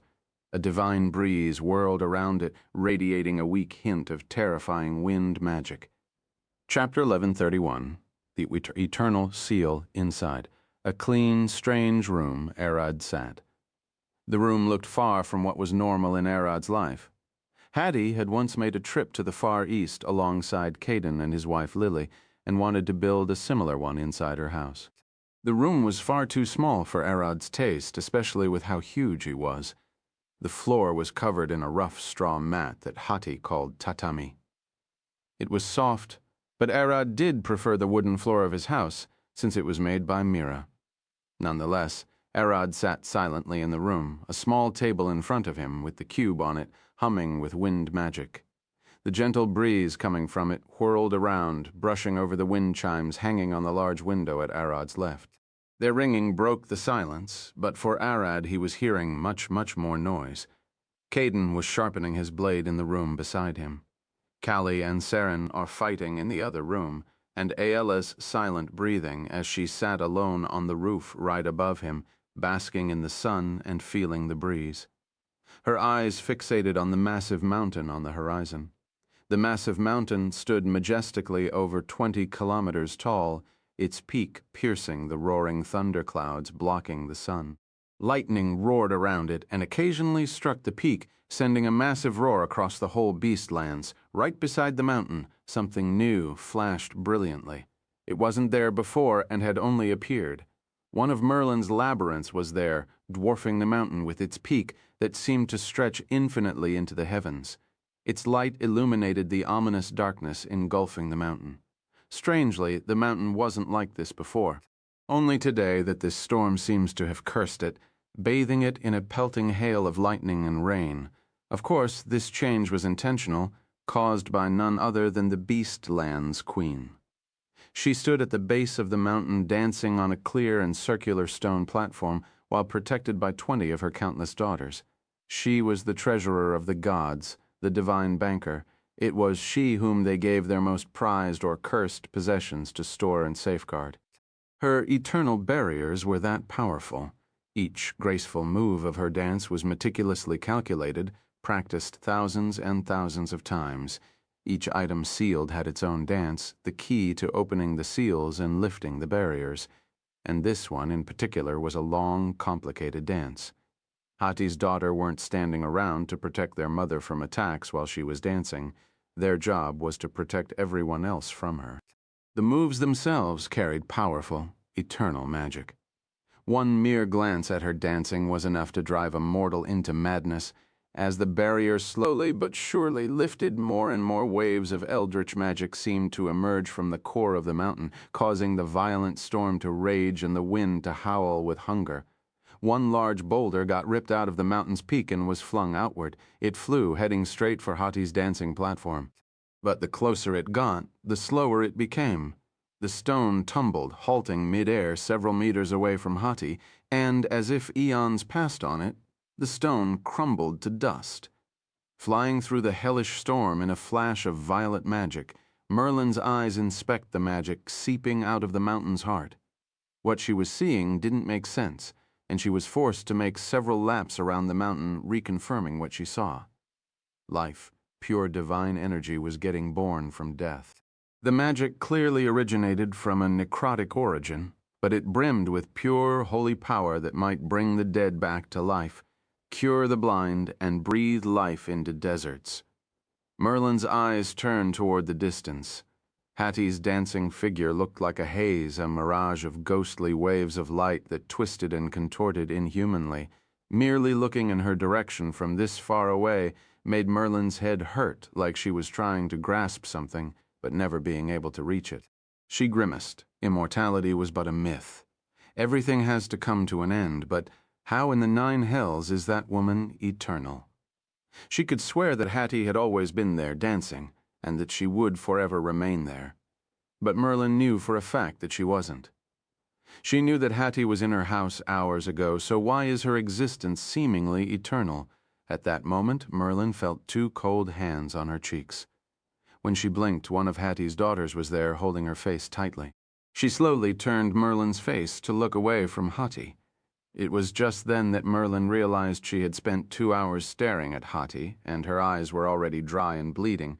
Without saying a word, Merlin flew back to the mountain. She now cast a spell that would blind her if she looked anywhere in Hati's direction. That dance, it's dangerous to look at. But it was then that Merlin felt another pair of hands on her face.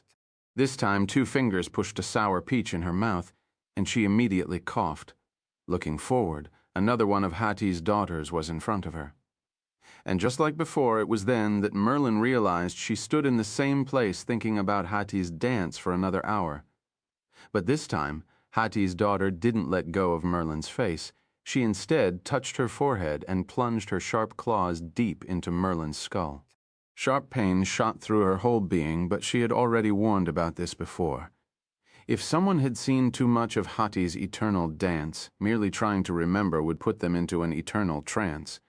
Their brains locked, and trying to comprehend the dance for eternity, once that happens, Hati had taught her daughters how to break that memory inside someone's head to free them. When Hati wanted to retain her clear consciousness, it was because of moments like this. Hati's dance, the key to the seal, was this dangerous to look at. Then, what was sealed inside couldn't be anything less than pure madness. A dead heart of a being that lives, a cursed holy object. Seer the Novelier net, after getting her memory of the dance erased, Merlin went back to scouting the mountain. Unknown to her, she had already seen Hati's dance before, and this was the 9th time her memories were wiped out. Besides the small hiccups every now and then due to the turbulent magic, the preparations were going smoothly. Chapter 1132, Plans Against Fate. Merlin grimaced as she flew over the mountain, the violent storm pelting her with hail the size of fists and rain as thick as oil, half-frozen, frigid storm raged, growing stronger by the second. She looked down, sending a wave of her magic deep into the layered stones of the mountain. The insides felt like a thick book, each layer telling a story of its own. Merlin's magic struggled to penetrate them, growing slower and weaker the closer it got to the mountain's heart. It was then that Merlin realized the nature of the seal Merlin cast on the Overgod's dead heart, and why they needed its power to break the seal on Zephyr. The heart itself rejected death. It was the Overgod's first heart, and so the stronger he grew, the more powerful the heart got. Soon the heart had developed an innate magic, drawn from the Overgod's countless spells and enchantments. The heart refused to be approached by anything and anyone besides its owner, always conjuring a destructive wave of reversed gravity. It doesn't beat, but with each faint, nervous pulse, ungodly waves of gravity burst out of it, pushing anything and anyone away. Those pulses would then pull everyone closer and throw them away again, shaking the fabric of their being. Hati's seal worked by creating a space between the heart and the outside world, making the time needed for the gravity to reach the outside and eternity. The prison cube works similarly. It uses powerful waves of gravity and space magic to push the target to its center, making it impossible for them to reach the walls and escape. Any attempt to break the seal would cause the cube to implode and kill whatever was inside. That's unless someone can use an equally powerful repulsion power like the one the Overgod's dead heart has. The problem, even if Arad absorbed the heart, it might take him years to master that power. That is why he needed Merlin. Her job is to coordinate with him. Have Arad swallow the Overgod's dead heart and send him inside the prison cube at the moment a repulsion wave is about to explode, and then use magic to crush the cube after him. If Arad made it in time, he'll be able to reach Zephyr, swallow her into his stomach, and then survive the cube's explosion thanks to the Overgod's repulsion. But a lot could go wrong. If Arad failed to get inside the cube in time, he'll explode from the inside out. If Arad got inside and failed to swallow Zephyr in time, she would get crushed. If Arad got in too early and swallowed Zephyr, he'll explode from the inside out, alongside Zephyr, who's inside him, to make sure that Arad's timing is perfect to the millisecond. Merlin was now flying all around the mountain, planting several time spells, space barriers, and powerful arrays that help her coordinate everything. The whole thing hangs on her, not making a single mistake. Seeing the sparks of Merlin's magic in the distance slowly decorating the mountain like a Christmas tree, Aela stood and looked at it with a worried face. What if this all fails? Would she lose both Arad and Zephyr? You're worried? Behind her stood Eris. She looked at the mountains. You know it's Arad and Zephyr we're talking about. They'll make it happen. Aela looked at her, and Eris sighed. It's not Arad and Zephyr that you don't trust, it's Merlin. That hiccup with the labyrinth still bothers you. While Arad trusts Merlin's abilities, most of his wives still think it is a risky move to have her be the one coordinating everything, but they know that Merlin is their only option. Aela made it clear to Merlin that she is still worried about the small chance of her failing, and Merlin admitted that there is a possibility of her failing. At first, Merlin wanted to move the whole mountain with her spell Merlin's Move Mountains into the labyrinth where she has more control, but the Overgod's heart can't be moved against its will, and that thing is already dead to have the will to move. Of course, someone else vouched for Merlin and vowed to help. Betty, Merlin's old teacher from her days at the university, stated that she'll do her best to pull Arad and Zephyr out if something fails. Aela and Eris could see her. Betty was in Hati's backyard wearing a skin-tight yellow bodysuit, barefoot and stretching, her sharp crystal toenails sinking into the soft soil, shining with a glittering light. The large, smug smile on her face never faded, only growing brighter and brighter the more vicious the storm above the mountain raged. By doing this, Betty was risking her life. If she managed to get in and failed to get out before the implosion, she'll end up dead with the two of them. The wives warned her, saying that she doesn't have to do it, but Betty had another thing in mind to lighten their mood. She proudly claimed that if Arad and Zephyr needed her help, and if she helped and saved them, then she would have as much lovey-dovey time as she wanted with Arad, and that the wives can't argue. The other wives seemed to be powerless with such a mission, except another one who secretly snuck outside and made her way to Hattie's dancing platform. Casually walking forward, Hattie's daughters tried to stop her, but they soon recognized her and got out of her way. She checked the area and went to hide inside the mountain beside the heart. Senna, her presence is bound to calm the dead heart a bit. Lastly, Arad, who sat alone inside the room, looking at Zephyr's cube with a longing face, full of worry, determination, burning passion, hatred for failure, and indomitable arrogance that could burn a hole in any catastrophe. Sur the novel fire net. If he fails, it's not just that he might die, but Zephyr would also face her end. He can't let that happen. So he was now slowly but surely creating several layers of Vorvados's space magic, ready to at least teleport Zephyr out of harm's way. Arad has already died 2 times. He didn't mind dying a 3rd time to give Zephyr a bigger chance of survival. But in the room beside his, Caden had just finished sharpening his blades. Not to slay Arad if he went berserk after consuming the heart, but to slay anyone who would dare get close to him. His daughter, Callie, had finally found a husband that she loves, so even if it meant killing Zephyr, he'll drag Arad out alive. Everyone was preparing their own plans, but no one knew how fate would play. Chapter 1133. Approaching the Mountain. Arad stood at the base of the mountain, looking deep into its heart with his burning purple eyes, as the rain and hail pelted him like they were going for his life. But the mighty dragon didn't even flinch, standing still like an unmovable statue. Faint purple glimmer pulsed beneath his skin, soon turning into pure darkness. The rain droplets started evaporating the moment they got close, and Arad's body contorted. As if sensing his presence, the storm grew stronger, striking him with a lightning bolt to the head. Arad didn't seem to care as his body kept transforming, and soon a massive black dragon was there, slowly walking toward the mountain, while being stoned by the storm and lightning. Merlin was standing at the mountain's peak, Zephyr's cube floating in her hand. The first stage started.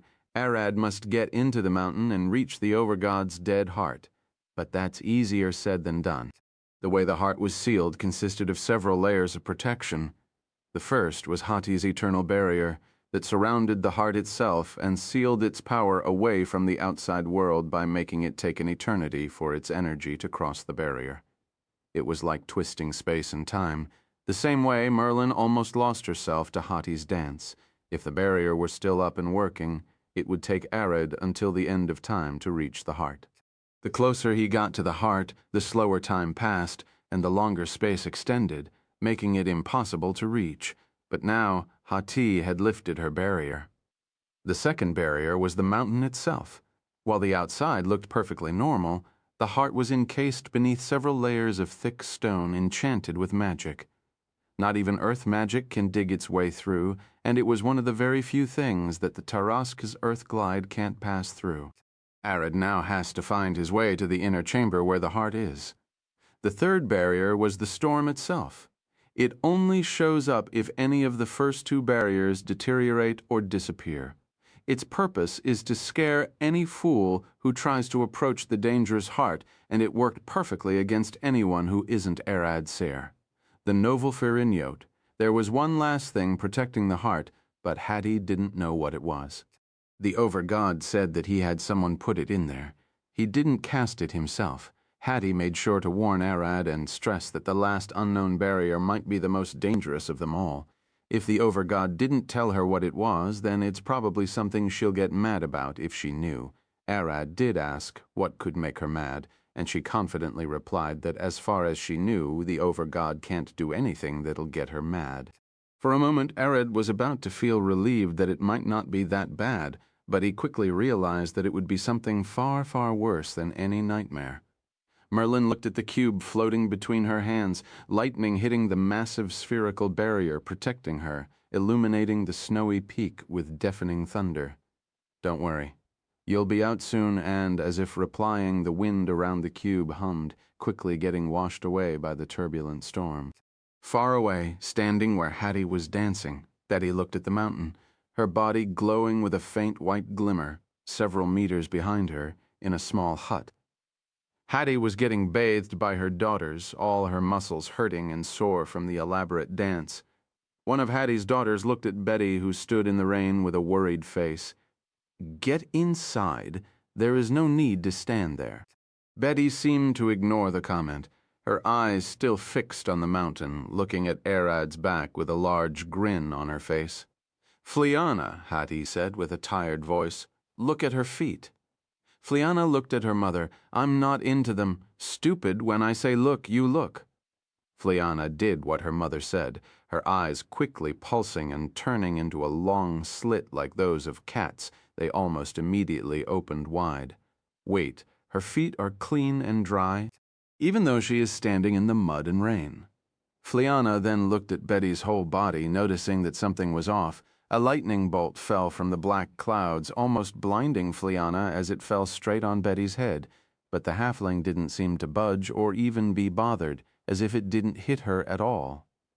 "What is going on?" Fliana gasped, looking back at her mother. Lightning is 2,500 times slower than her, barely 0.0004 of her speed. Alone in the rain, Betty wasn't standing still. She was moving, dodging each droplet of rain, each hail, and not even the lightning was fast enough to hit her. The faint glimmer that covered her body wasn't her light magic, but it was her limbs moving at the speed of light. Her feet remained clean and dry, since the mundane water and dirt couldn't withstand moving at such a speed. Betty was worried about Arad, too worried that she couldn't wait. To make sure she isn't late by even a fraction of a second, she is now maintaining her top speed. With how fast she is moving, 1 second felt like decades. Decades with her dodging the still droplets of rain, keeping eyes peeled for any danger. Not many people understood how stupidly fast and powerful Betty was. Hattie's daughter heard about her speed, how she doesn't need teleportation magic, and how she can suddenly appear and disappear. She can make several laps around the whole world in a fraction of a second. If anything of harm targeted Arad, she'll probably cleave it in half before even Arad could notice. Arad reached the mountain and lifted his front claw, touching the wet and muddy stone. He could feel it, a powerful magic that seals it all off to reach the heart. He must dig his way through this thick stone. There is no way around it. As Arad lifted his claw and swung it down, his claws shattered, making him recoil. The shattered claws flew through the air, disappearing as if they never existed. He has never felt something this hard, not even Caden's barriers. He has to find a way through the barrier, and fast, Chapter 11:34, inside the mountain. After half an hour of tirelessly attacking the mountain's rocky side, Arad had made no progress at all. The stone seemed to be the most durable thing he had ever seen. Even his full power breath might not be able to pierce it, and he didn't want to cause a massive explosion and potentially harm his wives. It's not like they can move the mountain into a safe place for him to go all out on it. This had told Arad 2 things. One is that brute force won't get him anywhere, and that he must have missed something. How could he get past a stone wall that's at least several kilometers wide if he can't even damage it? The dead heart should be at the center of the mountain, so Arad can't circle around it or dig his way through the ground. That thing is encased in the stone. Cirth, the Novelaire Naitche, inside his head, laughed her guts out, calling him weak and daring him to swing his claws harder. Defeated by a rock, she called him. Doma, on the other hand, was struggling to weave a curse that would erode the stones and cause them to crumble. But they were infused with so much magic that such a powerful curse might take her decades to make. Mom, on the other hand, suggested that he try to erase the stone with his void, which seemed equally impossible as clawing on the thing. For a moment, Arad even considered swallowing the whole mountain with his expansion, but gave up on it. Putting such a volatile mass of magic and storm inside his stomach won't be pleasant, and it will throw their plan to save Zephyr into the mud. For a moment, Arad thought that the stone's godly hardness was related to the last dangerous barrier. the one that would make Hattie mad. Shutting their path to the heart like this should make her mad right, but Arad wasn't sure, and yes, he was wrong. This wasn't the last of the barriers. Arad had spent another half an hour trying to break it without any result before something clicked in his mind. He looked at the stones with a sharp glare, sighed. "Can I just pass?" "The Overgod said I could have the dead heart." He waited for a moment for an answer, or for some mysterious door to open, but the only thing he heard was Doma giggling inside his head, barely able to stop herself from laughing. "Listen!" If a god created it, then it's not strange to expect it to have some sentience. But his growls fell on a deaf ear as she was rolling on the floor, laughing. "Fine, fine. Why don't you just walk inside then? If it's made by a god, then it's sure smart enough to allow you passage. My claws would have phased through it if that was the case. It's not like it's made out of nothing. Wait." Arad froze for a second, and then he disappeared without a trace. Merlin, who was sitting on the mountain peak, suddenly felt his aura disappear and appear in the heart of the mountain. She smiled. He found a way inside. She looked at the cube and patted it. "Wait for a bit longer. We're almost there." The wind around the cube shimmered and slowly flew around. For a moment, Merlin imagined Zephyr yawning and waving at them with a bored face and saying, "Whatever. Take your time." She lifted the cube, waved her fingers through the faint wind, and tried to study it. The more she inspected Zephyr's winds, the longer she looked, the stranger they seemed. First, unlike normal wind or wind magic, hers was somewhat unstable, at times shimmering with a weak divine spark, and sometimes looking cursed. Looking at the box, Merlin could swear that if she showed it to several wind mages, some of them would say a cursed devil was sealed inside. Some would say a divine being, and others might just say it's something to do with wind magic. She tried to look into Zephyr's history before, but all she came up with was her role as the Wind Spirit Queen, and not much else. That little bit that was known of her past before becoming a Wind Spirit Queen was that she was old and powerful even before. That was strange, and Merlin looked into many old scrolls and ancient tomes, only left with almost no information at all. Well, besides the fact that she wreaked havoc in hell when she saved Eris from it, and no normal being could make hell suffer like that. Merlin knew well that hell wasn't that simple. A thing hell was more than a dangerous place. It was alive and sentient. Merlin frowned. Zephyr can't be a normal spirit queen. But why did someone of her power decide to serve Ayla's family? It can't be just because she was bored. Inside the mountain, Arad appeared in his human form.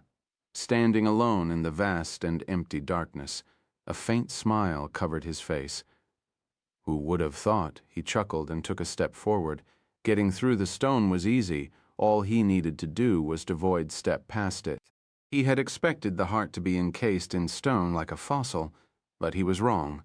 The large, empty space around him was silent, vast, and strangely eerie. As Arad walked, he could feel cold sweat slowly rushing down his back. He knew well that he wasn't alone inside. He was standing with the dead heart of the Overgod in a lock room that he couldn't escape. Yes, Arad just realized that while he was able to void step inside, he isn't able to do the same and leave. He can void step as much as he wants inside the dark room, but not outside. The large room looked massive, several 100 meters wide and tall. He could walk in his draconic form, but a human form was more convenient if he was looking for a small heart. Hades said that it should look just like a normal human heart. Arad reached into his stomach, pulled the corpse of a long-dead bandit, a man in his late 30s, and ripped the heart out, looked at it for a few seconds, then nodded. He stored the corpse and carried the heart around as if shopping. Now he has to find something similar. It didn't take him long to find it. A menacing heart floating alone in the darkness, and the moment Arad saw it, he smiled. A terrified expression quickly covered his face. I see why Hati would be angry. Chapter 1135, Bury the Light. Arad's face twisted as he took a step away from the dead heart. The thing menacingly glowed with eldritch magic. It started beating again, and blood splashed from its veins. The harrowing sight quickly changed, as the blood coagulated, hardening into veins, then bones, and lastly into flesh. In front of Arad's eyes, a whole body was born from it. He was there, wearing a white robe, a young man in his early 20s with striking, silky white hair, glowing blue eyes that illuminated the darkness, and a long steel sword. His mere presence seemed to shed light on the endless darkness of the cavern, and it was then that Arad realized. This is why Hati would get mad. The last barrier protecting the Overgod's dead heart, it's the Overgod's human body, the one she fell in love with, or at least a copy of it born from the heart. And Arad knew what he had to do, simply because the copy held a sword in its hand, Sirth the Novel Firanyot. I have to kill you, right? Arad growled, and the Overgod stared at him with a smile. If you think this is a copy, you'll be sorry. It spoke. No, he spoke. This is my actual human body. When my human heart lived long enough and finally died, I sealed my whole body into it. I didn't expect this. Arad smiled and pulled his dragon slayer sword, but fine, so be it. It's just your human body. Before you attained divinity, I defeated my demigods, and today won't be any different. Arad was more worried that the echoes of their battle would reach the outside and harm his wives, but he could also expect the mountain's hard shell to hold up. Arad Orion? You can call me Cain. Cain lifted his sword, looked at it with a gentle smile. Inanna, a beautiful sword, isn't it? It is indeed, Arad replied, slowly walking around Cain and inspecting him. Cain looked young, thin, and brimming with magic. He could have sworn Cain was a mage if not for the sword he carried. No, he is a mage, only that he is holding a sword instead of a staff or a wand. Cain's body also looked a bit familiar, similar to Gojo and Jack, with his white hair and blue eyes. Those were the marks of a high human. Arad knew from Merlin that high humans were blessed by a talent for magic, except Jack, who seemed to lack it. Cain here looks to be a mage, so he is physically weak compared to his magic, of course. Arad still expects Cain to be able to punch like a monster. Done inspecting me? Cain said with a smile, slowly turning his head to look at Arad with a grin. I'm not used to anyone looking at me for that long, except my wives. Arad didn't care. All that mattered now was learning as much as he could before the fight started. He would rather spend more time inspecting such a powerful foe. Really? Why is that? You remind me of my older brother. That's why I was just looking for a bit. You might be his runaway father, sadly. I don't know. All I know, besides the memories of my life as a human, is your name and the fact that you'll come find me. Cain turned to face. If you manage to kill me and take the heart, I'll return to my true soul. And besides, even as a human, I can't count the women I've slept with. I'm sure that I kept doing that even after becoming a god, really. Arad lifted an eyebrow. They must have hated you. Cain chuckled. The opposite. I made sure they also loved each other. That's why they could still love me, even if there were tens of them.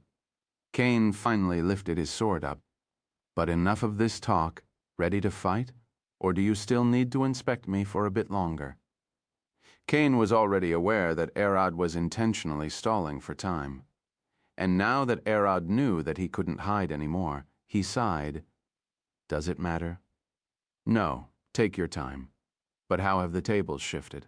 Merlin spent a week inspecting you. Hearing those words, Arad realized that something was off. Wait, how do you know that? Your memories are cut off at the time you were human? Cain smiled. How else, while you're inspecting me, I'm doing the same. Been reading your thoughts and memories for a while now. It was then that Arad lunged at him. Knowing about the Overgod before fighting him was important, but it was also important to hide his cards from him, especially since he can read memories and Arad can't. To Arad's surprise, Cain easily blocked his downward slash and then twisted his sword, deflecting the attack to the ground. Arad blinked. He couldn't even see Cain's arm move, but before that thought could finish inside his head, Cain slashed at him with enough force to cause a shockwave. Arad coughed blood, his torso slashed open and his body was flung backward at blinding speed, but before he could fly even 1 meter away, Cain appeared behind him and slashed upward, cutting Arad through the back and deflected him upward. Before Arad could fly even 2 meters upward, Kane's sword was already coming down at his skull, and it smacked him straight down. The only thing keeping Arad in one piece was the barriers that Caden taught him. Kane stood 10 meters away from him, a gentle smile on his face. He swung his sword with grace, only using his right hand for the swing. Suddenly, a wave of magic burst from the blade and flew at Arad, exploding on his body and illuminating the room with blinding light. Kane then threw several more slashes before Arad's mind finally formed the thought about him being attacked. A black barrier of the void slowly covered Arad's body. It wasn't that Arad was slow, it was just that Kane was much, much faster, probably even rivaling Betty in speed. No, he was slower, a lot slower, but before Arad's barrier could fully form, Kane was already behind him, slashed it open and punched Arad out, delivered several heavy kicks enough to pulverize his bones, and then slashed all of his tendons one after another. Arad's body started emitting radiation as a defensive measure, but the Overgod looked unfazed. He instead punched Arad so hard that he sent him to the ceiling and made him bounce back down, at which point he punched him again. Kane bounced Arad from the ceiling several times before finally brandishing the sword again in a brilliant flash. Moving so fast, he left several dozen mirages around. He slashed at Arad from every direction possible. As Arad fell to the ground, Kane looked back at him. "You don't have a chance against me in that human form, and neither in your draconic form. I'm pure light, and if you want to bury me, you'll need to turn into darkness." As Arad's body regenerated, Kane stood there, looking at him with a smile as if he wasn't the one who mutilated him in less than a second just a moment ago. Chapter 1136, Vicious Clash. With a pained growl, Arad barely managed to stand up. The blood flowing from his wounds boiled as they closed. "Ah, you're a damn fast one. A mix of lightning magic and time magic. I slow time to move faster." Kane told Arad what he was doing without hesitation. The passive smile on his face never faded away. "Aren't you afraid that telling me might bring your defeat?" Arad cracked his neck and took a stance, ready to attack again. This time he won't be caught off guard by the Overgod's overwhelming speed. Arad's sword, the Dragon Slayer, disappeared and was replaced by a roaring mass of black void barely contained in the shape of a stick. Soon, all the muscles in Arad's body fell under extreme strain as he got ready to move as fast as his human body allowed. Kane extended his right arm to the side, pointing the blade of the sword toward the ground. "I smell time magic. You can use time slow as well. Good, at least you won't get defeated like earlier." Soon the two turned into a blue of light and darkness. Merlin was still sitting on the mountain peak when the whole thing suddenly changed, the shockwave so powerful that it almost cracked her barrier, and the tremors didn't stop. They grew stronger with each passing second. She looked down with a scared face and could see Arad's magic inside the cave colliding with an equally massive magical signal, but this one seemed more controlled, like that of a wizard.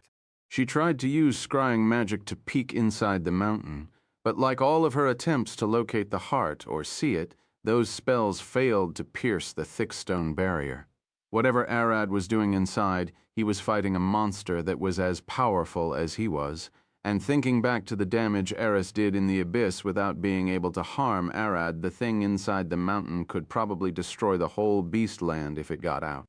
Arad's void sword slashed at Kane's face, only for the attack to get swatted away by the Overgod's pale hand, followed by a vicious kick. Arad wasn't going to take it silently. His body twisted around and sent a flying fist at the Overgod's beautiful face, almost caving his face into his skull. To no one's surprise, both of them boasted some stupid healing ability, and their wounds were disappearing just seconds after getting them. And for the first time in weeks, Arad found himself trying to push this human body of his into its absolute limits. Arad tried to transform into his half-dragon form, but was immediately faced with the painful reality. It takes a fraction of a second to transform, and that was enough time for the Overgod to cleave his head. To the eyes of a normal human, the cavern was covered in sparks and blinding flashes of light, and even to the most trained of fighters. Arad and Cain could only be spotted as a hazy blue among the deafening sound of clashing blades, torn flesh, and shattering bones. The mountain itself tumbled, and the ground around it crackled, sending all of the nearby beast villages into panic. For a moment, they thought the thing was about to explode into a volcano, but it didn't. The whole mountain shook so violently that Merlin gave up on sitting and started flying above its peak, staring down with a horrified face. Hattie, on the other hand, looked at the mountain with a stern face. Her daughters could notice that she was visibly mad, annoyed at least. Arad and Cain were both driven to the edges of the cavern. While Arad's face dripped with sweat and looked as pale as that of a ghost, Cain, on the other hand, looked as sharp as he was before.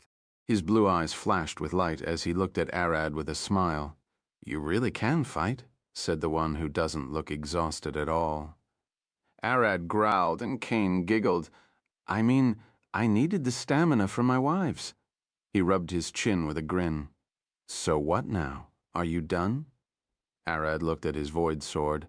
As powerful as it was, for some reason it didn't seem to work on Cain. He didn't have time to think about it, so he dismissed the dark blade and decided to try another approach. "I can't beat him in a sword fight. Even with me accelerating faster and faster, I can't seem to catch up to him. He is a tiny bit ahead." Arad suddenly summoned two weapons from his stomach, his two most powerful weapons. With a single flick of his wrist, a long staff appeared in Arad's hand, decorated with a clear glass orb. The staff seemed to shimmer with magic. Seeing it, Cain smiled, and his sword started twisting like a snake. Soon he too was holding a staff in his hand. Cain's staff was made of pure steel, and without a clear top and bottom, it looked like just a steel rod. But Arad had another weapon hidden inside his stomach, and it was time to pull it. Not many opponents survive and push him to pull it out. With a spark of magic, the vicious thing emerged out of thin air, a tiny kitchen knife. Cain looked at the knife, lifted an eyebrow, and smiled. What a strange enchantment. Its maker must have really hated nipples. Yes, that was the exploding nipple knife. Facing an enemy that couldn't be damaged with normal means, true damage weapons were the strongest. "As long as it works on you," Arad growled and took a stance, ready to attack at any moment. "It'll work on anyone." Cain looked at the knife. The enchantment works on anything that has a nipple. It ignores all defenses. You can call it the mammal killer instead. The two of them suddenly disappeared, clashing into a vicious battle of magic. A battle that was enough to heat up the whole mountain, melting all of the snow on it and making it glow red. If not for the vicious storm, the whole beastland might have burst into flames. Sears the eovelfire.net, chapter 1137. Zrilly rins of As Merlin's worry grew, she only got even more mortified when she saw Arad's magic signal slowly fading while the other one growing larger and larger. He was losing and fast. She didn't understand what was going on. Did he absorb the heart, and is it now poisoning him from the inside out? Why is the mountain shaking so violently and so hot inside the mountain? And after flinging one white nova to test the mountain's strange durability, Arad was certain it could withstand more. Cain also confirmed that, proudly claiming that the whole mountain isn't meant to keep people out, but to keep them inside, Sire Tho Novellier. And just like that, the inside of the room got consumed by an ever-burning, pale divine flame as one white nova exploded after the other. Since Cain is too fast to catch, Arad had to rely on AoE, but Arad didn't understand how this stupid overgod still looked as pristine as ever. Even inside the burning inferno he created, Cain remained unharmed. It took Arad a whole minute of fighting to notice. The sword in Cain's hand smelled strange, or rather, its magic flowed like that of a living being. It was then that he remembered Inanna.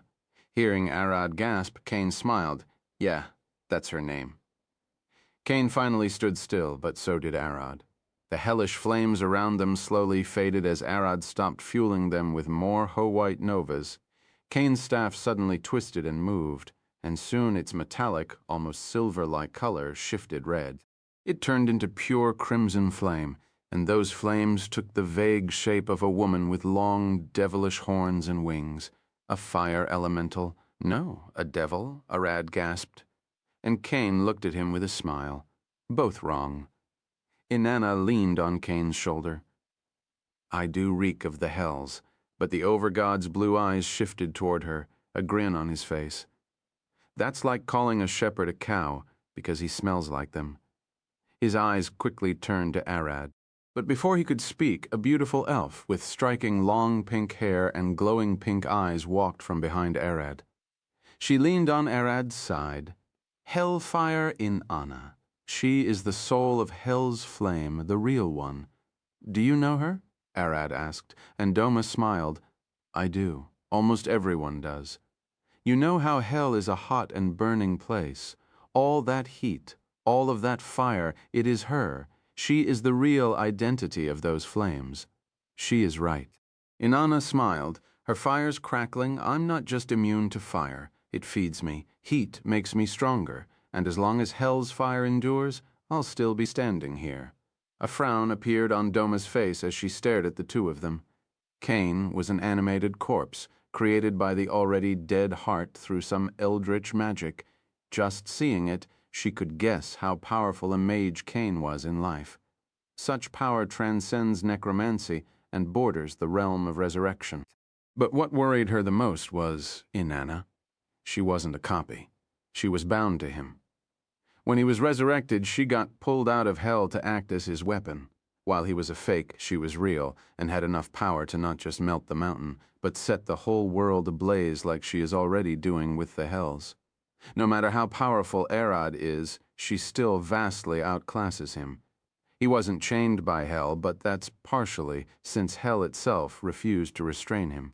As long as Inanna stands with Cain, fire and heat won't harm him. You think my presence here is unfair? Inanna, as if reading Doma's mind, looked at her with a grin. I think you're the unfair one here. Doma giggled. Then there is no use hiding it? Doma went silent for a moment, looked at Arad, and then took a deep breath. What do you say? I do have a secret. Yes, want to know it? Arad looked at her for a short moment, assessing what he should do. Doma didn't bring the subject herself, but Inanna hinted at it, putting Doma in a hard spot. There aren't that many things that Hellfire herself would call unfair. Depends on if you want to tell me or not. Doma smiled, as if relieved, as I thought. Her gaze then shifted toward Cain and Inanna. That pale one is already fated to perish and be consumed by you today. The reason he showed up is that your training so far didn't reach his expectations. Doma's smile fell on Arad. The form that allowed you to survive Lunara's moonfall. He wants you to be able to at least call it out at will. He will never be defeated unless you pull that out. Her eyes shifted toward him and then stopped at the exploding nipple knife and the staff. Weapons are useless. Just hit him straight. Your hands should be harder than his. I'll hold Inanna back. Inanna laughed. You hold me back? You might be powerful, but how much power can you use? Enough for this. As Doma glared at her, Inanna suddenly jumped away from Cain. Both her mind and heart were filled with fear and terror. She tried to drive the thoughts away, but that only made them cling harder to her mind. You come from Hell and he has a divine spark. I simply cursed you to never be able to approach or gaze on him. Doma cracked her fists, and then her nails grew to an inch long. Killing me is the only way to lift the curse. You used our nature against us. Is telling me how to lift the curse a part of the binds as well? Inanna flew at Doma with a flaming sword, but Doma easily dodged the attack. A red chain appeared in her hand, and she swung straight at Inanna's neck. Of course, Inanna dodged the attack with ease, but soon she found herself in the middle of a massive web of pale white threads. Like spider webs, they intertwined all around her, making it extremely hard to move. Inanna gave the threads a single look and growled. Doma laughed. Why don't you burn them? To that question, Inanna just growled. Curses. While those two fought, Arad and Cain swung fists at each other. Their magical fight had now turned into a physical brawl. Chapter 1138, Fate. While Arad and Cain intertwined in a heated fistfight, each bleeding more than the other, the true chaos was burning around Doma and Inanna. The hellish infernal flew through the battlefield like waves of lava, her ghostly visage phasing through the thin white threads without harming them, all while her fire lunged at Doma with vengeance. Doma focused on making more and more white threads, filling the whole cavern with them and making it harder and harder for Inanna to use her flames, and soon Inanna gave up and sucked all of her fire into her body. The flames condensed and solidified into black obsidian.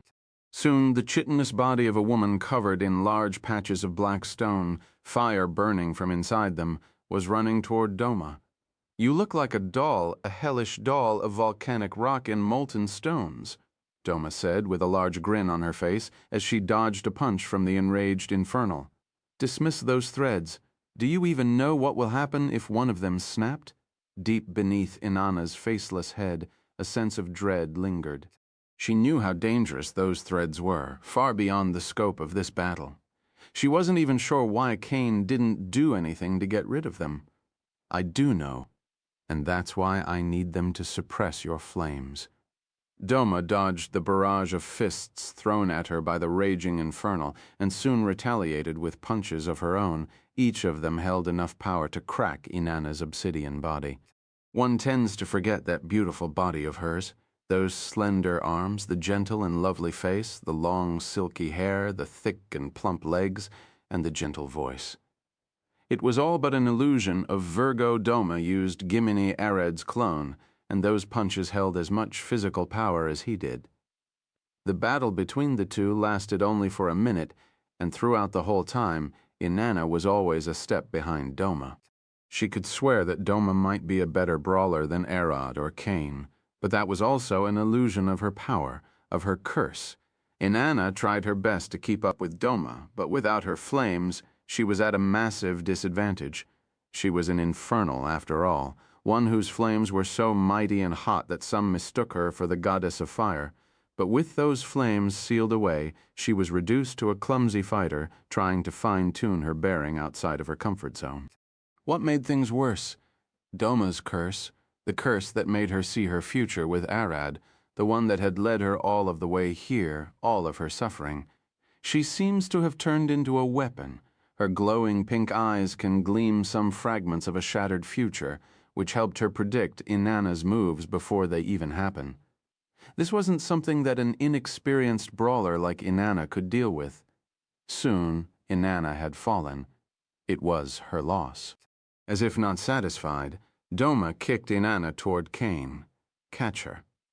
Inanna shifted into her sword form, and Cain caught her in his hand, glanced at her, and smiled. "Rest well. You've worked hard in the next moment." He stored Inanna away into his soul and looked at Arad. Both of them looked fine, but that was only thanks to their incredible regeneration. No wound would last long on either of them. So? Cain smiled as he inspected Arad. Something had clearly shifted inside Arad's soul. Arad, on the other hand, his face was calm, but beneath it, exhaustion was taking hold. He needed to save energy for Zephyr's extraction, and here he is now wasting it on this stupid fight. And as if he read his mind, Cain spoke. "You're worried about something?" He looked above. "I see that fairy. She smells of May." He scratched his head. Oh, a large smile covered his face. "I get it. I see, that's why you aren't willing to go all out." Cain nodded to himself several times, and then looked at Arad. "Well, I guess I can't really push it too much. That black form isn't something that all void dragons can achieve." He waved his hand and created a large magic circle. Currently, to use it, you need 3 things. The first requirement was to be near death. Like how humans fight or flight work, they can't really draw on adrenaline power at will. The second requirement was a stable mind, because even if it was pulled on instinct, it still was a great form of void magic and needed a lot of brain power to achieve.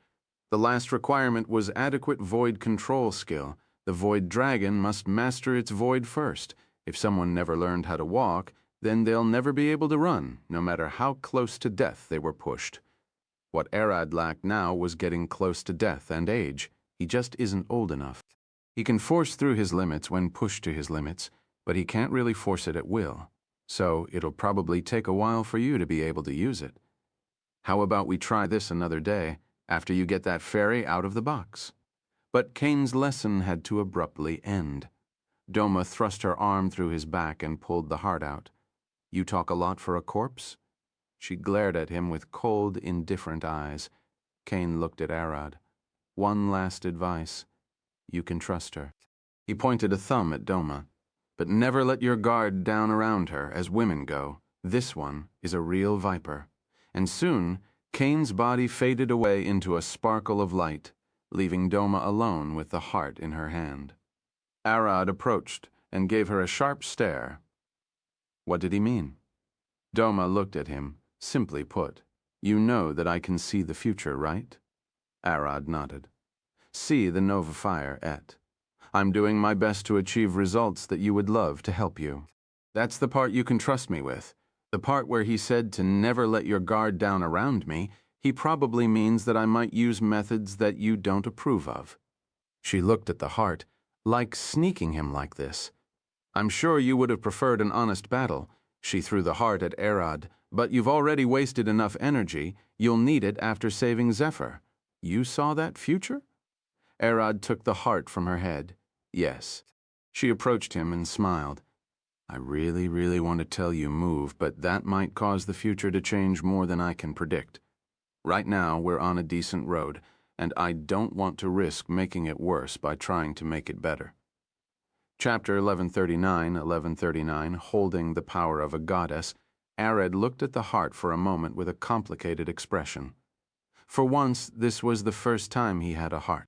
He had swallowed many humans and monsters, but in almost all of those cases he acted like a great snake, swallowing them whole. The few times he ate something butchered like this were when Aella cooked them for him, even though she can't stand the smell. Arad shook his head. This wasn't the time for his mind to wander back to his wives, especially Aella. She'll feel better if he were focused on saving Zephyr rather than on how she cooks meat for him. He lifted the heart, looked at it for a moment, then frowned. It looked like any normal heart, but the magic density in its fibers was far beyond anything that Arad had seen in his life. He looked at his arms. Even his muscles weren't as well developed as this dead heart. I bet it sounded like a great drum. Get the overgod nervous, and his heart would start rumbling like war drums. He opened his mouth, and it was horrifying to see how wide Arad's jaw could open. With Arad's size, large and wide shoulders, his head looked fairly normal, while in reality it was bigger than most people's. When his jaw opened, the large heart fit inside it with ease. As the heart slid down his throat and into his stomach, Arad could finally understand what the big deal was with the heart. It wasn't powerful because it belonged to the Overgod. It was powerful because it had to keep up with the Overgod's growing power. It was a mundane heart, no, even less. It was fated to die in a couple of short years, cursed by its birth as the heart of a sickly high human. But this thing refused to stop beating. It kept pushing and pushing. It challenged death and prevailed. It seems that through the years it found itself failing to keep its master alive, and thus, to survive, it developed magic on its own. The deadly waves of repulsion and attraction this heart has, the thing they need to break the seal caging Z-pair, the heart developed that power so it can keep beating, keep pushing blood through the Overgod's veins, as if it had a mind of its own. This heart was more than just a mundane organ. The magic it held was powerful enough to pull the whole beast kingdom in a single swoop and then push it away. And now it's slowly getting digested. Arad closed his eyes as he stood in place for a few seconds, feeling the heart's magic slowly fading, melting, and mixing into his veins. It was a strange feeling, but one he knew well. The process of absorbing souls, and this heart felt as heavy as 1,000 powerful souls. Arad's eyes suddenly shot open, and he glared up, dark magic slowly covering his skin. The cavern started crumbling as the stones lost their durability, now that the heart they were supposed to keep inside disappeared. Arad turned into his half-dragon form and expanded his wings, a worried expression on his face. He had never felt such a pressure on his soul and thus had no time to waste. With a single flap, he flew upward and dug his way straight toward the peak of the mountain where Merlin awaited. Time is running away, and he could feel it. When Merlin saw him, she cried, "Arad, did you get the heart?" She had seen the magic of the heart fade away, which meant that Arad got it. The problem was whether he could use the power, how much power he managed to save before the heart was digested. Arad didn't have the time to answer her question and just growled, "Hurry, we've got no time."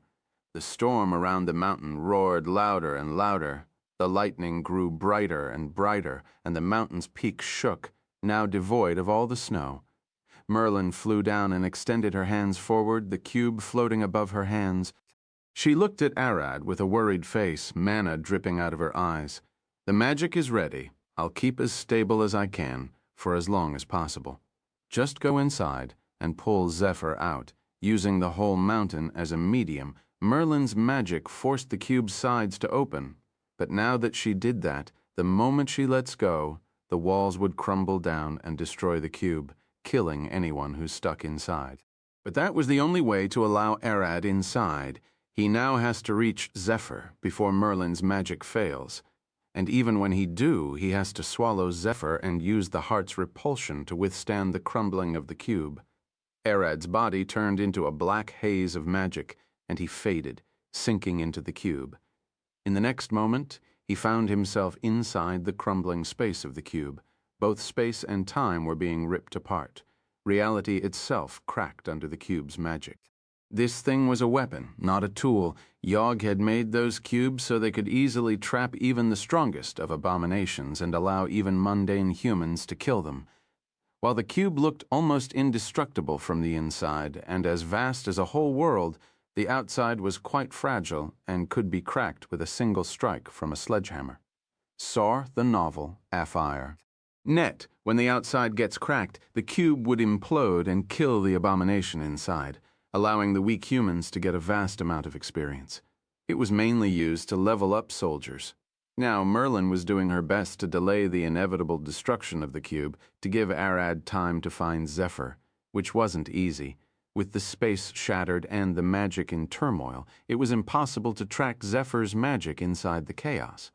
It felt like trying to smell the cool breeze inside a house fire. All Arad could smell was the scent of the cube's magic crumbling apart and disintegrating all around the world. Wizards could feel it, the raging magic in the skies. A wizard was now resisting the might and will of the goddess of magic with their mortal body and knowledge. The cube was made by Yog, the goddess of magic. Most wizards couldn't even begin to comprehend its outer shell, let alone the hope of keeping it from imploding. With her eyes burning with waves of purple magic, her whole body burning in a violent thunder of magic, Merlin screamed, holding the cube between her hands as she did her best to resist Yog's magic. Just a second later, and everyone in 1,000 kilometers from the mountain couldn't use magic. All of the power got sucked out of the world by Merlin, fueling her clash with the goddess of magic. Merlin growled, glaring at the cube. "You little midget," Yog growled in the sky. "Go on, little girl, you can do it." Most humans would have evaporated in the first fraction of a second. But even with how bad Merlin was having it, Arad had it much, much worse inside the cube. Chapter 1140. 1140. Collapse. The shattered space of the cubic prison, the dreadful space. Arad flew through it. Each time his flesh collided with a crack, it was slashed clean. And what more, he could feel it, his body growing weaker and weaker with each passing moment, his eyelids growing heavier. After absorbing the heart, Arad's soul had grown rapidly, and now his body was on the verge of evolving. He could fall into hibernation at any moment. But he has to resist it, keep himself awake until he finds Zephyr and drags her out. For the first time, he started to hate how small she was. The space around him rumbled with each burst powerful enough to kill him. He dodged several blasts, but more than once he found himself losing an arm, a wing, or even massive chunks of his body, with both time and space shattered. All of his senses ceased to work. All he could rely on was his void, trying to make sense of the ripped threads of time and space to find his way around the chaos. See the novel Firen, Nyot. What was a bigger problem was those threads themselves. Zephyr could be anywhere, in space and time. She might be right in front of him, but only 5 seconds in the future, which would make him fly right past her. He needed to be at the right place, and at the right time to find her. But as he flew through the void, frustrated that Zephyr's wind magic couldn't survive the obliterated void, he suddenly saw it, a wisp of divine magic riddled with curses. He frowned, his eyes twitching. What the hell were those things doing here? And since when could divine magic and curses be merged like that? Doma's voice in his head seemed to disagree with his worries. Follow it, only you and Zephyr are in this damned void. If anything besides chaos showed up, it's coming from her. Her words were true, and Arid followed them, quickly chasing after the sparks left by the wisps. It took him a few seconds to fly through the void without losing his life, but he soon saw her, engulfed in a cocoon of light and darkness. White sparks of divine magic flashed and swirled around her, while dark flames of curses seemed to flicker and dance with the divine magic like its accursed shadow. As Arid approached, he understood one thing. Those were coming from Zephyr herself, and they weren't weak, but extremely powerful. Powerful to the point that swallowing her might lead to his death. Not having time to think it over or care, as they would both die anyway if he didn't get her out, and if he died, Yog would rip his wives open from the arse. He remembers her words and understands well that the annoying halfling jokes a lot, but her words at that time didn't seem like a joke. Swallowing Zephyr whole, Arid could feel his mouth and throat burn, ripped apart by the violent divine and curses engulfing her body. Those seemed to be what protected her from the collapsing chaos.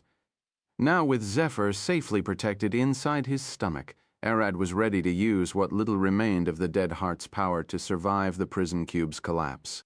And as if she sensed Zephyr's aura disappear from inside the cube, Merlin finally let go of her magic, and the whole thing consumed itself, fading into nothing. In that split second, Merlin felt a huge relief with the burden of magic leaving her body and mind alone, but Arid wasn't having that much fun. The fabric of space and time collapsed on him like a building if he were a normal human. The heart's repulsion magic surged from inside Arid and protected him for that fraction of a second, but that was it. The protection didn't last long enough to withstand the full burn of the collapse, and Arid ended up finding himself between the jaws of the void, crushing his whole body, with teeth made of the fabric of space and time. As the jaws of time crashed onto him, all of Arad's cells suddenly weren't able to stay in the same place, relative to each other. This ripped him apart, but what was worse was when the time surged, and each of those little pieces got lost in the river of time, some flung to the past, and others locked in the future. Luckily, the heart's protection had lasted just enough that Arad would remain alive long enough for the space to shift. Merlin was sitting on a large stone, snow falling around her in a blinding blizzard, as she waited for Arad and Zephyr to show up. It has just been a second since the cube shattered, and they should appear around her at any moment, and soon they did. Zephyr fell on the snow and sank into it, unconscious. Arad lay beside her in his humanoid form, looking like a shriveled mummy. His once large body was nowhere to be seen, his arms were no wider than his bones, his lustrous skin was now replaced with black, withered flesh. His eye sockets were empty, and all of his hair had been burned to ash. Merlin's face froze. Arad looked like a corpse. His body had long been killed, but the only thing still pulsing inside him was his soul, and magic still flew through his destroyed body. He won't survive, but thankfully, his body was already on the verge of evolving. The process was already starting. His life wasn't in danger. Merlin could see his void slowly trying to cover his body right now. She should take him and Zephyr down to a safe place. Looks like I was right. Suddenly, a strange voice boomed, and when Merlin looked, a horrid abomination was standing just a few meters away from them. She froze in place and summoned her staff. They smelled the heart, and Arad consumed it, but before either Merlin or the abomination could do anything, the abomination's head fell to the ground, rolled on the snow, and stopped. "Huh?" he gasped, unable to understand what had happened, and before he could think of anything else, a foot crushed his head to the ground. Betty was standing there, glaring at the blowing storm, with a twisted, raging face. "If you bastards don't show up, I'll pull you down myself." As she growled, the clouds were blasted away, revealing hundreds of abominations that gathered around, the ones that still hid in the shadows of the mortal world. They've all gathered here, chapter 1141, Clash of Chaos.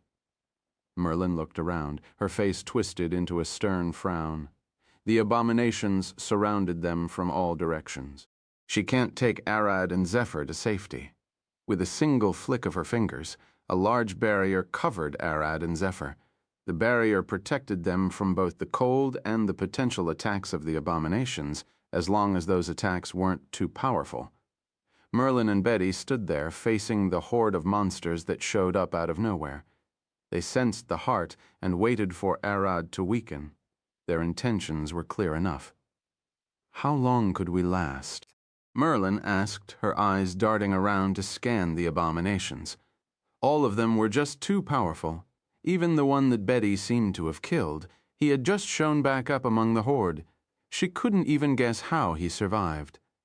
Not long, suddenly, an oppressive feeling washed over the whole mountain, and the two felt their hearts sink. From the darkness of the shadows around them, Caden walked out, his 6 eyes burning with malice and madness. The abominations took a step back, taken aback by his sudden appearance, and just behind him a little girl with pink hair walked out, her tiny feet sinking into the snow, but when her eyes landed on the abominations, their fear grew larger and larger. But she ignored them and walked toward Arad, knelt beside his head, and stared at his shriveled, dead face. "Arad," she mumbled. "Rest well," and then stood with a calm face, but her eyes were burning with a hellish pink flame. Soon her whole body shifted, growing taller, her skin turned blue, and more arms grew from her sides. Caden looked at her and then back at the abominations. Some are tough. He could see that among those 100 abominations, at least 10 of them were enough to cause a lot of trouble. What's more, they can't just teleport them to a safe place where they can fight, Seer. The Novel Fire Newt. I know they also took measures. Callie sighed. They can't fight freely here. The Beast Kingdom is below them, with millions and millions of innocent lives. This clash could destroy the whole world, let alone a single kingdom. Caden and Callie had to spend most of their power protecting the world and making sure those abominations don't destroy it. But there was one massive problem. Caden and Callie knew only one thing how to destroy. Their attacks were most likely to cause more damage than the abomination ever could. The two of them thought deeply about what they should do in this situation. A second later, they weren't alone. Haiti was already hiding beneath the mountain and trying to form a barrier to encase everyone, making it easier for them to fight. And as if trying to ring the bell of war, a large shadow flew down from the heavens and landed on the mountain's peak, her mere presence freezing the heavy rain into hail. Gammon gave Arad a single glance, and her eyes burned with rage. Without wasting a second or caring about any mortal life, she opened her jaw and unleashed the biggest, most powerful breath she could ever muster at the horde of abomination. The whole world's temperature started to drop rapidly as all hell broke loose. The war itself didn't last more than a minute, and in it Merlin saw true madness. The abomination's strange powers, Caden's deadly moves, Callie's unhinged violence, Gammon's careless violence, Betty's blinding speed, and the strange black tentacles that exploded from the ground and started ripping the abominations apart and eating them. Merlin was exhausted and battered after putting her all into keeping the Yog's magic at bay. All she could do now was do her best to keep the barrier protecting Arad and Zephyr standing. But even that was about to shatter from the clash of horrid powers in the sky. 5 seconds after the fight started, Merlin could see Iris, Merida, and Lunara joining the fight. Albeit their attacks could barely be noticed in the raging hell, they were decent enough to distract the horrors and allow Caden and Kali to kill some with ease. Each passing second felt like an eternity, and by that time, countless powerhouses of the world were already approaching the land of the disaster. The first responders were all dragons, great worms who had been slumbering all around the beastlands. It didn't matter if they were metallic or chromatic. The common threat of abomination put them all on the same team 15 seconds into the fight, and the sky was already burning red with blood and fire. It was already impossible for Merlin's eye to understand what was going on, besides the fact that Eris, Merida, and Lunara had retreated down, severely injured and exhausted. They landed beside Merlin. "How is Arad?" Eris growled, her wounds already healed, but her face looked as pale as the snow. "Arad needs a safe space to hibernate, Zephyr. I'm not a healer, but she looks unconscious." Merlin gasped, and her eyes shifted back to the other two. Merida had a large gaping wound across her abdomen, and she could see her organs, but the girl didn't seem bothered at all. Lunara, on the other hand, had one of her legs missing, and she was already bruised all over and in her released form, no less. "How is the fight going?" Eris looked up with a terrified face. "Not well. Caden and Kali can't go all out, and Betty is barely keeping up thanks to her speed." She looked at Merlin. "I faced a monster that seemed to grow stronger the more their targets bled, but I soon realized that it didn't need the target to bleed. The abomination cut itself and made itself bleed, which made him powerful enough that I couldn't do anything." Lunara looked at her with a pale face. "Me? I tried to kick one, and my damned leg exploded. Bastard reflected all the force of my kick back at me. And you?" Lunara looked at Merida and got a surprising response. "That ugly rose woman I faced seemed weak at first. I slashed her to pieces, but she then sent one of those pieces, and it pierced my torso and started growing inside me. I had to cut myself open and throw her out." "What manner of power do those things have?" Merlin gasped, and a voice replied from the snow. "We're abominations, creatures unbound by your common power and magic." From the snow, a large creature burst out. It looked like a yeti, but only as tall as a human. It had 4 arms, 8 eyes, 2 massive black wings, and a chest filled with countless human faces. For example, the more women are around, the stronger I get. The more terrified and hopeless they get, the more power I can draw from eating them. But before he could, a hand extended forward, and he froze. The hand was long, thin, and shriveled. The abomination gasped, You're awake?" Arad's lifeless body stood there. His empty eye sockets burned with endless darkness as they glared at the creature. The abomination tried to back away, but Arad's fingers were locked like the jaws of a vice. As the abomination pained screams echoed into the sky, the battle halted. Everyone looked down and saw the monstrous creature crying, his body slowly getting consumed by a humanoid mass of darkness. Soon, no one could even remember that the abomination even existed. The abominations only attacked because they were certain Arad wouldn't wake up. But now that he did, they were in a really bad situation. He is just sleepwalking. Ignore him. Anything that can harm us would kill everyone beneath the mountain. He won't dare do it. One of the abominations, apparently their strongest, growled. From what Eris could guess, he was either rank 11 or 12, far too powerful for anyone to face without causing a disaster. "No, outsider. I'm not going to play by your rules." Suddenly, Arad spoke, his voice as cold as the snow around him. Soon, all of the Ho-White Novas he had stored inside his stomach burst out, threatening to nuke not just the Beast Kingdom, but all those around it. Chapter 1142, 1142, The Light of Hope. As the Ho-White Novas exploded into a massive flash of light, Hati struggled to keep the fire and blast away from her kingdom to the point that her fingers bled. It wasn't the power of the blast, but the area of it. Arid had thrown the bright stars everywhere, trying to cause as much destruction as possible, and had killed several abominations at once. Caden growled. Did he go mad? And Callie laughed. At least not as mad as you. I like the destruction, but not the loss of innocent lives. Her eyes shifted toward Hadi. Don't underestimate me. No one died, but some were blinded by the light or got burned. But it was then that a large smile appeared on Gammon's face. I see he wasn't trying to kill the abominations. This is a beacon, a call for help. As Arad's shriveled body fell back, bathed in the crimson glow of the dawning sun, its god rays piercing the air and warming the stone now that Arad's fire cleared everything. A long hand caught him. Blinded and battered and with a body crying to slumber.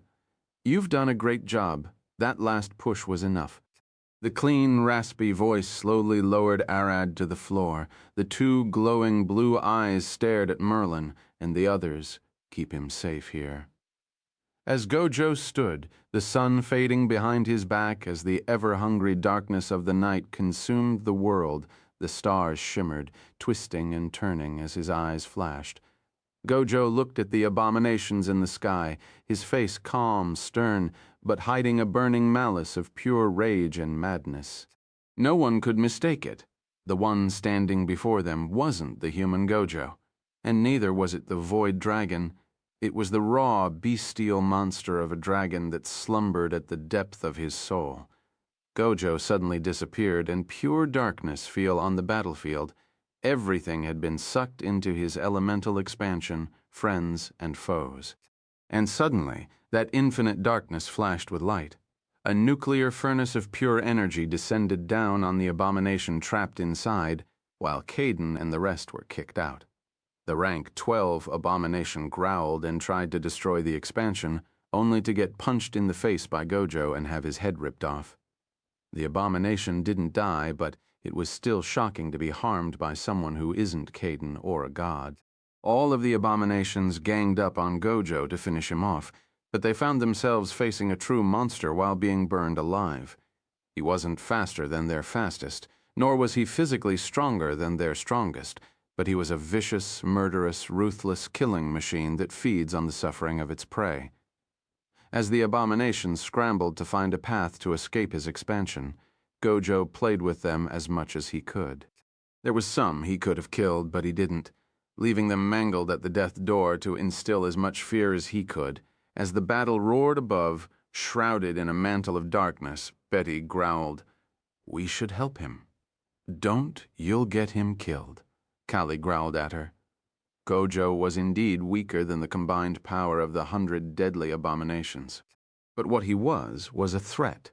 Inside his expansion, he should be able to damage and weaken enough for Caden and her to finish them off. The catch was that he needed to fight alone in his expansion. Having anyone inside would distract him.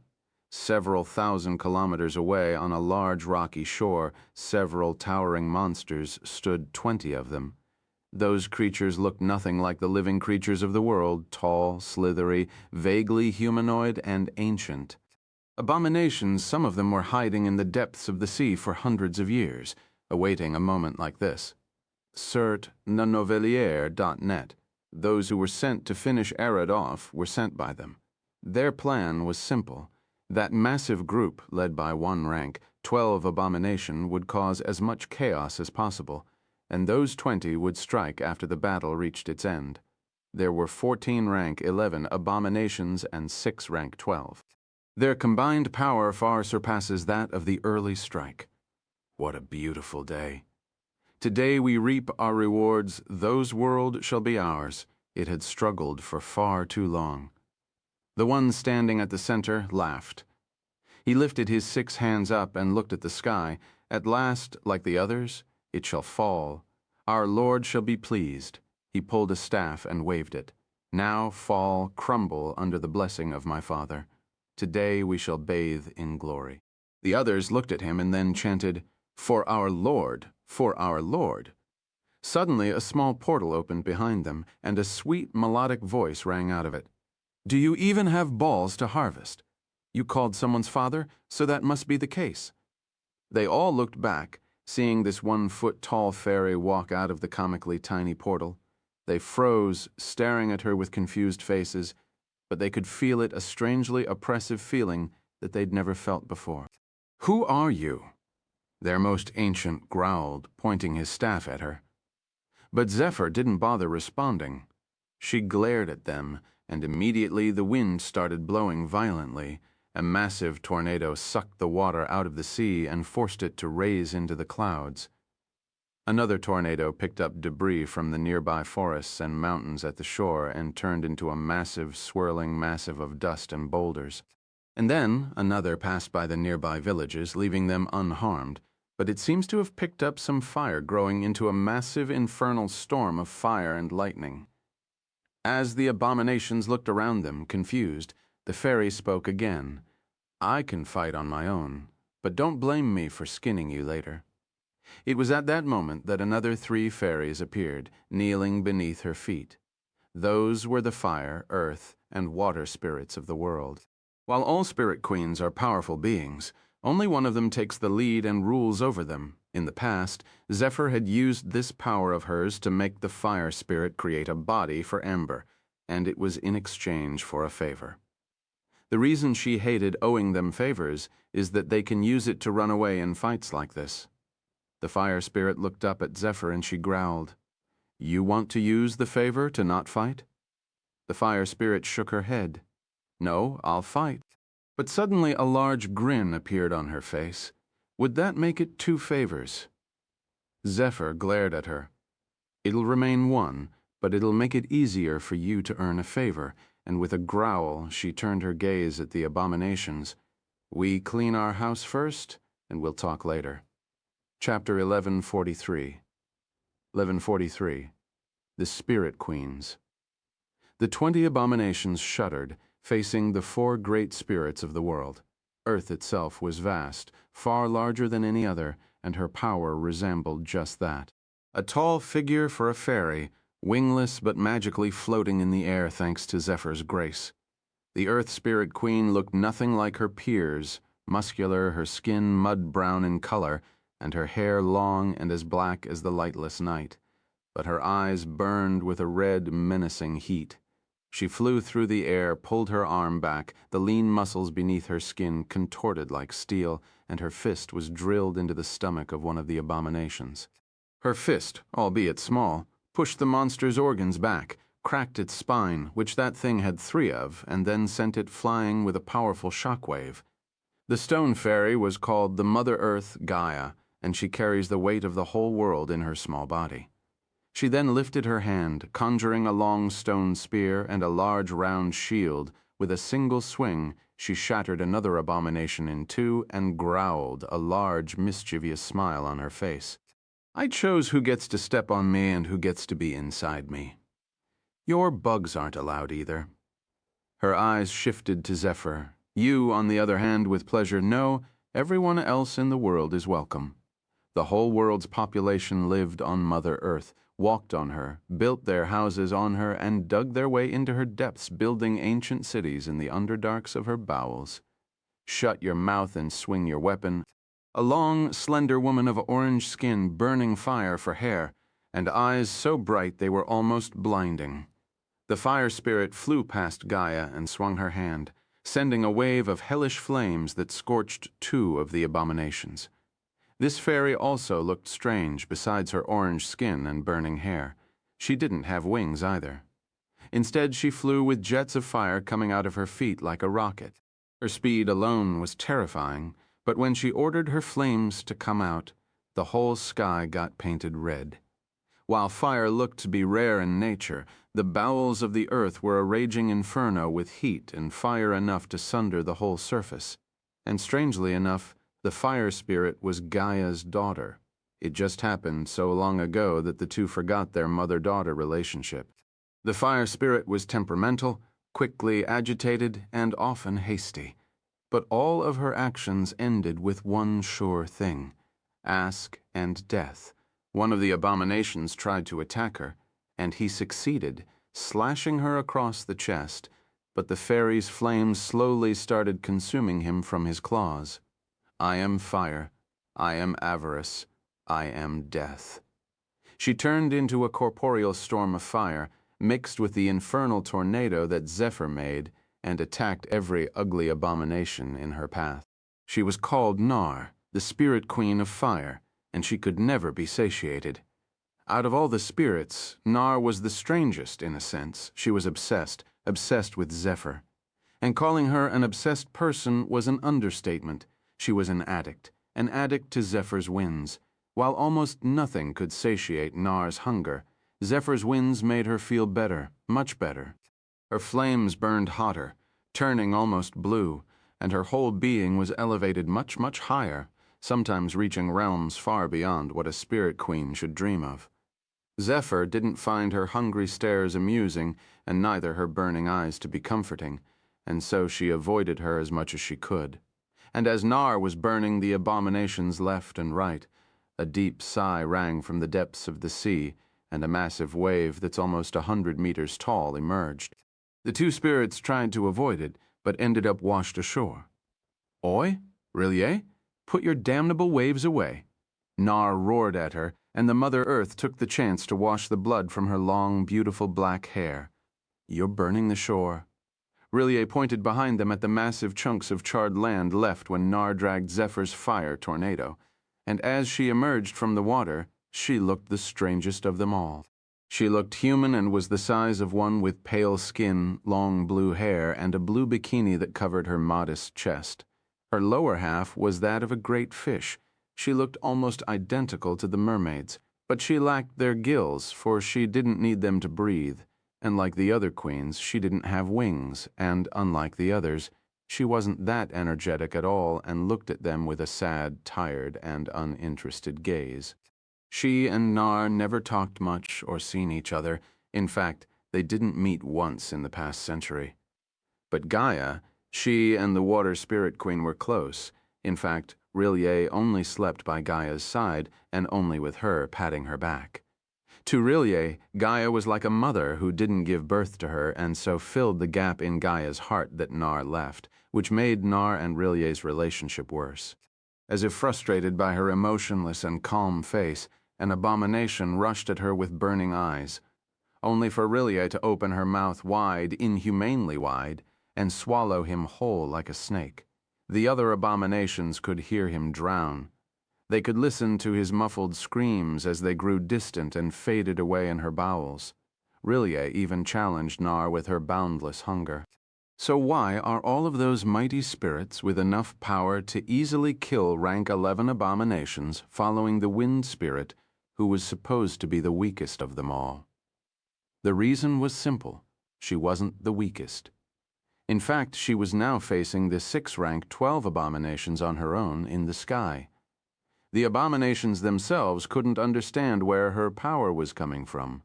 The more they attacked, the more their actions seemed futile. All until they combined their attack and blasted with enough force to rip the skin out of her flesh. The abomination's leader laughed, sending one last attack at her.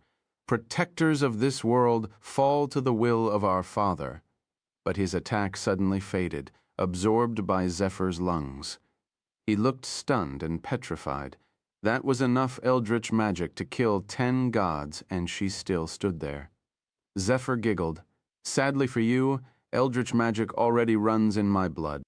As she lifted her hands, her body burned with cursed winds, divine winds, and a strange eldritch storm. "Father already courted one of your kind."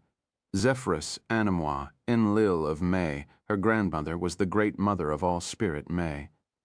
Her father was Focalor, the evil djinn of destructive wind, who found himself a wife in a stray abomination that he captured at the edge of the elemental plane of wind.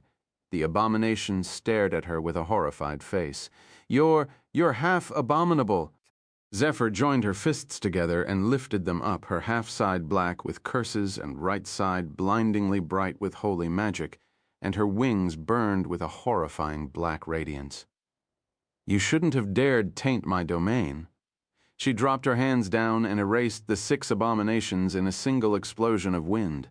Soon the abominations' souls were trying to fly out of the world and return to their father Naira, like the souls of mortals do when they die.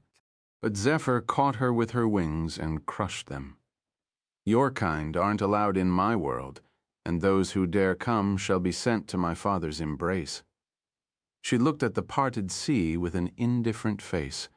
He knows how to make your kind suffer. Circe, the novelle of ire.net, chapter 1144, my 1144, Spirit Feast. Zephyr staggered, feeling all power escaping from her body. She felt light, lighter than she had ever been before. Her vision blurred for a second, and her wings gave up, calling on too much power right after her slumber had made her quite lethargic. Thud. She fell into Gaia's hands. The large, muscular woman stared at her with a wide smile. "Welcome back, pretty girl." She looked at her for a few seconds. "Lost a few pounds, dieting for a man? Never invited me to a wedding." Zephyr barely managed to lift her hand and knocked on Gaia's chest with her trembling fist. "Knock it off, I'm just starving." It was then that Rillier slowly emerged from the sea, and only her eyes peered up from the calm waves. Her eyes looked at Zephyr. "I've got fish." Nar immediately threw the water spirit queen a sharp glare. "Fish? Just fish. Do you know how much she eats?" She then looked at the mountain. "Wait, I'll go drag a few titans." From the surface of the sea, several whales and massive horrors were pulled from the depths of the sea, all still alive, and trying to run away. But the Spirit Queen levitated them in large bubbles of clear water. Nar stared back at her with an open mouth, lingered for a second, and was about to bolt away to find something else. It was then that Gaia grabbed her. "Come on, no need to rush it. Earth's bounty is always plentiful." Her eyes shifted toward the creatures of the sea that Rillier pulled out. "Rillier brought them, and you cook." She then flew down with Zephyr and landed on the shore. The moment her brown toes landed on the ground, a massive stone grove emerged. The large stone obelisks replaced the trees and stood like walls. In the middle of it all, a massive hearth erupted. Nar flew into the hearth and ignited it, and soon Gaia started cutting the whales into large pieces as Rillier salted them with the sea salt. Quality would have mattered, but what Zephyr needed now was quantity. While most spirits drew all of their power from nature itself and didn't need to eat a lot to survive, Zephyr was the opposite. She gained a lot of her power from her dominion over the wind, but that was merely a small fraction of her might. That might have come from deep within her, and so her body needed a lot of sustenance. In the past, she had decided to starve herself to tame her own power. She didn't want her father's cursed wind to start blowing across the world and cause many disasters. She also never wanted her mother's abominable lignage to see the light of day. It was not like she hated her mother. In fact, she loved her too much. Not many people knew of her mother's nature, and so she and her father wanted that to remain a secret. But there was something that Zephyr still didn't tell anyone about. It was about the prison cube. Something about it had gone horribly wrong. She just didn't have time until now that the abominations were dead, and she lay on the cold stone to rest. "What year is it?" "In spirit?" Zephyr asked, and Gaia looked at her. "God, that's an ancient calendar." Gaia scratched the back of her head. 4457, I guess. Been a few months since I looked at it." Zephyr sighed. "Good, good." She looked at the sky with a pale face. "At least we avoided that." "Wait!" Gaia stared at her. "What year did you think it was?" Zephyr looked at her. "I've spent over 10,000 years in that damned cube. I lost count after that. Time flows differently, and I suspect that it was made to kill whatever was inside before someone could help them." Gaia looked at her with a pale face, the stone beneath her skin almost cracking. "You sure of that? I know I barely care, but even I know of Vars's folly, which happened right on my left bum." She smacked her butt. That pretty boy with white hair and blue eyes, he was trapped in the cube and go out. Fine. Gojo is a void dragon. They can escape the cube on their own. It is not a surprise that the cube's time can't chain them either. Zephyr replied with a hoarse voice, "All other beings aren't so lucky, especially me and my abominable blood." She looked at her. "That thing, that cube, is a weapon made to chain and kill abominations." Soon the food was ready, and Zephyr gorged herself on the whales. 5 hours later, she had finished 9 of them, without counting the other massive squids and monsters of the deep that Rilya pulled out. While anyone would have been horrified and puzzled by where this small fairy was putting all of that food in, the queens knew that she could just digest food that fast. Rillier looked at the countless bones left behind the stone grove with a sad face. Rest in peace, and then flew back to talk with Zephyr. She gave her a sharp glare. So, I take it, you only survived thanks to leaving your crown outside? Zephyr looked at the water spirit queen with a passive face, and then nodded. Of course my soul is bound to it, but to be honest, I wasn't thinking about that when I gave her the crown. The only one who could understand her reasoning was Nar. She looked at her, and then grimaced. You gave the crown of a spirit queen to a mortal? You know we should have killed her. Why did you trust us? Zephyr looked at her with a smile. Why ask when you know the answer? She then took a deep breath. Out of everyone, you're the most likely to take action, Nar. But I know you'll never harm her. In fact, you'll make sure she stays alive until I come back. Nar looked away. That's in the past, she growled and waved her hand at the hearth, almost melting the stones. For now, eat. Zephyr looked at her with a smile and then finished eating. Another hour passed quietly, and soon Zephyr, accompanied by the other spirits, teleported back to Hati's mansion to check on what happened there. Gojo had lost the fight against the abomination, but his expansion and efforts had managed to cripple almost all of them, which allowed Caden and Callie to kill them without causing much damage to the kingdom below. Arad, on the other hand, was locked inside the mountain itself, where he now slumbered. While his wives were still worried about him, they knew he would be fine. Zephyr, on the other hand, had a lot to deal with, especially with Aela. C.A. The Noveler, Net, Chapter 1145, 1145, A Hungry Rumble. The chaos ended, and inside a large cavern, a massive black egg rested. Almost 20 meters tall, it rolled on its side and nested on a massive pile of radiant green ore. From the depths of the darkness, a tall, muscular woman walked toward the egg, dragging a massive cart full of more of those green ores, and threw them at the base of the egg. She stood there for a while, staring at the pile of glowing ore with a large grin on her face. Your mom might not be here, but I'll take her place. Everyone calls me Mother Earth for a reason. That woman was Gaia, the Earth Spirit Queen. She had been gathering uranium ores from the depths of the plant and had built a nest for Arad with them. Based on what Gojo told them, ideally, eating the ore would be best. But what they need is the death curse radiating from the ores, not the ores themselves.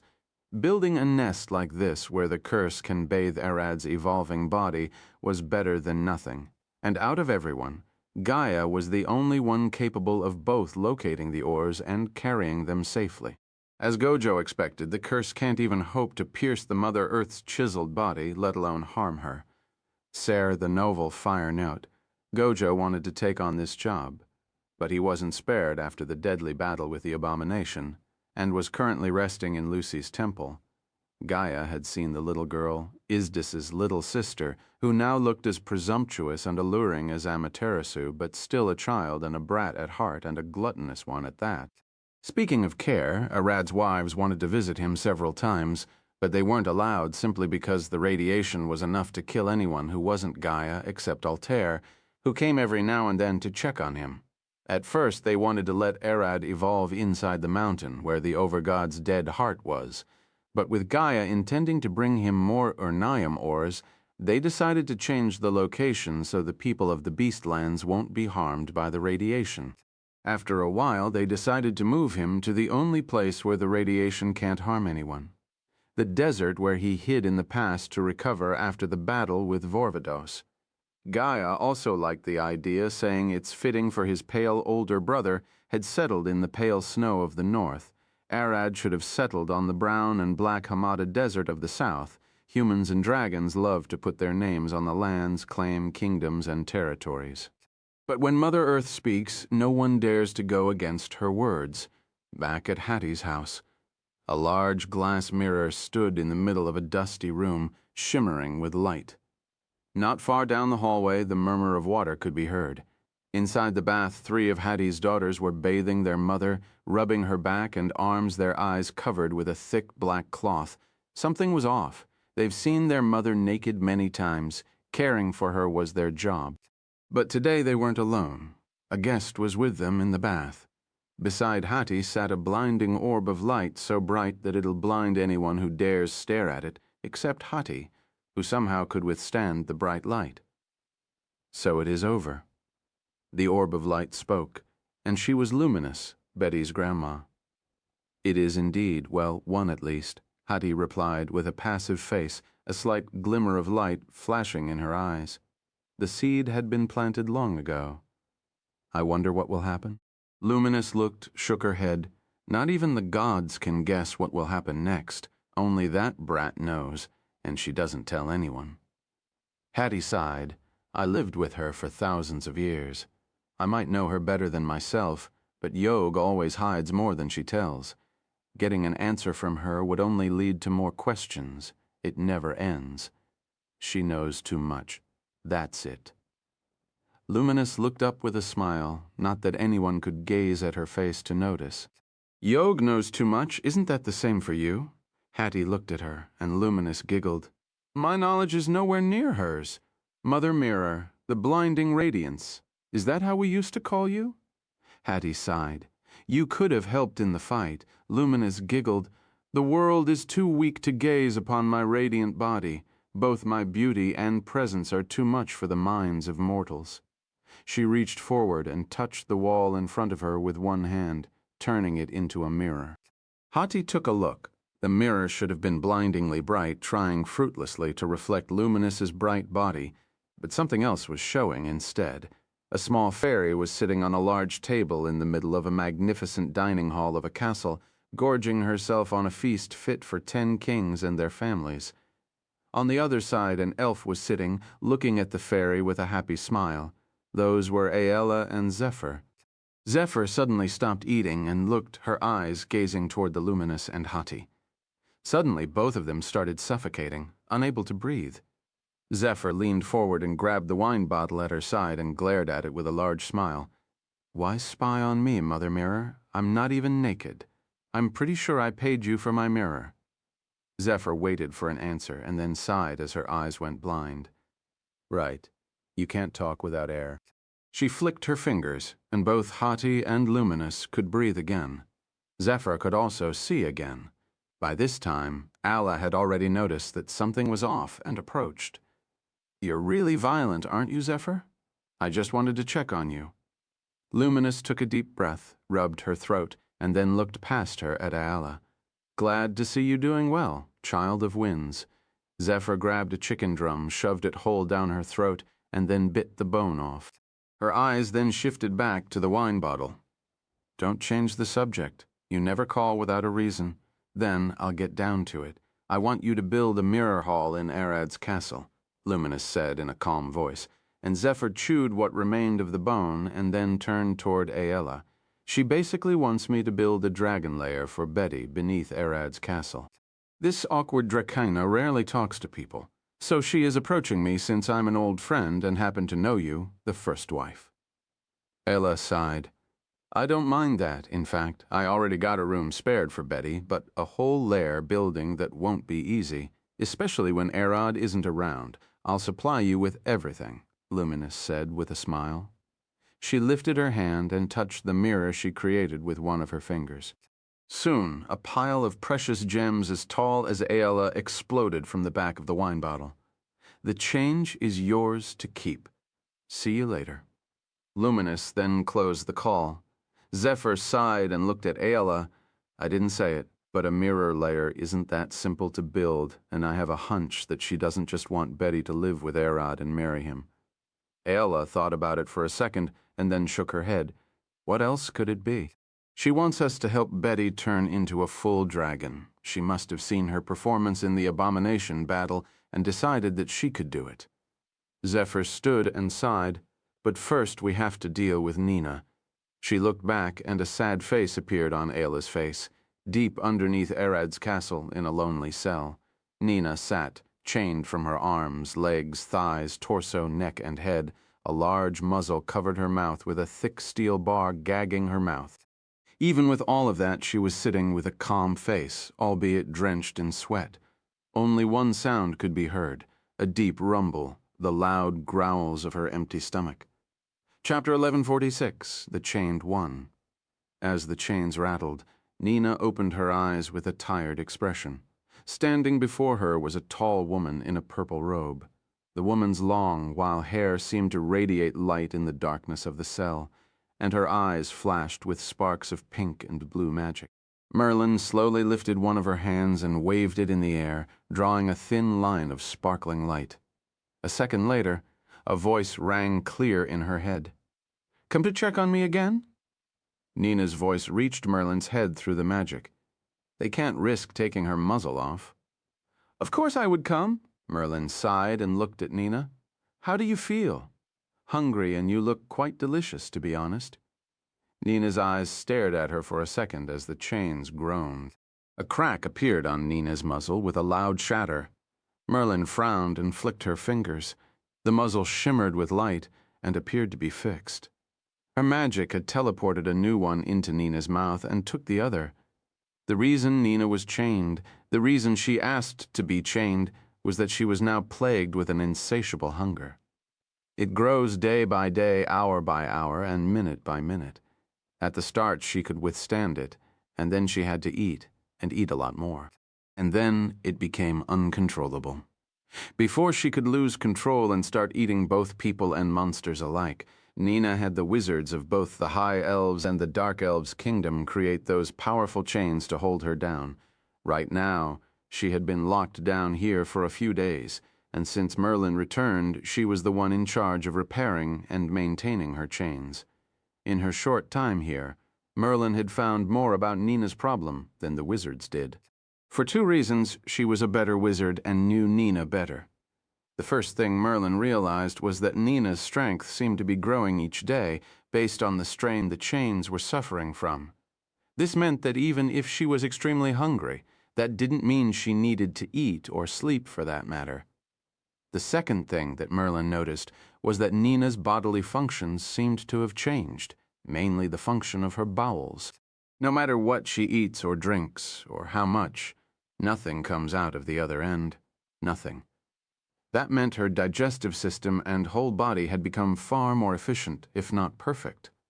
Merlin suspects that's an adaptation to starvation, where her body won't waste anything. Search the noveler.net. The third thing that Merlin noticed was that Nina's blood, nerves, and muscles seemed to have been changing as well. Her blood is now 10 times thicker than that of normal humans, and highly volatile. The blood consumes and destroys anything that touches it as if it were some powerful acid. And what's more terrifying, she no longer has a pulse. Her veins work like colons, pushing the blood through on their own without the need of a heart, and the blood itself seems to be able to move on its own even if the veins are severed, which means that making Nina bleed is hard. This also meant heart shots aren't fatal to her anymore. Her nerves had changed the most. Her skull still has a brain in it, but her whole body seems to pulse with neurological activity. When Nina lifts her hand, the thought happens in the nerves of the hand instead of the brain or spine. This means Nina doesn't have a central nervous system anymore. Her whole nervous system is a thinking brain.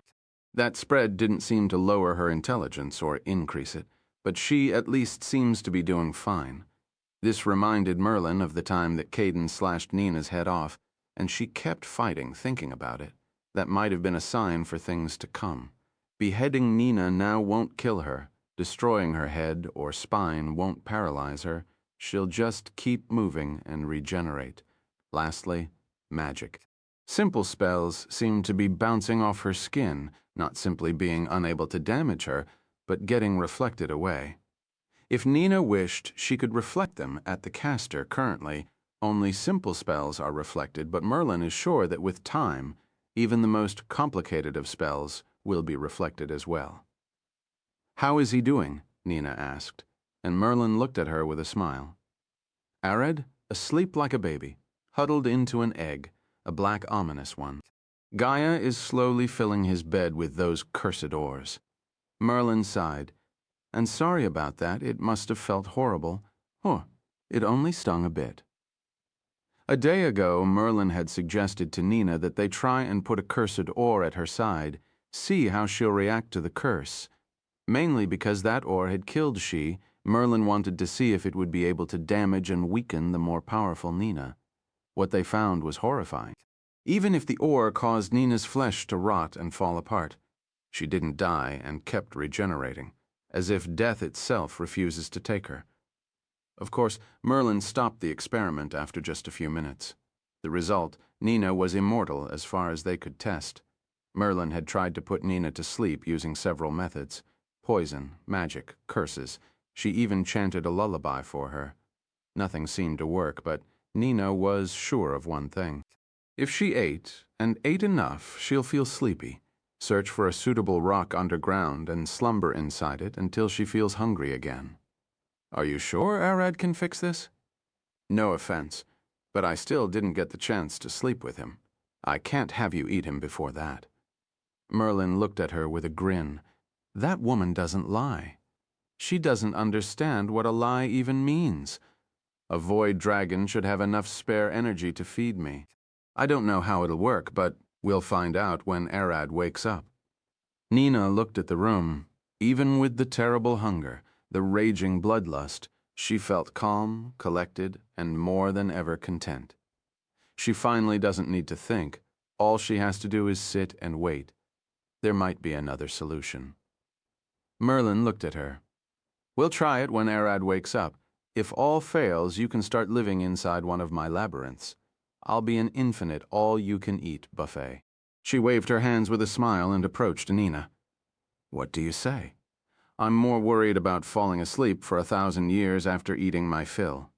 Nina sighed. Chapter 1147, 11:147. Diplomatic chaos.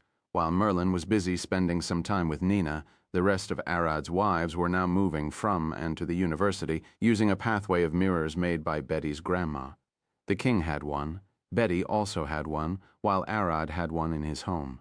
Sear the novel fire. Newt. Using those 3 mirrors, they made a simple plan. One would remain in the castle. One would remain in the university, in Betty's quarter. While the last one would be carried by Betty and delivered to any location they want to travel to, the reason for all of this was simple, but complicated. With Isdis being Arad's wife, he'll soon be the king, as she will inherit the crown. The catch is, with someone as powerful as him, not allying with his kingdom, or worse, becoming its enemy, would be a disaster. And as Isdis explained to Arad before, the marriage proposals and political moves were just starting. The last mirror would be used to make everything go smoothly, or as smoothly as possible. Usually the first things to worry about are military power, the living conditions of the people, and the religious struggle between the citizens, if any. But all of these things weren't a problem thanks to Arad's already powerful wives and the wide reach of his connections. The only problem left for Isdis to solve, for all of Arad's wives to solve, is the opening world. There are many other continents and many more people to deal with. Isdis rubbed her aching head and sighed. She leaned back on her chair and looked at the ceiling. Roberta, who was beside her, turned toward her. Are you okay? Of course not, she pointed at one of the papers. We've drawn the attention of the Titans as well. This one is the daughter of the Storm Titans. She's as tall in kilometers as we're in elvish feet. The Storm Titan princess was almost 6 kilometers tall enough to kick a worm in the face. We only have space for one Titan, and that place is already taken by Alice Dagon. Roberta pulled another paper. Remember, the guild master of the capital? The one Arad had to fight her clone to become an S rank? Isdis sighed. That's the point. I want Alice's inhumane attunement to magic, and her rule over the guild, but a connection with the Storm Titans isn't something simple either. Tried making either of them the concubine of the other? Roberta looked at her with a smile. You know, it is not that bad, probably better than being a real wife with more work. Alice is shy, she probably won't oppose, but that's unfair for her. She has done more for us, while the Storm Titan hasn't done anything yet. I would have made the Storm Titan her concubine. She then pulled the request letter, written in Titan's language. Roberta couldn't read it, but Isdis could. Wife, from what I see here, that Titan won't accept being a concubine. Isdis scratched the back of her head and Roberta shook hers. Then, tough luck for her, reject her. Didn't we already decide on the list of wives? We did. Isdis sighed. It is just that I'm a wife. Yes, but also a queen thinking about the kingdom is just as important, and the Storm Titans are that powerful. She pulled the Storm Titan request and stamped rejected on it. It was then that the door opened, and Ayla walked in carrying a large stack of papers. Beside her, Zephyr was struggling with a large box, barely flying with her wings buzzing. Got everything ready? Ayla dropped the stack of paper on a table in the corner and looked at Isdis. All that remains are the gates and the announcement. Those papers explain the relationship between the kingdom, hell, and the abyss. While Sarah would be Ered's wife and link to hell, Lunara would be his link to the abyss. While Merida has demonic powers, she decided to keep those powers a secret from the public for now. They also decided to keep Callie's matter a secret for now, since she is a full-blown goddess of destruction. They can't really say one of Ered's wives is the horrifying demon goddess of destruction, and they can't present her as her innocent kid form either. Even with this, both hell and the abyss were tricky to deal with because demons and devils aren't meant to live with humans. Demons believe in power and violence. They won't ask you to cut your lawn, they'll set it ablaze. In the same way, you can't expect a good human to act evil like demons or the devil in their lands. It is a tall order to ask demons and devils to do the same. Isdis had left about 100 demons and devils to come visit, and now she has 12 bloody murders in the street. 6 people were swindled, and at least 5 sexual harassment complaints, one very, very bad. Putting the devils and demons aside, the elves were the real problem that she didn't expect. To the point she started to think that Ayla was oddball while humans got excited from seeing large breasts and butts. Elves had something for hands and feet. This had almost driven Isdis mad. 1,000 indecency complaints were filed by elves and dark elves coming to visit the castle. All of them are about women wearing slippers or no gloves at all. Explains why all elvish women walk with thigh-high boots and long gloves. When Sanna walked through the door with several papers, Isdis gave her a sharp, enraged glare. Sarah flinched and took a step back. I've talked to him. That's right, the one who's making Isdis lose her mind. The one enraging her above all is Sarah's brother, Abel. The bastard is monetizing this mess. He opened a brothel chain and called it the Interspecies Trunk and made more money than the castle's income. What did that idiot brother of yours say? Isdis growled. He said, the devil is in the details. The castle needs money and people want some plowing. So why not give everyone what they want? And he gave me this. Sarah gave Isdis a large list of all the devil's findings. Isdis gave the papers one long, threw them aside, and banged her head on the table. Madness, we're building a kingdom upon madness. I'll slowly make it so he drags the business to the black market, away from the common eye. She looked at Isdis. So, about the cavern where Rita was, the city of criminals. Can I have it? You can, but you should be connected to it publicly. You want to rule over the underworld and criminal organizations, do it. It'll help me keep them on a tight leash, but make sure no one knows you're behind it all. Isdis sighed, and Sarah smiled. You don't have to worry about that. I'm a devil after all. The moment Sarah left, Matilda walked in, about the beast lands. She looked behind her at Astrid. We've got a lot of things, but she'll explain better than I. Isdis lifted an eyebrow, and Matilda cleared her throat. Might I have a bit of your time, privately? Isdis stood, glanced at Roberta. See what Astrid has to say. I'll be back soon. When Isdis and Matilda were alone in a private room, the tiger girl finally spoke. Well, Mira's father was found. From behind Matilda, another woman walked out of the shadow. She is Maharaja, our patron goddess, and she is the one who found him. Chapter 1148, A Bard in Hell. Isdis looked around with a worried face. Maharaja, her eyes stopped at Selina. The woman was tall, muscular, with a lustrous pale skin riddled with scars. Her silky short hair didn't even sway with the wind coming from the window, and her yellow eyes glowed in the shadows, burning with disturbing intellect. "If you found him, then, why didn't you call Mira?" Izdis has already figured out that something happened. Matilda's eyes turned toward Maharaja. Lady Maharaja can explain it better. Selina is enough. She took a step out of the shadows, and Izdis could instantly feel a shiver run down her spine. She felt weak, small, vulnerable, and as terrified as a small deer in front of a massive tiger. Selina was, in fact, a black jaguar. There is this devilish fiend called Hellbat. They are massive night predators who dwell in the 9th layer of hell, the lowest one and the most deadly. A fool seems to have made a contract with a devil, bought a newborn one, and raised it here in the mortal world. She waved her hand, and a projection of the beast showed up.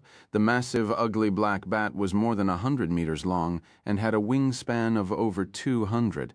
Their shape was identical to that of a normal bat, except for the 2 massive black horns on its head and the blood-red lines all over its body. The war Mira's father fought in collided with the house of the wizard that owned the bat, and the thing was set loose. It killed tens of thousands of people, but thanks to the bat's psychic and sonic abilities, none remembered it. Selena sighed, except for one spiteful man who holds grudges for life. She looked at the bat and pointed at its maw. From that mouth it can produce a shriek that affects the minds of mortals. It scrambles their brains and makes them willingly approach the monster. It also wipes out all traces of sense and reason. Mira's father wasn't affected like most people. He lost his memories and was compelled to seek the bat, but his spite was so strong that he tried to kill it. Selena sighed. The bat ended up chasing a mindless bard trying to kill for all of those years. On his way, Mira's father managed to party with 2 angels who were supposed to hunt the bat, and their journey lasted several years. So, where is he now? Dead, Izdis asked, her face pale with worry. Selena shook her head. Close.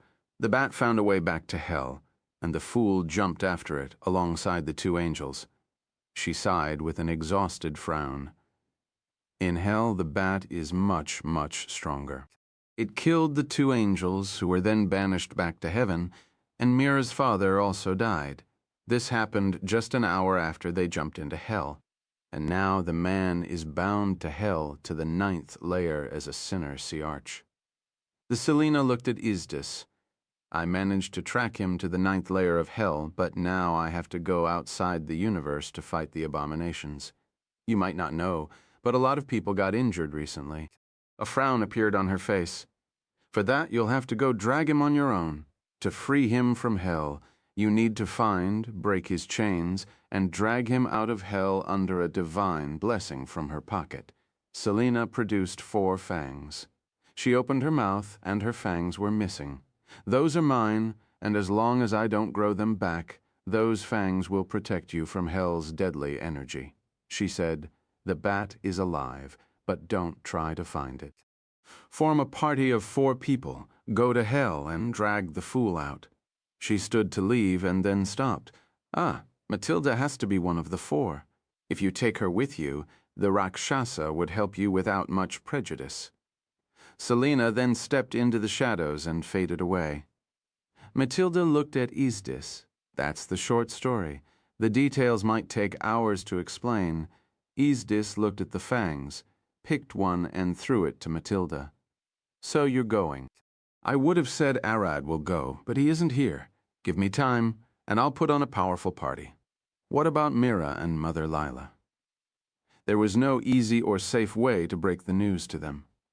Lila's husband and Mira's father isn't just dead, but he is somewhat alive, chained in the 9th layer of hell. I'll find a way to tell them. You rest for now. Izdis now had more work to do. Far away in the brown and black Hamada Desert, inside a lone rocky mountain, a change was starting to happen. The lustrous green ores that the egg rested on started to lose their ghostly glimmer, and the egg grew a bit larger. Arad Orion, congratulations. Arad opened his eyes alone in a vast black landscape with a voice ringing in his head. He blinked and looked at his hands. Who is there? For a moment, no one replied. He thought it was a dream, but all of this felt a bit too real. The voice then replied, Arya, the collective consciousness. I am the one who manages the system, and I am here to inform you of the details of your role as a Void Knight. From the pure darkness of the void, a pale woman wearing a single white robe descended, her long silver hair, glowing blue eyes, and massive white wings glimmered with light. That was a subclass, right? I'm a draconic mage, and wasn't that supposed to unlock when I'm an adult? He lifted an eyebrow, a bit confused, but he could already make sense of things now. You're becoming an adult dragon now. Draconic mage is a class, but Void Knight is a job, an actual job. Her eyes finally moved and looked at him. All adult dragons are enlisted to fight the abominations in outer space, the same way human knights are enlisted to fight monsters in forests. Arad looked at her for a moment, remembering how his brother wasn't enlisted and didn't want to say anything. He won't rat him out as they probably forgot him. So, what will happen now? You'll teleport me into outer space. Arad Orion, Gojo Orion, you two brothers are a special case. Neither of you will be sent to war. But since your power already surpasses the system, I'll take it away. Arad blinked twice. We won't wait. I need my constellations. At least leave Gemini and Virgo. If he lost those, Doma is going to suffer a bit. Don't worry. I'll take the system where I grant you power, but I'll leave one where it displays your power. You're an adult and can sustain powers like that with your own soul. Chapter 1149. Instead of enlisting. Arad himself couldn't believe what he was hearing. The heart had enough power in it to make him an adult dragon. At long last, he can now see what a void dragon is supposed to be like. Granted, after becoming an adult, he still has to grow to a mature adult, then an old dragon, an ensinet, a worm, then a great worm face the twilight and survive to reach past it and achieve the peak of his kind. Arad could feel it. His bones, flesh, and even mind had started transforming into something else. Adult void dragons aren't supposed to remain in the mortal world, but the system, not this pale angel, is the one allowing them to stay.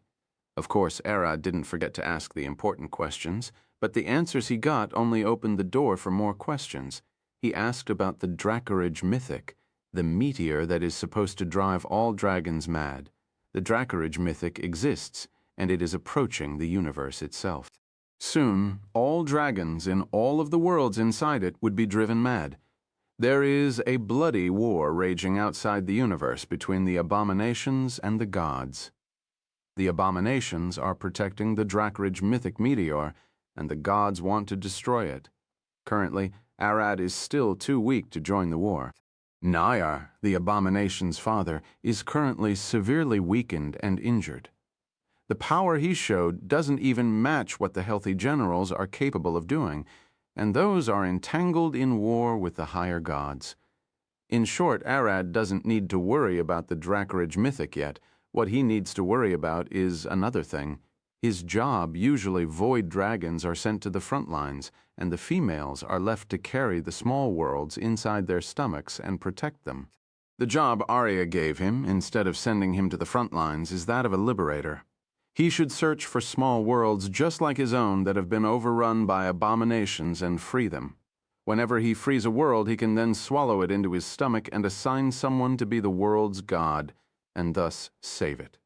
Those worlds would grant Arad more power, and the more of them he collects, the quicker he can grow. This meant that Arad had been hasty in trying to create a small world inside his stomach. Apparently, it was now his job. But when he asked Arya, she told him that usually the gods give the void Drakena's worlds that the angels liberated to protect.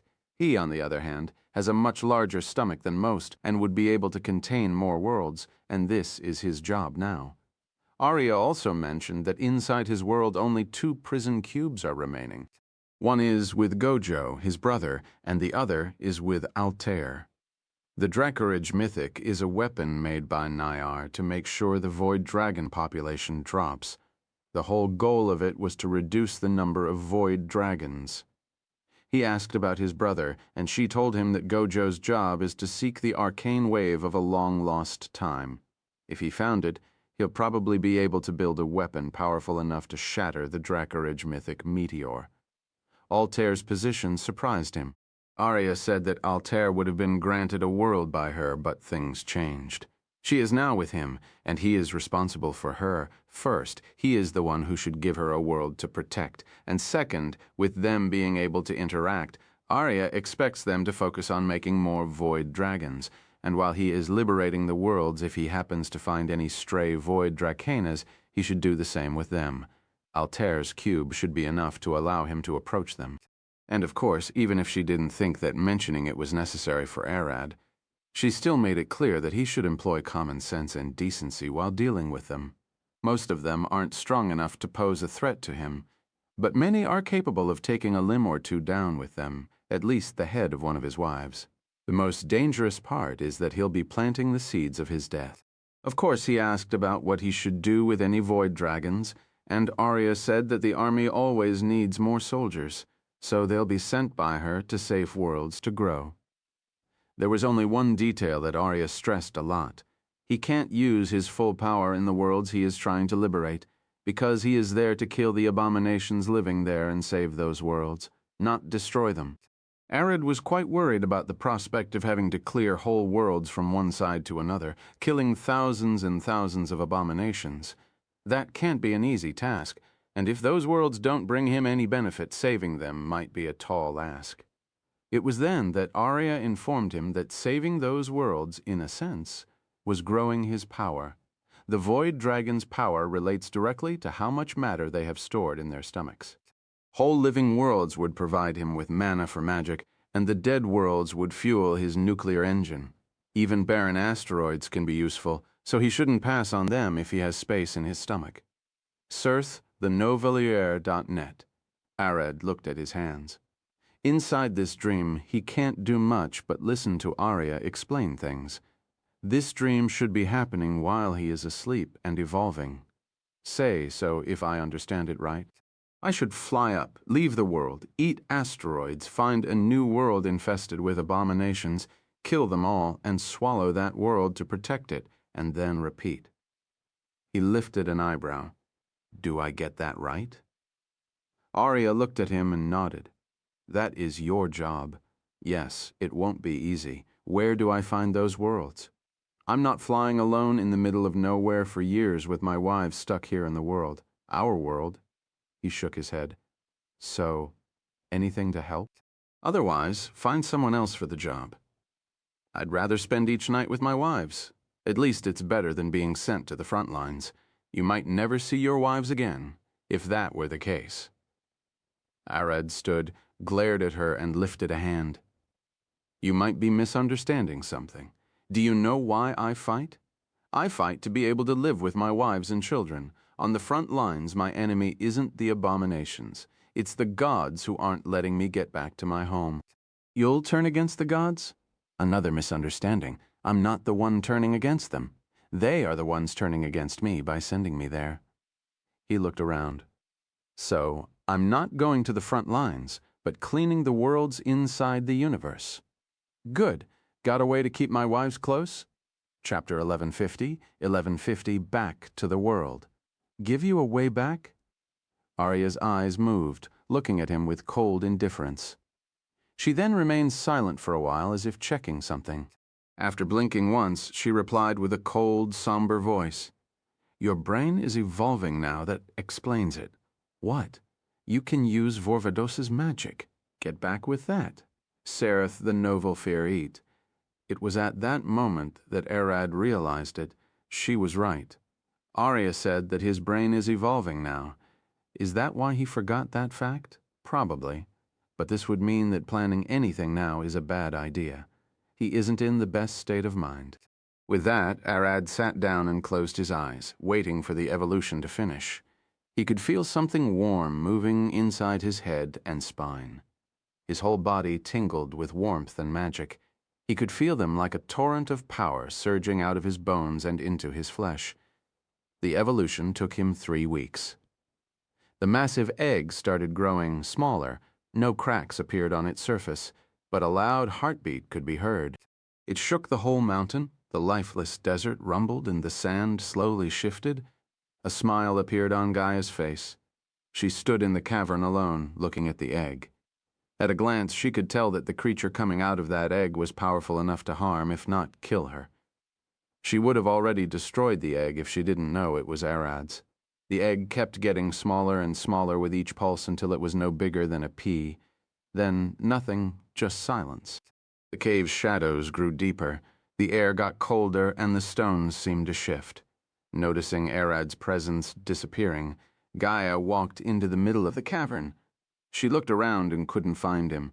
That was strange. He should be massive. Gaia wasn't a normal person, not even any powerful being. She is Mother Earth, the spirit of the whole planet, and now she can't find him. Something must have gone wrong. Her eyes opened wide as she felt a cold shiver run down her spine. He was behind her. She could feel him breathing behind her head, but there was no sound. She couldn't hear him breathe. One wrong move and her head is gone. She won't die if this avatar gets destroyed, but it'll hurt like hell. Come on, big boy, no need to be agitated. Her cheerful voice cracked. She gulped, slowly lifting her hands. Relax, I know you've just woken up. The breathing behind her neck didn't change. Her worry grew larger. Words alone weren't working. She can't shake the threatening presence behind her back. After a moment of silence, her muscles contracted, firing like a spring. In her palm, a long stone spear started forming with sparks of light as she spun around with a large grin. She'll have to knock him out if he is out of control. But at that moment, a large palm clenched at her still-forming spear like the jaws of a monster, shattering it. Even if the spear wasn't fully formed, she already put several mountains worth of stone in it, and all of that, it had just disappeared. It wasn't just pure strength, but something worse. A hand closed on her neck, and she could finally see his face, just an inch away from hers.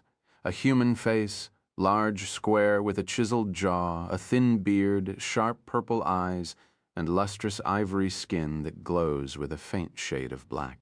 Her eyes locked with his, and behind the purple glow of his pupil, she could see it.